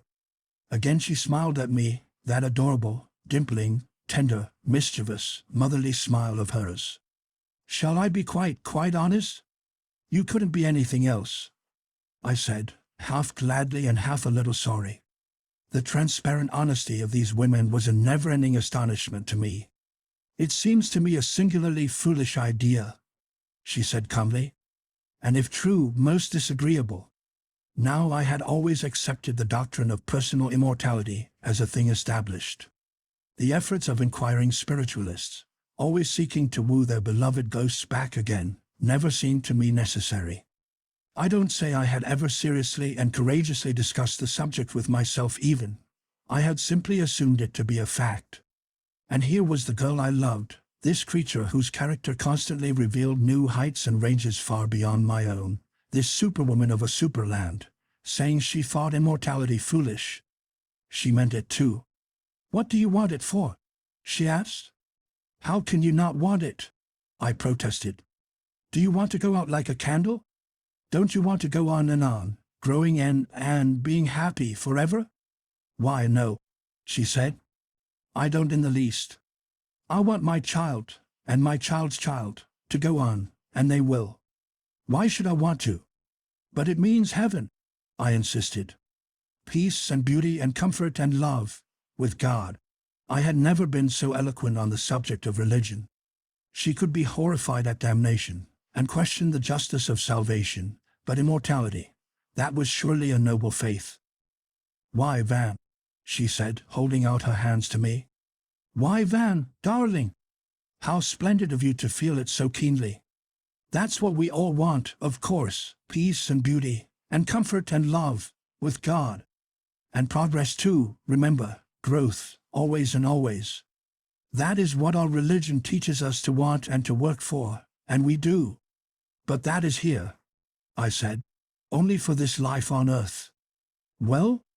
And do not you in your country, with your beautiful religion of love and service, have it here, too, for this life, on earth?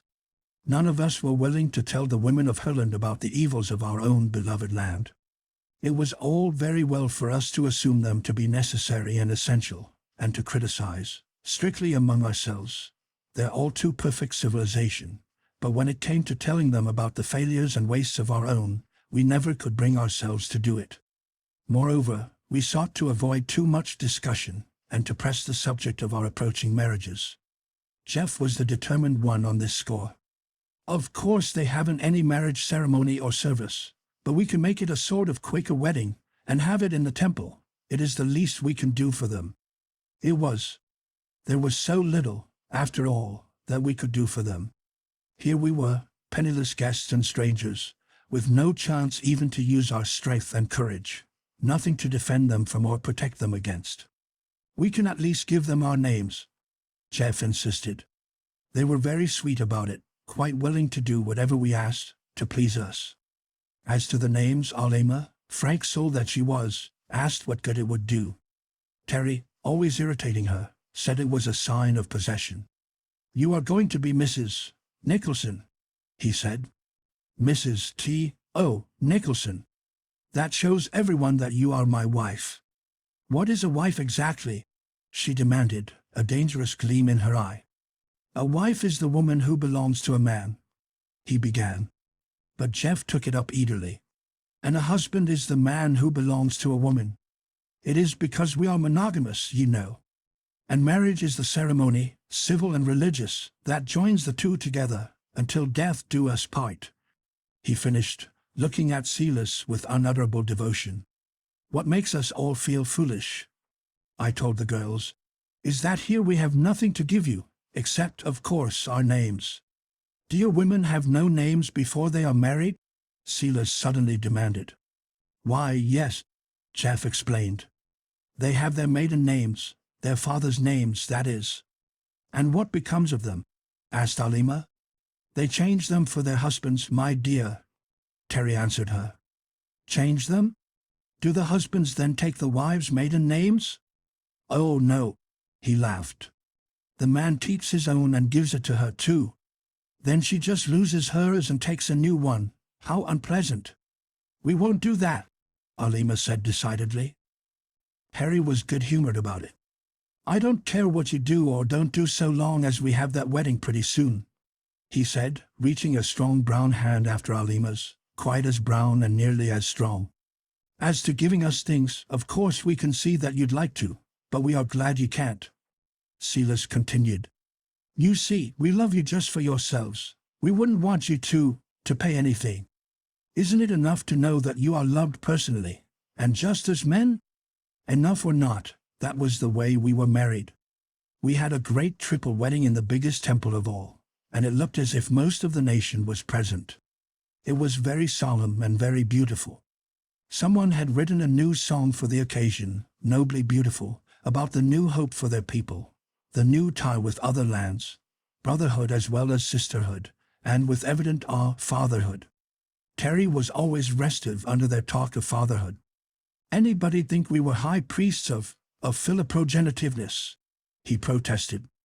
These women think of nothing but children, seems to me. We'll teach 'em.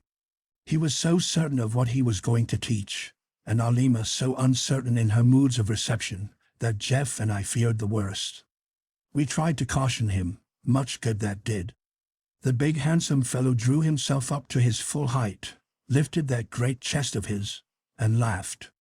There are 3 separate marriages, he said. I won't interfere with yours, nor you with mine. So the great day came, and the countless crowds of women, and we 3 bridegrooms without any supporting best men, or any other men to back us up, felt strangely small as we came forward. Summel and Zava and Modine were on hand. We were thankful to have them, too. They seemed almost like relatives. There was a splendid procession, wreathing dances, the new anthem I spoke of, and the whole great place pulsed with feeling, the deep awe, the sweet hope, the wondering expectation of a new miracle. There has been nothing like this in the country since our motherhood began, Summel said softly to me, while we watched the symbolic marches. You see, it is the dawn of a new era. You don't know how much you mean to us.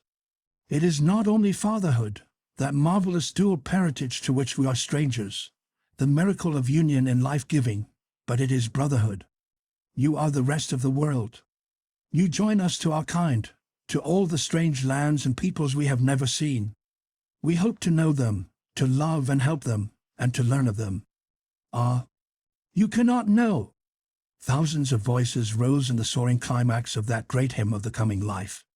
By the great altar of motherhood, with its crown of fruit and flowers, stood a new one, crowned as well. Before the great Overmother of the land and her ring of high temple counselors, before that vast multitude of calm-faced mothers and holy-eyed maidens, came forward our own 3 chosen ones, and we, 3 men alone in all that land, joined hands with them and made our marriage vows. Chapter 11. Our difficulties. We say, marriage is a lottery. Also, marriages are made in heaven. But this is not so widely accepted as the other. We have a well-founded theory that it is best to marry in one's class, and certain well-grounded suspicions of international marriages, which seem to persist in the interests of social progress, rather than in those of the contracting parties. But no combination of alien races, of color, of caste, or creed, was ever so basically difficult to establish as that between us, 3 modern American men, and these 3 women of Herland. It is all very well to say that we should have been frank about it beforehand. We had been frank. We had discussed, at least Elidor and I had, the conditions of the great adventure, and thought the path was clear before us. But there are some things one takes for granted, supposes are mutually understood, and to which both parties may repeatedly refer without ever meaning the same thing. The differences in the education of the average man and woman are great enough, but the trouble they make is not mostly for the man. He generally carries out his own views of the case. The woman may have imagined the conditions of married life to be different, but what she imagined, was ignorant of, or might have preferred, did not seriously matter. I can see clearly and speak calmly about this now, writing after a lapse of years full of growth and education, But at the time it was rather hard sledding for all of us, especially for Terry. Poor Terry. You see, in any other imaginable marriage among the peoples of the earth, whether the woman were black, red, yellow, brown, or white, whether she were ignorant or educated, submissive or rebellious, she would have behind her the marriage tradition of our general history. This tradition relates the woman to the man. He goes on with his business, and she adapts herself to him and to it. Even in citizenship, by some strange hocus-pocus, that fact of birth and geography was waved aside, and the woman automatically acquired the nationality of her husband. Well, here were we, 3 aliens in this land of women. It was small in area, and the external differences were not so great as to astound us. We did not yet appreciate the differences between the race mind of this people and ours. In the first place, they were a pure stock of 2,000 uninterrupted years, where we have some long connected lines of thought and feeling, together with a wide range of differences, often irreconcilable. These people were smoothly and firmly agreed on most of the basic principles of their life, and not only agreed in principle, but accustomed for these 60-odd generations to act on those principles. This is one thing which we did not understand, had made no allowance for. When in our premarital discussions one of those dear girls had said, "We understand it thus and thus," or "We hold such and such to be true," we men, in our own deep-seated convictions of the power of love, and our easy views about beliefs and principles, fondly imagined that we could convince them otherwise.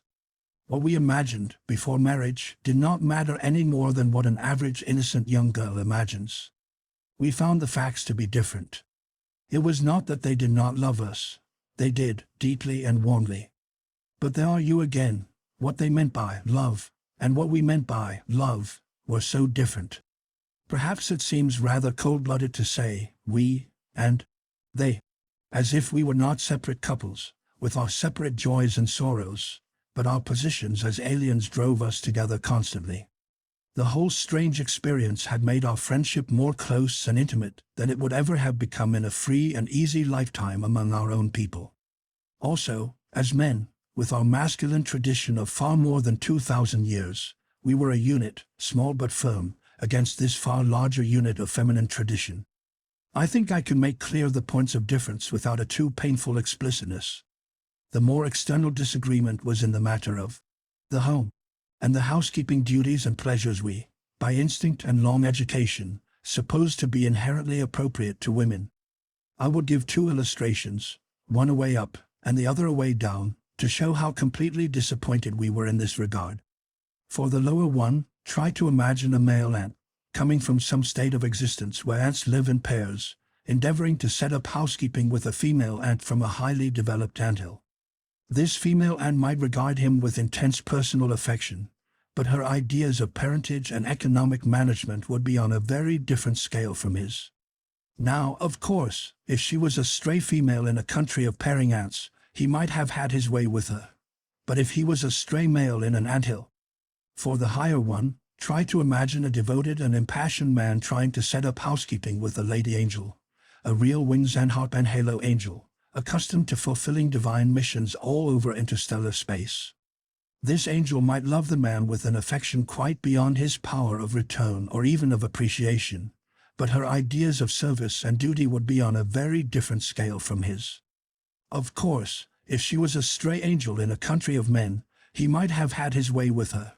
But if he was a stray man among angels, Terry at his worst, in a black fury for which, as a man, I must have some sympathy, preferred the ant simile.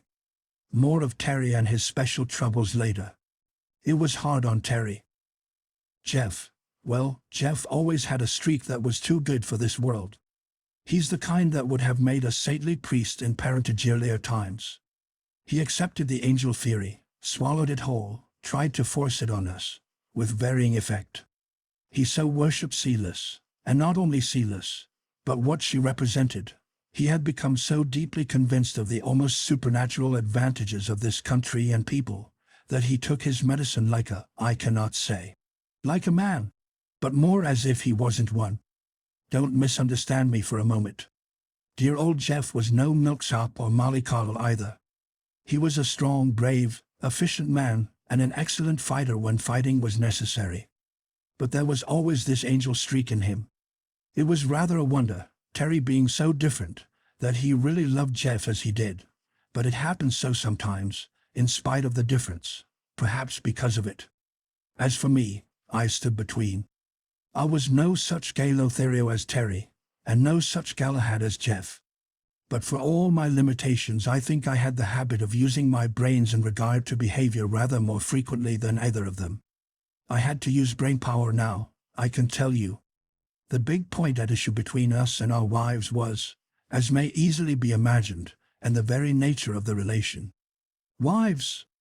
Don't talk to me about wives, stormed Terry. They don't know what the word means. Which is exactly the fact, they didn't. How could they? Back in their prehistoric records of polygamy and slavery, there were no ideals of wifehood as we know it, and since then no possibility of forming such. The only thing they can think of about a man is fatherhood, said Terry in high scorn. Fatherhood! As if a man was always wanting to be a father. This also was correct. They had their long, wide, deep, rich experience of motherhood, and their only perception of the value of a male creature as such was for fatherhood. Aside from that, of course, was the whole range of personal love, love which, as Jeff earnestly phrased it, passeth the love of women. It did, too. I can give no idea, either now, after long and happy experience of it, or as it seemed then, in the first measureless wonder, of the beauty and power of the love they gave us. Even Alima, who had a more stormy temperament than either of the others, and who, heaven knows, had far more provocation, even Alima was patience and tenderness and wisdom personified to the man she loved until he, but I haven't got to that yet. These, as Terry put it, alleged or so-called wives of ours, went right on with their profession as foresters. We, having no special learnings, had long since qualified as assistants. We had to do something, if only to pass the time, and it had to be work. We couldn't be playing forever. This kept us out of doors with those dear girls, and more or less together, too much together sometimes. These people had, it now became clear to us, the highest, keenest, most delicate sense of personal privacy, but not the faintest idea of that solitude we are so fond of. They had, every one of them, the 2 rooms and a bath theory realized. From earliest childhood each had a separate bedroom with toilet conveniences, and one of the marks of coming of age was the addition of an outer room in which to receive friends. Long since we had been given our own 2 rooms apiece, and as being of a different sex and race, these were in a separate house. It seemed to be recognized that we should breathe easier if able to free our minds in real seclusion. For food we either went to any convenient eating house, ordered a meal brought in, or took it with us to the woods, always and equally good. All this we had become used to and enjoyed, in our courting days. After marriage there arose in us a somewhat unexpected urge of feeling that called for a separate house. But this feeling found no response in the hearts of those fair ladies. "We are alone, dear," Elidor explained to me with gentle patience. "We are alone in these great forests. We may go and eat in any little summer house, just we 2, or have a separate table anywhere, or even have a separate meal in our own rooms. How could we be alone?" This was all very true. We had our pleasant mutual solitude about our work, and our pleasant evening talks in their apartments or ours. We had, as it were, all the pleasures of courtship carried right on, but we had no sense of, perhaps it may be called possession. "Might as well not be married at all," growled Terry. "They only got up that ceremony to please us, please Jeff, mostly. They've no real idea of being married." I tried my best to get Elidor's point of view, and naturally I tried to give her mine. Of course, what we, as men, wanted to make them see was that there were other, and as we proudly said, higher uses in this relation than what Terry called mere parentage. In the highest terms I knew I tried to explain this to Elidor. "Anything higher than for mutual love to hope to give life, as we did," she said. "How is it higher?"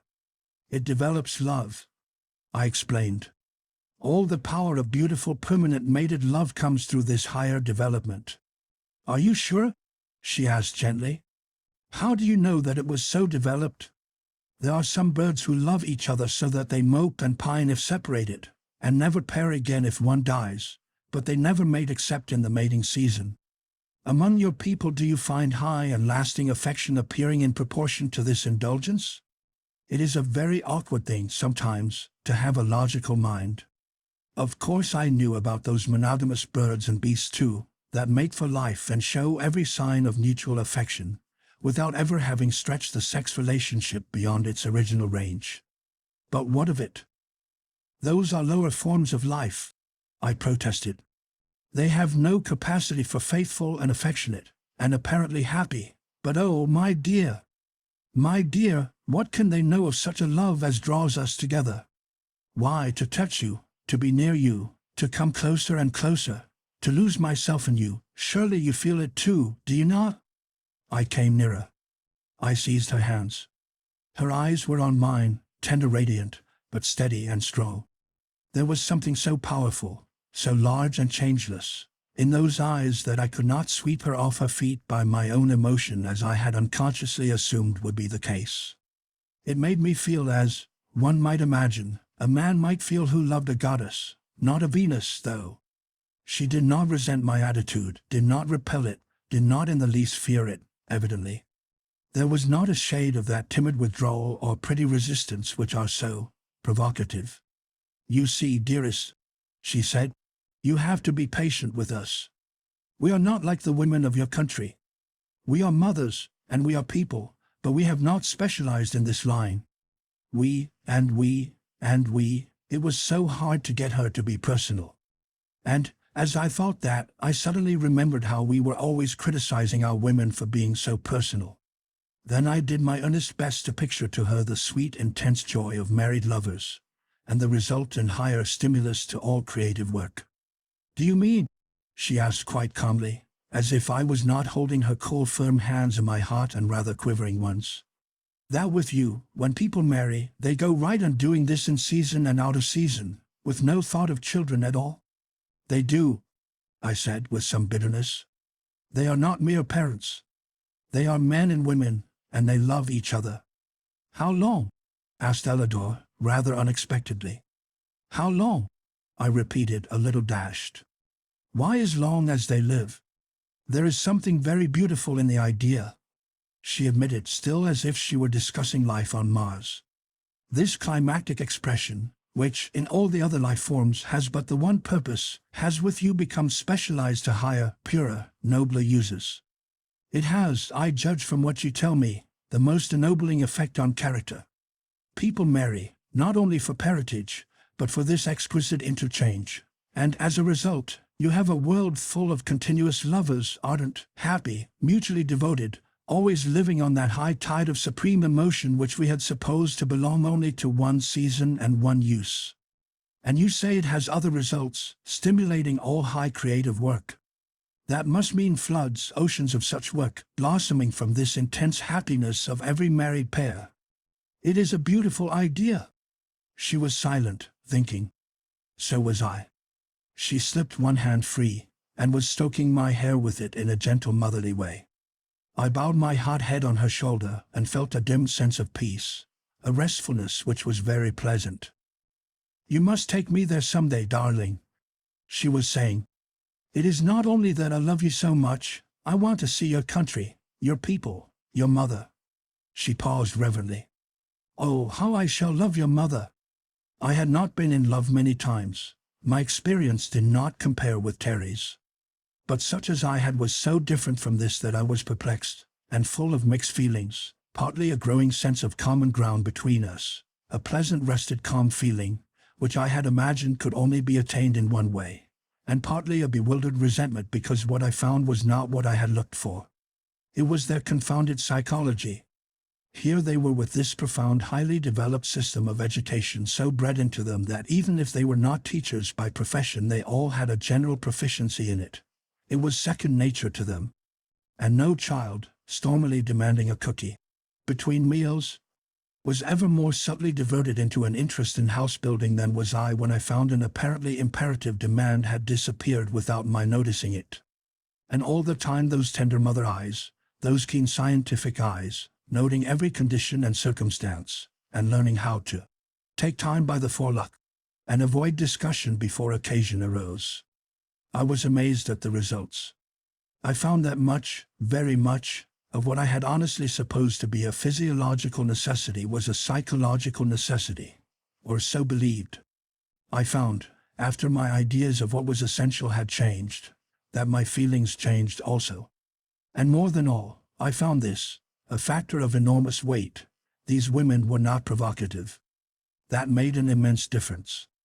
The thing that Terry had so complained of when we first came, that they weren't feminine, they lacked charm, now became a great comfort.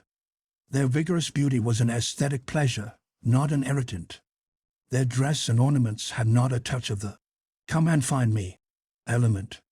Even with my own Elidor, my wife, who had for a time unveiled the woman's heart and faced the strange new hope and joy of dual parentage, she afterward withdrew again into the same good comrade she had been at first.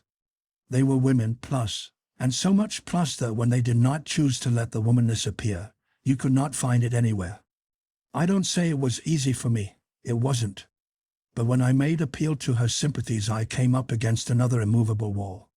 She was sorry, honestly sorry, for my distresses, and made all manner of thoughtful suggestions, often quite useful, as well as the wise foresight I have mentioned above, which often saved all difficulty before it arose. But her sympathy did not alter her convictions. If I thought it was really right and necessary, I could perhaps bring myself to it, for your sake, dear, but I do not want to, not at all. You would not have a mere submission, would you? That is not the kind of high romantic love you spoke of, surely? It is a pity, of course, that you should have to adjust your highly specialized faculties to our unspecialized ones. Confound it. I hadn't married the nation, and I told her so. But she only smiled at her own limitations and explained that she had to think in we's. Confound it again. Here I'd have all my energies focused on one wish, and before I knew it she'd have them dissipated in one direction or another, some subject of discussion that began just at the point I was talking about and ended miles away. It must not be imagined that I was just repelled, ignored, left to cherish a grievance. Not at all. My happiness was in the hands of a larger, sweeter womanhood than I had ever imagined. Before our marriage, my own ardor had perhaps blinded me to much of this. I was madly in love with not so much what was there as with what I supposed to be there. Now I found an endlessly beautiful undiscovered country to explore, and in it the sweetest wisdom and understanding. It was as if I had come to some new place and people, with a desire to eat at all hours, and no other interests in particular, and as if my hosts, instead of merely saying, "You shall not eat," had presently aroused in me a lively desire for music, for pictures, for games, for exercise, for playing in the water, for running some ingenious machine. And in the multitude of my satisfactions I forgot the one point which was not satisfied, and got along very well until mealtime. One of the cleverest and most ingenious of these tricks was only clear to me many years after, when we were so wholly at one on this subject that I could laugh at my own predicament then. It was this: you see, with us, women are kept as different as possible and as feminine as possible. We men have our own world, with only men in it. We get tired of our ultra-maleness and turn gladly to the ultra-femaleness. Also, in keeping our women as feminine as possible, we see to it that when we turn to them we find the thing we want always in evidence. Well, the atmosphere of this place was anything but seductive. The very numbers of these human women, always in human relation, made them anything but alluring. When, in spite of this, my hereditary instincts and race traditions made me long for the feminine response in Elidor, instead of withdrawing so that I should want her more, she deliberately gave me a little too much of her society. Always defeminized, as it were. It was awfully funny, really. Here was I, with an ideal in mind, for which I hotly longed, and here was she, deliberately obtruding in the foreground of my consciousness a fact which I coolly enjoyed, but which actually interfered with what I wanted. I see now clearly enough why a certain kind of man, like Sir Amroth Wright, resents the professional development of women. It gets in the way of the sex ideal. It temporarily covers and excludes femininity. Of course, in this case, I was so fond of Elidor my friend, of Elidor my professional companion, that I necessarily enjoyed her society on any terms. Only, when I had had her with me in her feminine capacity for a 16-hour day, I could go to my own room and sleep without dreaming about her. The witch. If ever anybody worked to woo and win and hold a human soul, she did, great superwoman that she was. I couldn't then half comprehend the skill of it, the wonder. But this I soon began to find, that under all our cultivated attitude of mind toward women, there is an older, deeper, more natural feeling, the restful reverence which looks up to the mother sex. So we grew together in friendship and happiness, Elidor and I, and so did Jeff and Silas. When it comes to Terry's part of it, and Alima's, I'm sorry, and I'm ashamed. Of course I blame her somewhat. She wasn't as fine a psychologist as Elidor, and what's more, I think she had a far descended atavistic trace of more marked femaleness, never apparent till Terry called it out. But when all is said, it doesn't excuse him. I hadn't realized to the full Terry's character. I couldn't, being a man. The position was the same as with us, of course, only with these distinctions. Alima, a shade more alluring, and several shades less able as a practical psychologist. Terry, 100-fold more demanding, and proportionately less reasonable. Things grew strained very soon between them.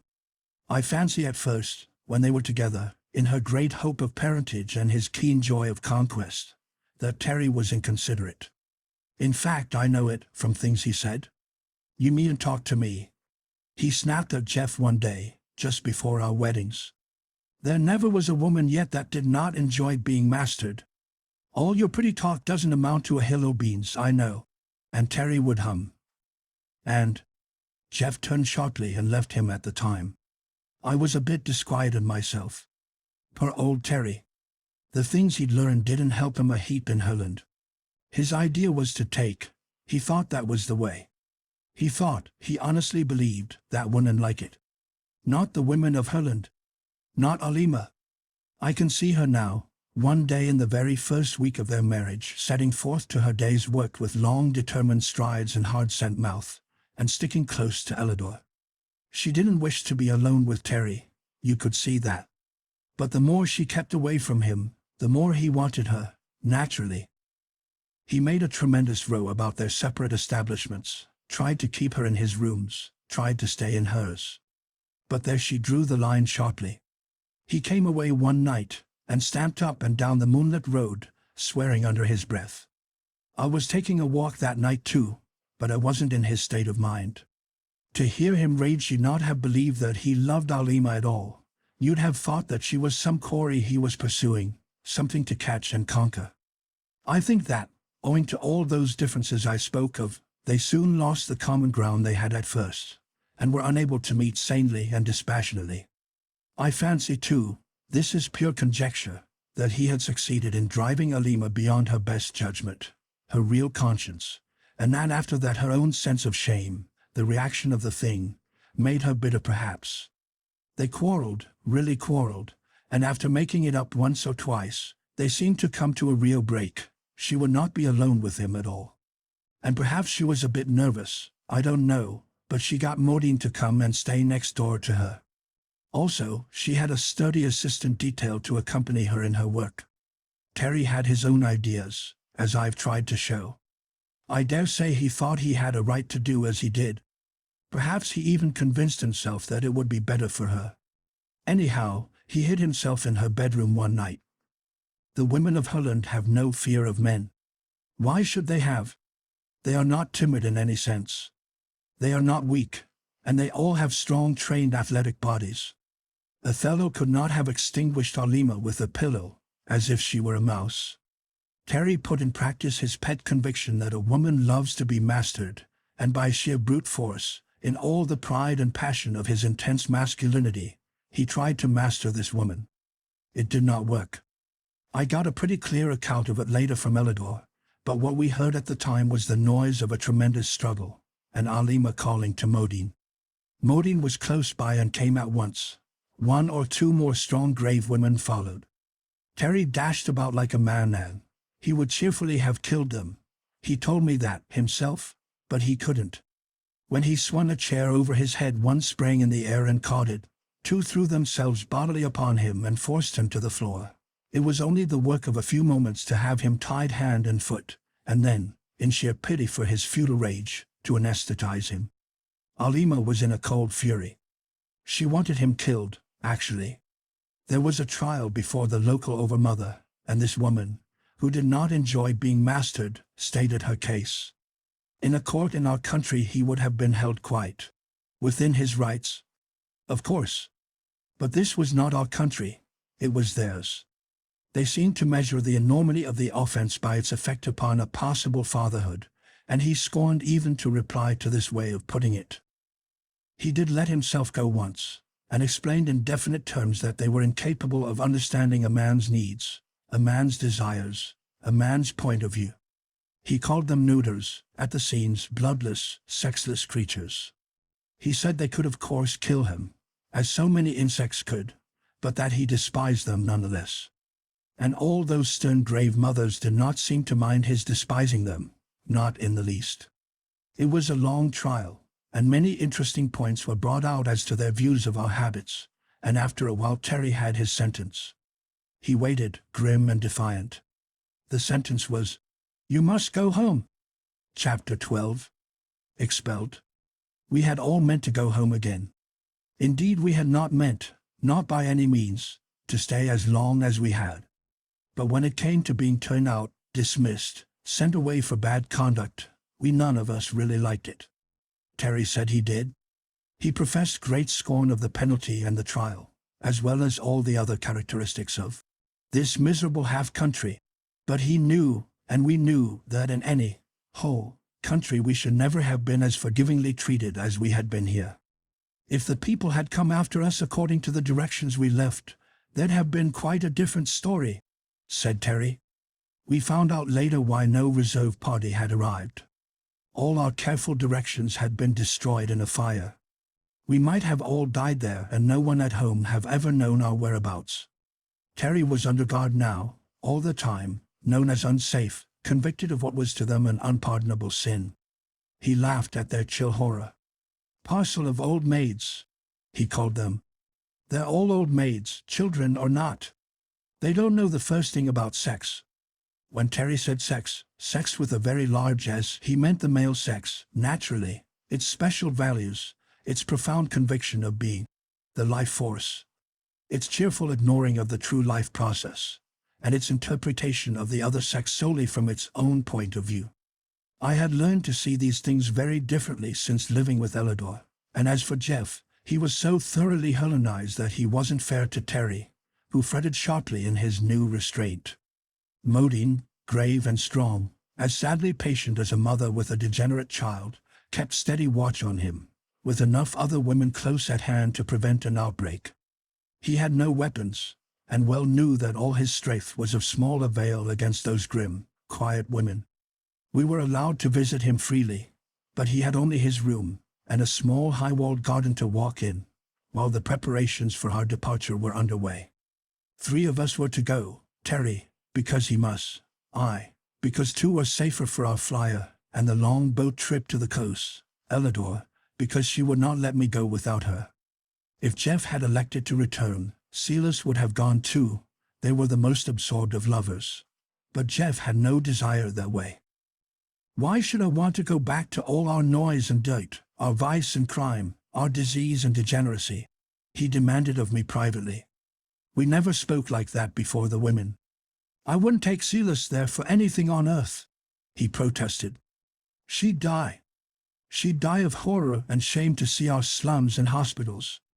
How can you risk it with Elidor? You'd better break it to her gently before she really makes up her mind. Jeff was right.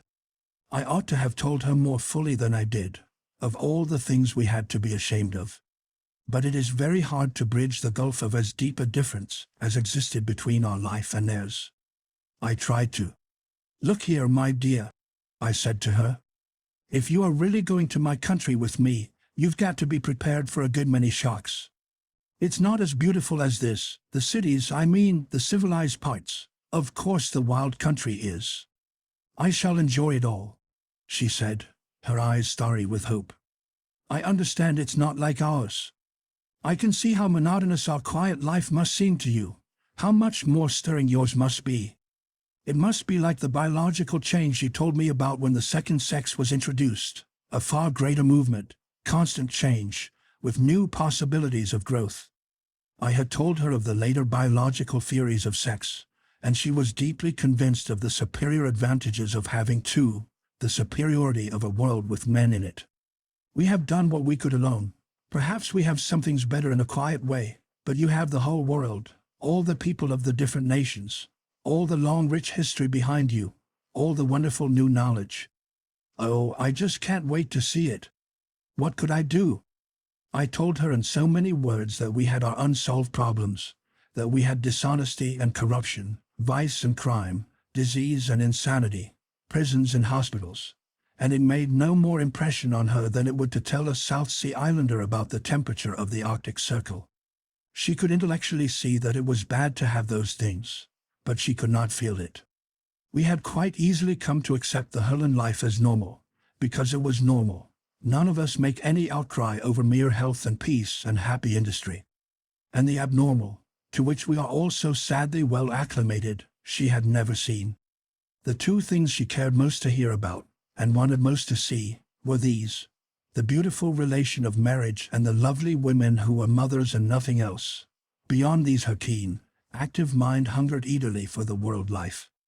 I'm almost as anxious to go as you are yourself, she insisted, and you must be desperately homesick. I assured her that no one could be homesick in such a paradise as theirs, but she would have none of it. Oh yes, I know. It's like those little tropical islands you've told me about, shining like jewels in the big blue sea. I can't wait to see the sea.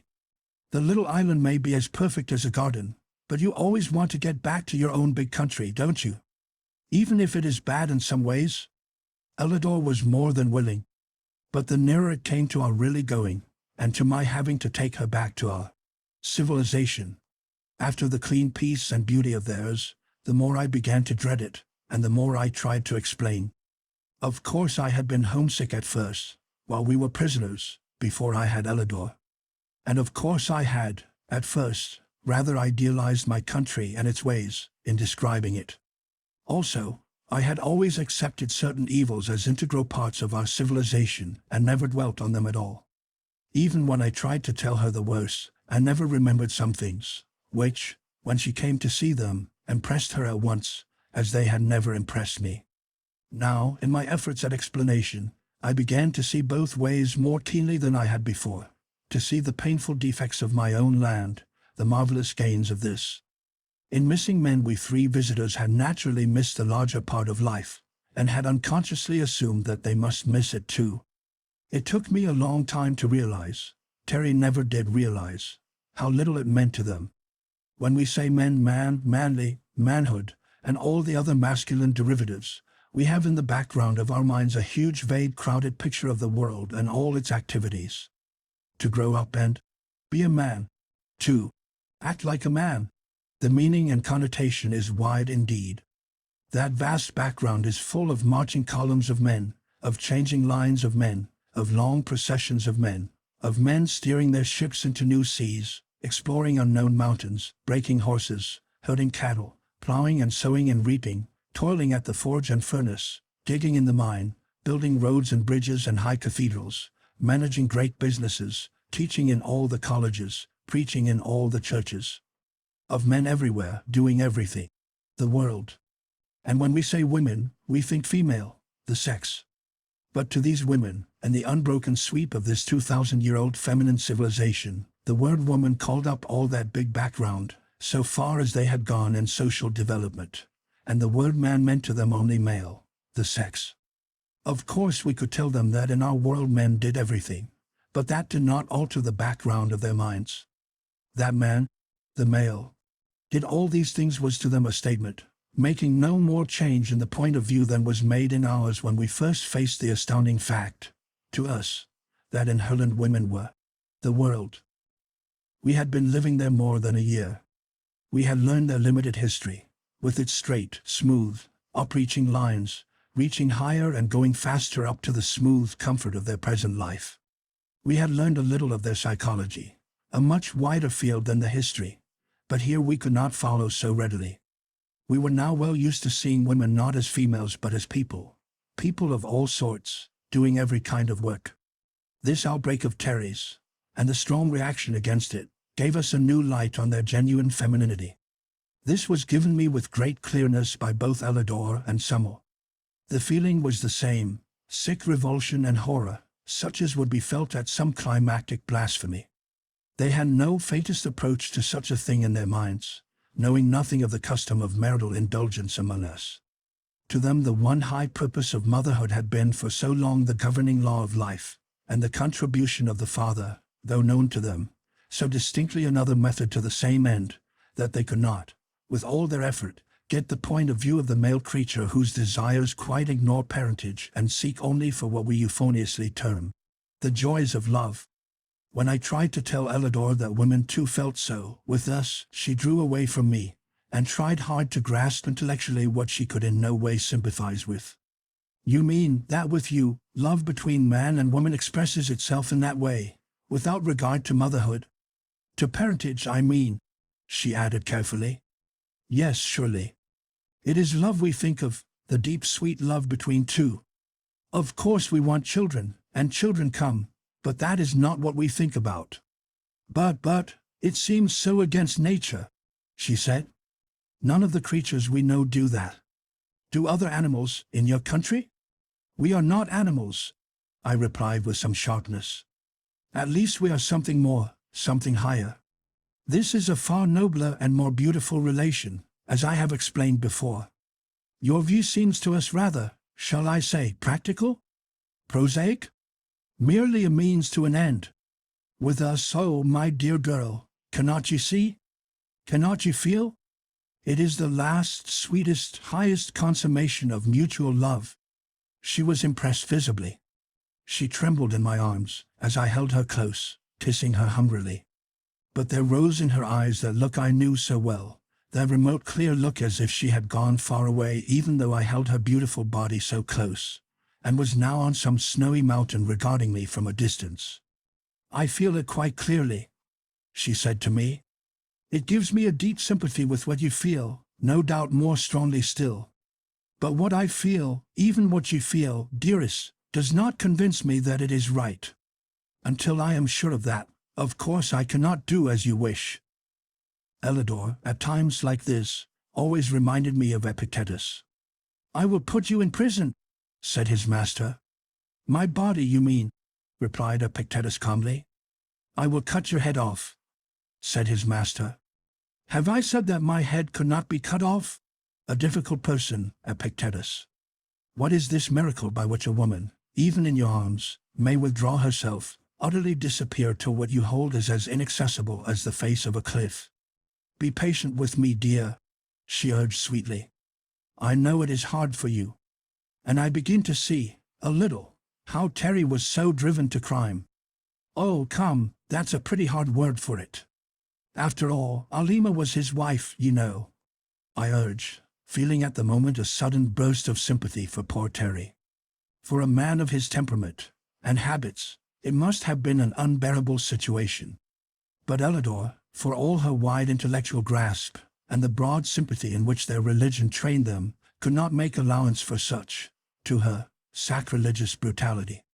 It was the more difficult to explain to her, because we three, in our constant talks and lectures about the rest of the world, had naturally avoided the seamy side, not so much from a desire to deceive, but from wishing to put the best foot foremost for our civilization, in the face of the beauty and comfort of theirs. Also, we really thought some things were right, or at least unavoidable, which we could readily see would be repugnant to them, and therefore did not discuss. Again, there was much of our world's life which we, being used to it, had not noticed as anything worth describing. And still further, there was about these women a colossal innocence upon which many of the things we did say had made no impression whatever. I am thus explicit about it because it shows how unexpectedly strong was the impression made upon Elidor when she at last entered our civilization. She urged me to be patient, and I was patient. You see, I loved her so much that even the restrictions she so firmly established left me much happiness. We were lovers, and there is surely delight enough in that. Do not imagine that these young women utterly refused the great new hope, as they called it, that of dual parentage. For that they had agreed to marry us, though the marrying part of it was a concession to our prejudices rather than theirs. To them the process was the holy thing, and they meant to keep it holy. But so far only Silas, her blue eyes swimming in happy tears, her heart lifted with that tide of race motherhood which was their supreme passion, could with ineffable joy and pride announce that she was to be a mother. The new motherhood, they called it, and the whole country knew. There was no pleasure, no service, no honor in all the land that Silas might not have had. Almost like the breathless reverence with which, 2,000 years ago, that dwindling band of women had watched the miracle of virgin birth, was the deep awe and warm expectancy with which they greeted this new miracle of union. All mothers in that land were holy. To them, for long ages, the approach to motherhood has been by the most intense and exquisite love and longing, by the supreme desire, the overmastering demand for a child. Every thought they held in connection with the processes of maternity was open to the day, simple yet sacred. Every woman of them placed motherhood not only higher than other duties, but so far higher that there were no other duties, one might almost say. All their wide mutual love, all the subtle interplay of mutual friendship and service, the urge of progressive thought and invention, the deepest religious emotion, every feeling and every act was related to this great central power, to the river of life pouring through them, which made them the bearers of the very Spirit of God. Of all this I learned more and more, from their books, from talk, especially from Elidor. She was at first, for a brief moment, envious of her friend, a thought she put away from her at once and forever. "It is better," she said to me. "It is much better that it has not come to me yet, to us, that is. For if I am to go with you to your country, we may have adventures by sea and land, as you say, and as in truth we did, and it might not be at all safe for a baby. So we won't try again, dear, till it is safe, will we?" This was a hard saying for a very loving husband. "Unless," she went on, "if one is coming, you will leave me behind. You can come back, you know, and I shall have the child." Then that deep ancient chill of male jealousy of even his own progeny touched my heart. "I'd rather have you, Elidor, than all the children in the world. I'd rather have you with me, on your own terms, than not to have you." This was a very stupid saying. Of course I would. For if she wasn't there I should want all of her, and have none of her. But if she went along as a sort of sublimated sister, only much closer and warmer than that, really, why I should have all of her but that one thing. And I was beginning to find that Elidor's friendship, Elidor's comradeship, Elidor's sisterly affection, Elidor's perfectly sincere love, none the less deep that she held it back on a definite line of reserve, were enough to live on very happily. I find it quite beyond me to describe what this woman was to me. We talk fine things about women, but in our hearts we know that they are very limited beings, most of them. We honor them for their functional powers, even while we dishonor them by our use of it.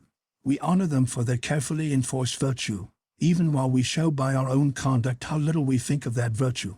We value them, sincerely, for the perverted maternal activities which make our wives the most comfortable of servants, bound to us for life with the wages wholly at our own decision, their whole business. Outside of the temporary duties of such motherhood as they may achieve, to meet our needs in every way. Oh, we value them all right, in their place, which place is the home, where they perform that mixture of duties so ably described by Mrs. Josephine Dodge Dascombe Bacon, in which the services of a mistress are carefully specified.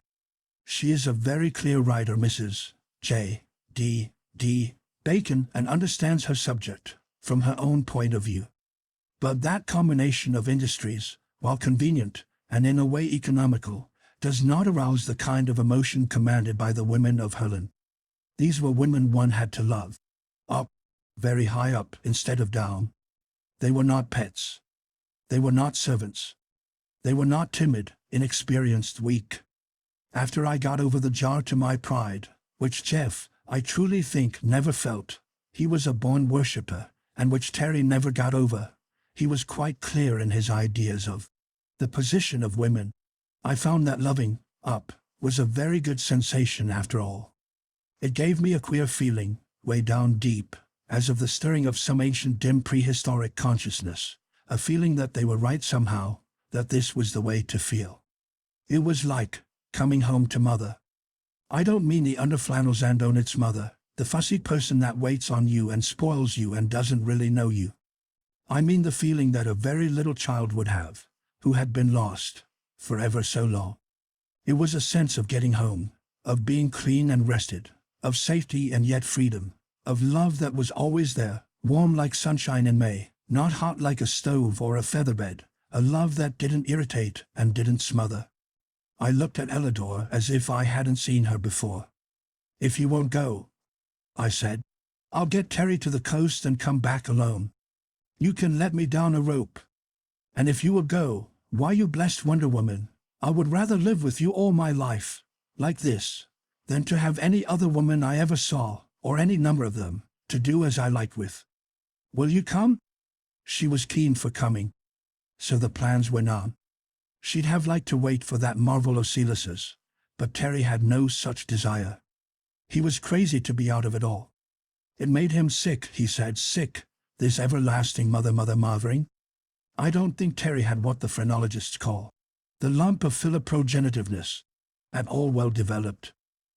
Morbid one-sided cripples, he called them, even when from his window he could see their splendid vigor and beauty, even while moaning, as patient and friendly as if she had never helped Alima to hold and bind him, sat there in the room, the picture of wisdom and serene strength. Sexless, epicene, undeveloped neuters, he went on bitterly. He sounded like Sir Amroth Wright. Well, it was hard.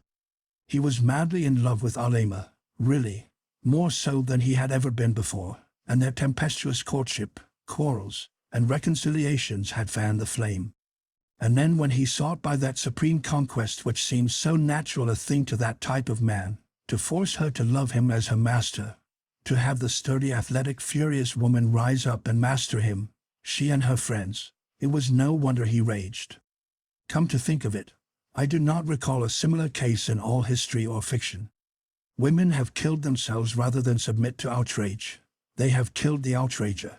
They have escaped, or they have submitted, sometimes seeming to get on very well with the victor afterward. There was that adventure of false Sextus, for instance, who found Lucrece combing the fleece under the midnight lamp. He threatened, as I remember, that if she did not submit he would slay her, slay a slave and place him beside her, and say he found him there. A poor device, it always seemed to me. If Mr. Lucretius had asked him how he came to be in his wife's bedroom overlooking her morals, what could he have said? But the point is Lucrece submitted, and Alima didn't. She kicked me, confided the embittered prisoner. He had to talk to someone. I was doubled up with the pain, of course, and she jumped on me and yelled for this old harpy. Modine couldn't hear him, and they had me trussed up in no time. I believe Alima could have done it alone, he added with reluctant admiration. She's as strong as a horse. And of course a man's helpless when you hit him like that. No woman with a shade of decency. I had to grin at that, and even Terry did sourly. He wasn't given to reasoning, but it did strike him that an assault like his rather waived considerations of decency. I'd give a year of my life to have her alone again, he said slowly, his hands clenched till the knuckles were white. But he never did. She left our end of the country entirely, went up into the fir forest on the highest slopes, and stayed there.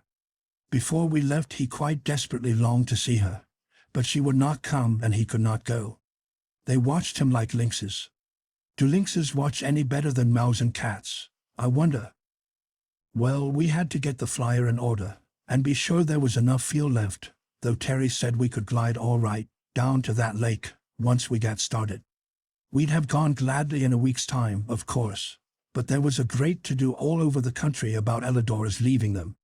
She had interviews with some of the leading ethicists, wise women with still eyes, and with the best of the teachers. There was a stir, a thrill, a deep excitement everywhere. Our teaching about the rest of the world has given them all a sense of isolation, of remoteness, of being a little outlying sample of a country, overlooked and forgotten among the family of nations. We had called it the family of nations, and they liked the phrase immensely. They were deeply aroused on the subject of evolution. Indeed, the whole field of natural science drew them irresistibly. Any number of them would have risked everything to go to the strange unknown lands and study. But we could take only one, and it had to be Elidor, naturally. We planned greatly about coming back, about establishing a connecting route by water, about penetrating those vast forests and civilizing, or exterminating, the dangerous savages. That is, we men talked of that last, not with the women. They had a definite aversion to killing things. But meanwhile there was high council being held among the wisest of them all.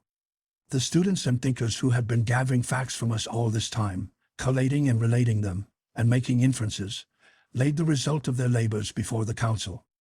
Little had we thought that our careful efforts at concealment had been so easily seen through, with never a word to show us that they saw. They had followed up words of ours on the science of optics, asked innocent questions about glasses and the like, and were aware of the defective eyesight so common among us. With the lightest touch, different women asking different questions at different times, and putting all our answers together like a picture puzzle, they had figured out a sort of skeleton chart as to the prevalence of disease among us. Even more subtly, with no show of horror or condemnation, they had gathered something, far from the truth, but something pretty clear, about poverty, vice, and crime. They even had a goodly number of our dangers all itemized, from asking us about insurance, and innocent things like that. They were well posted as to the different races, beginning with their poison arrow natives down below, and widening out to the broad racial divisions we had told them about. Never a shocked expression of the face or exclamation of revolt had warned us.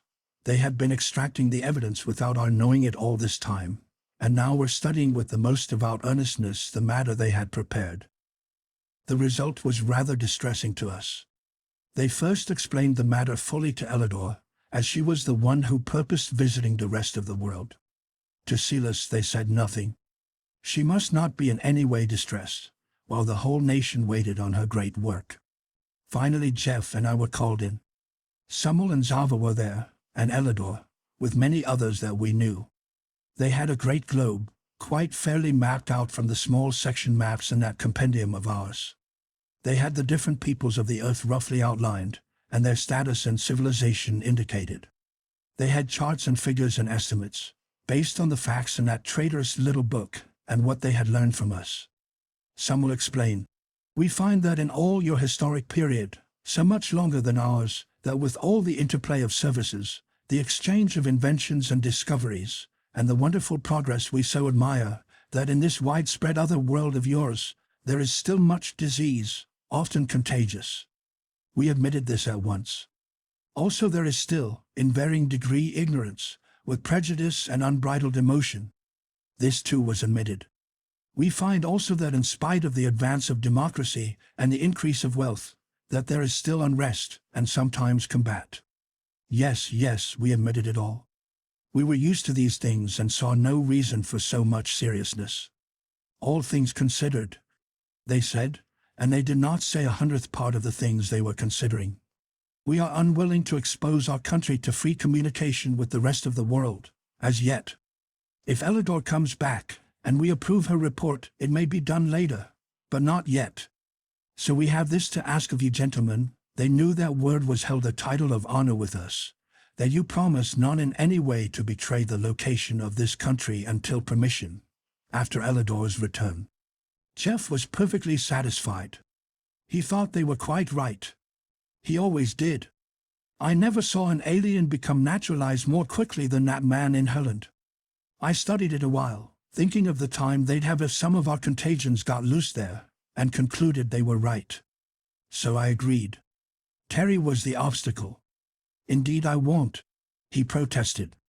The first thing I'll do is to get an expedition fixed up to force an entrance into Marland. Then, they said quite calmly, he must remain an absolute prisoner, always. Anesthesia would be kinder. Bergmodine. And safer, added Zava. He will promise, I think. said Ellador. And he did. With which agreement we at last left Herland.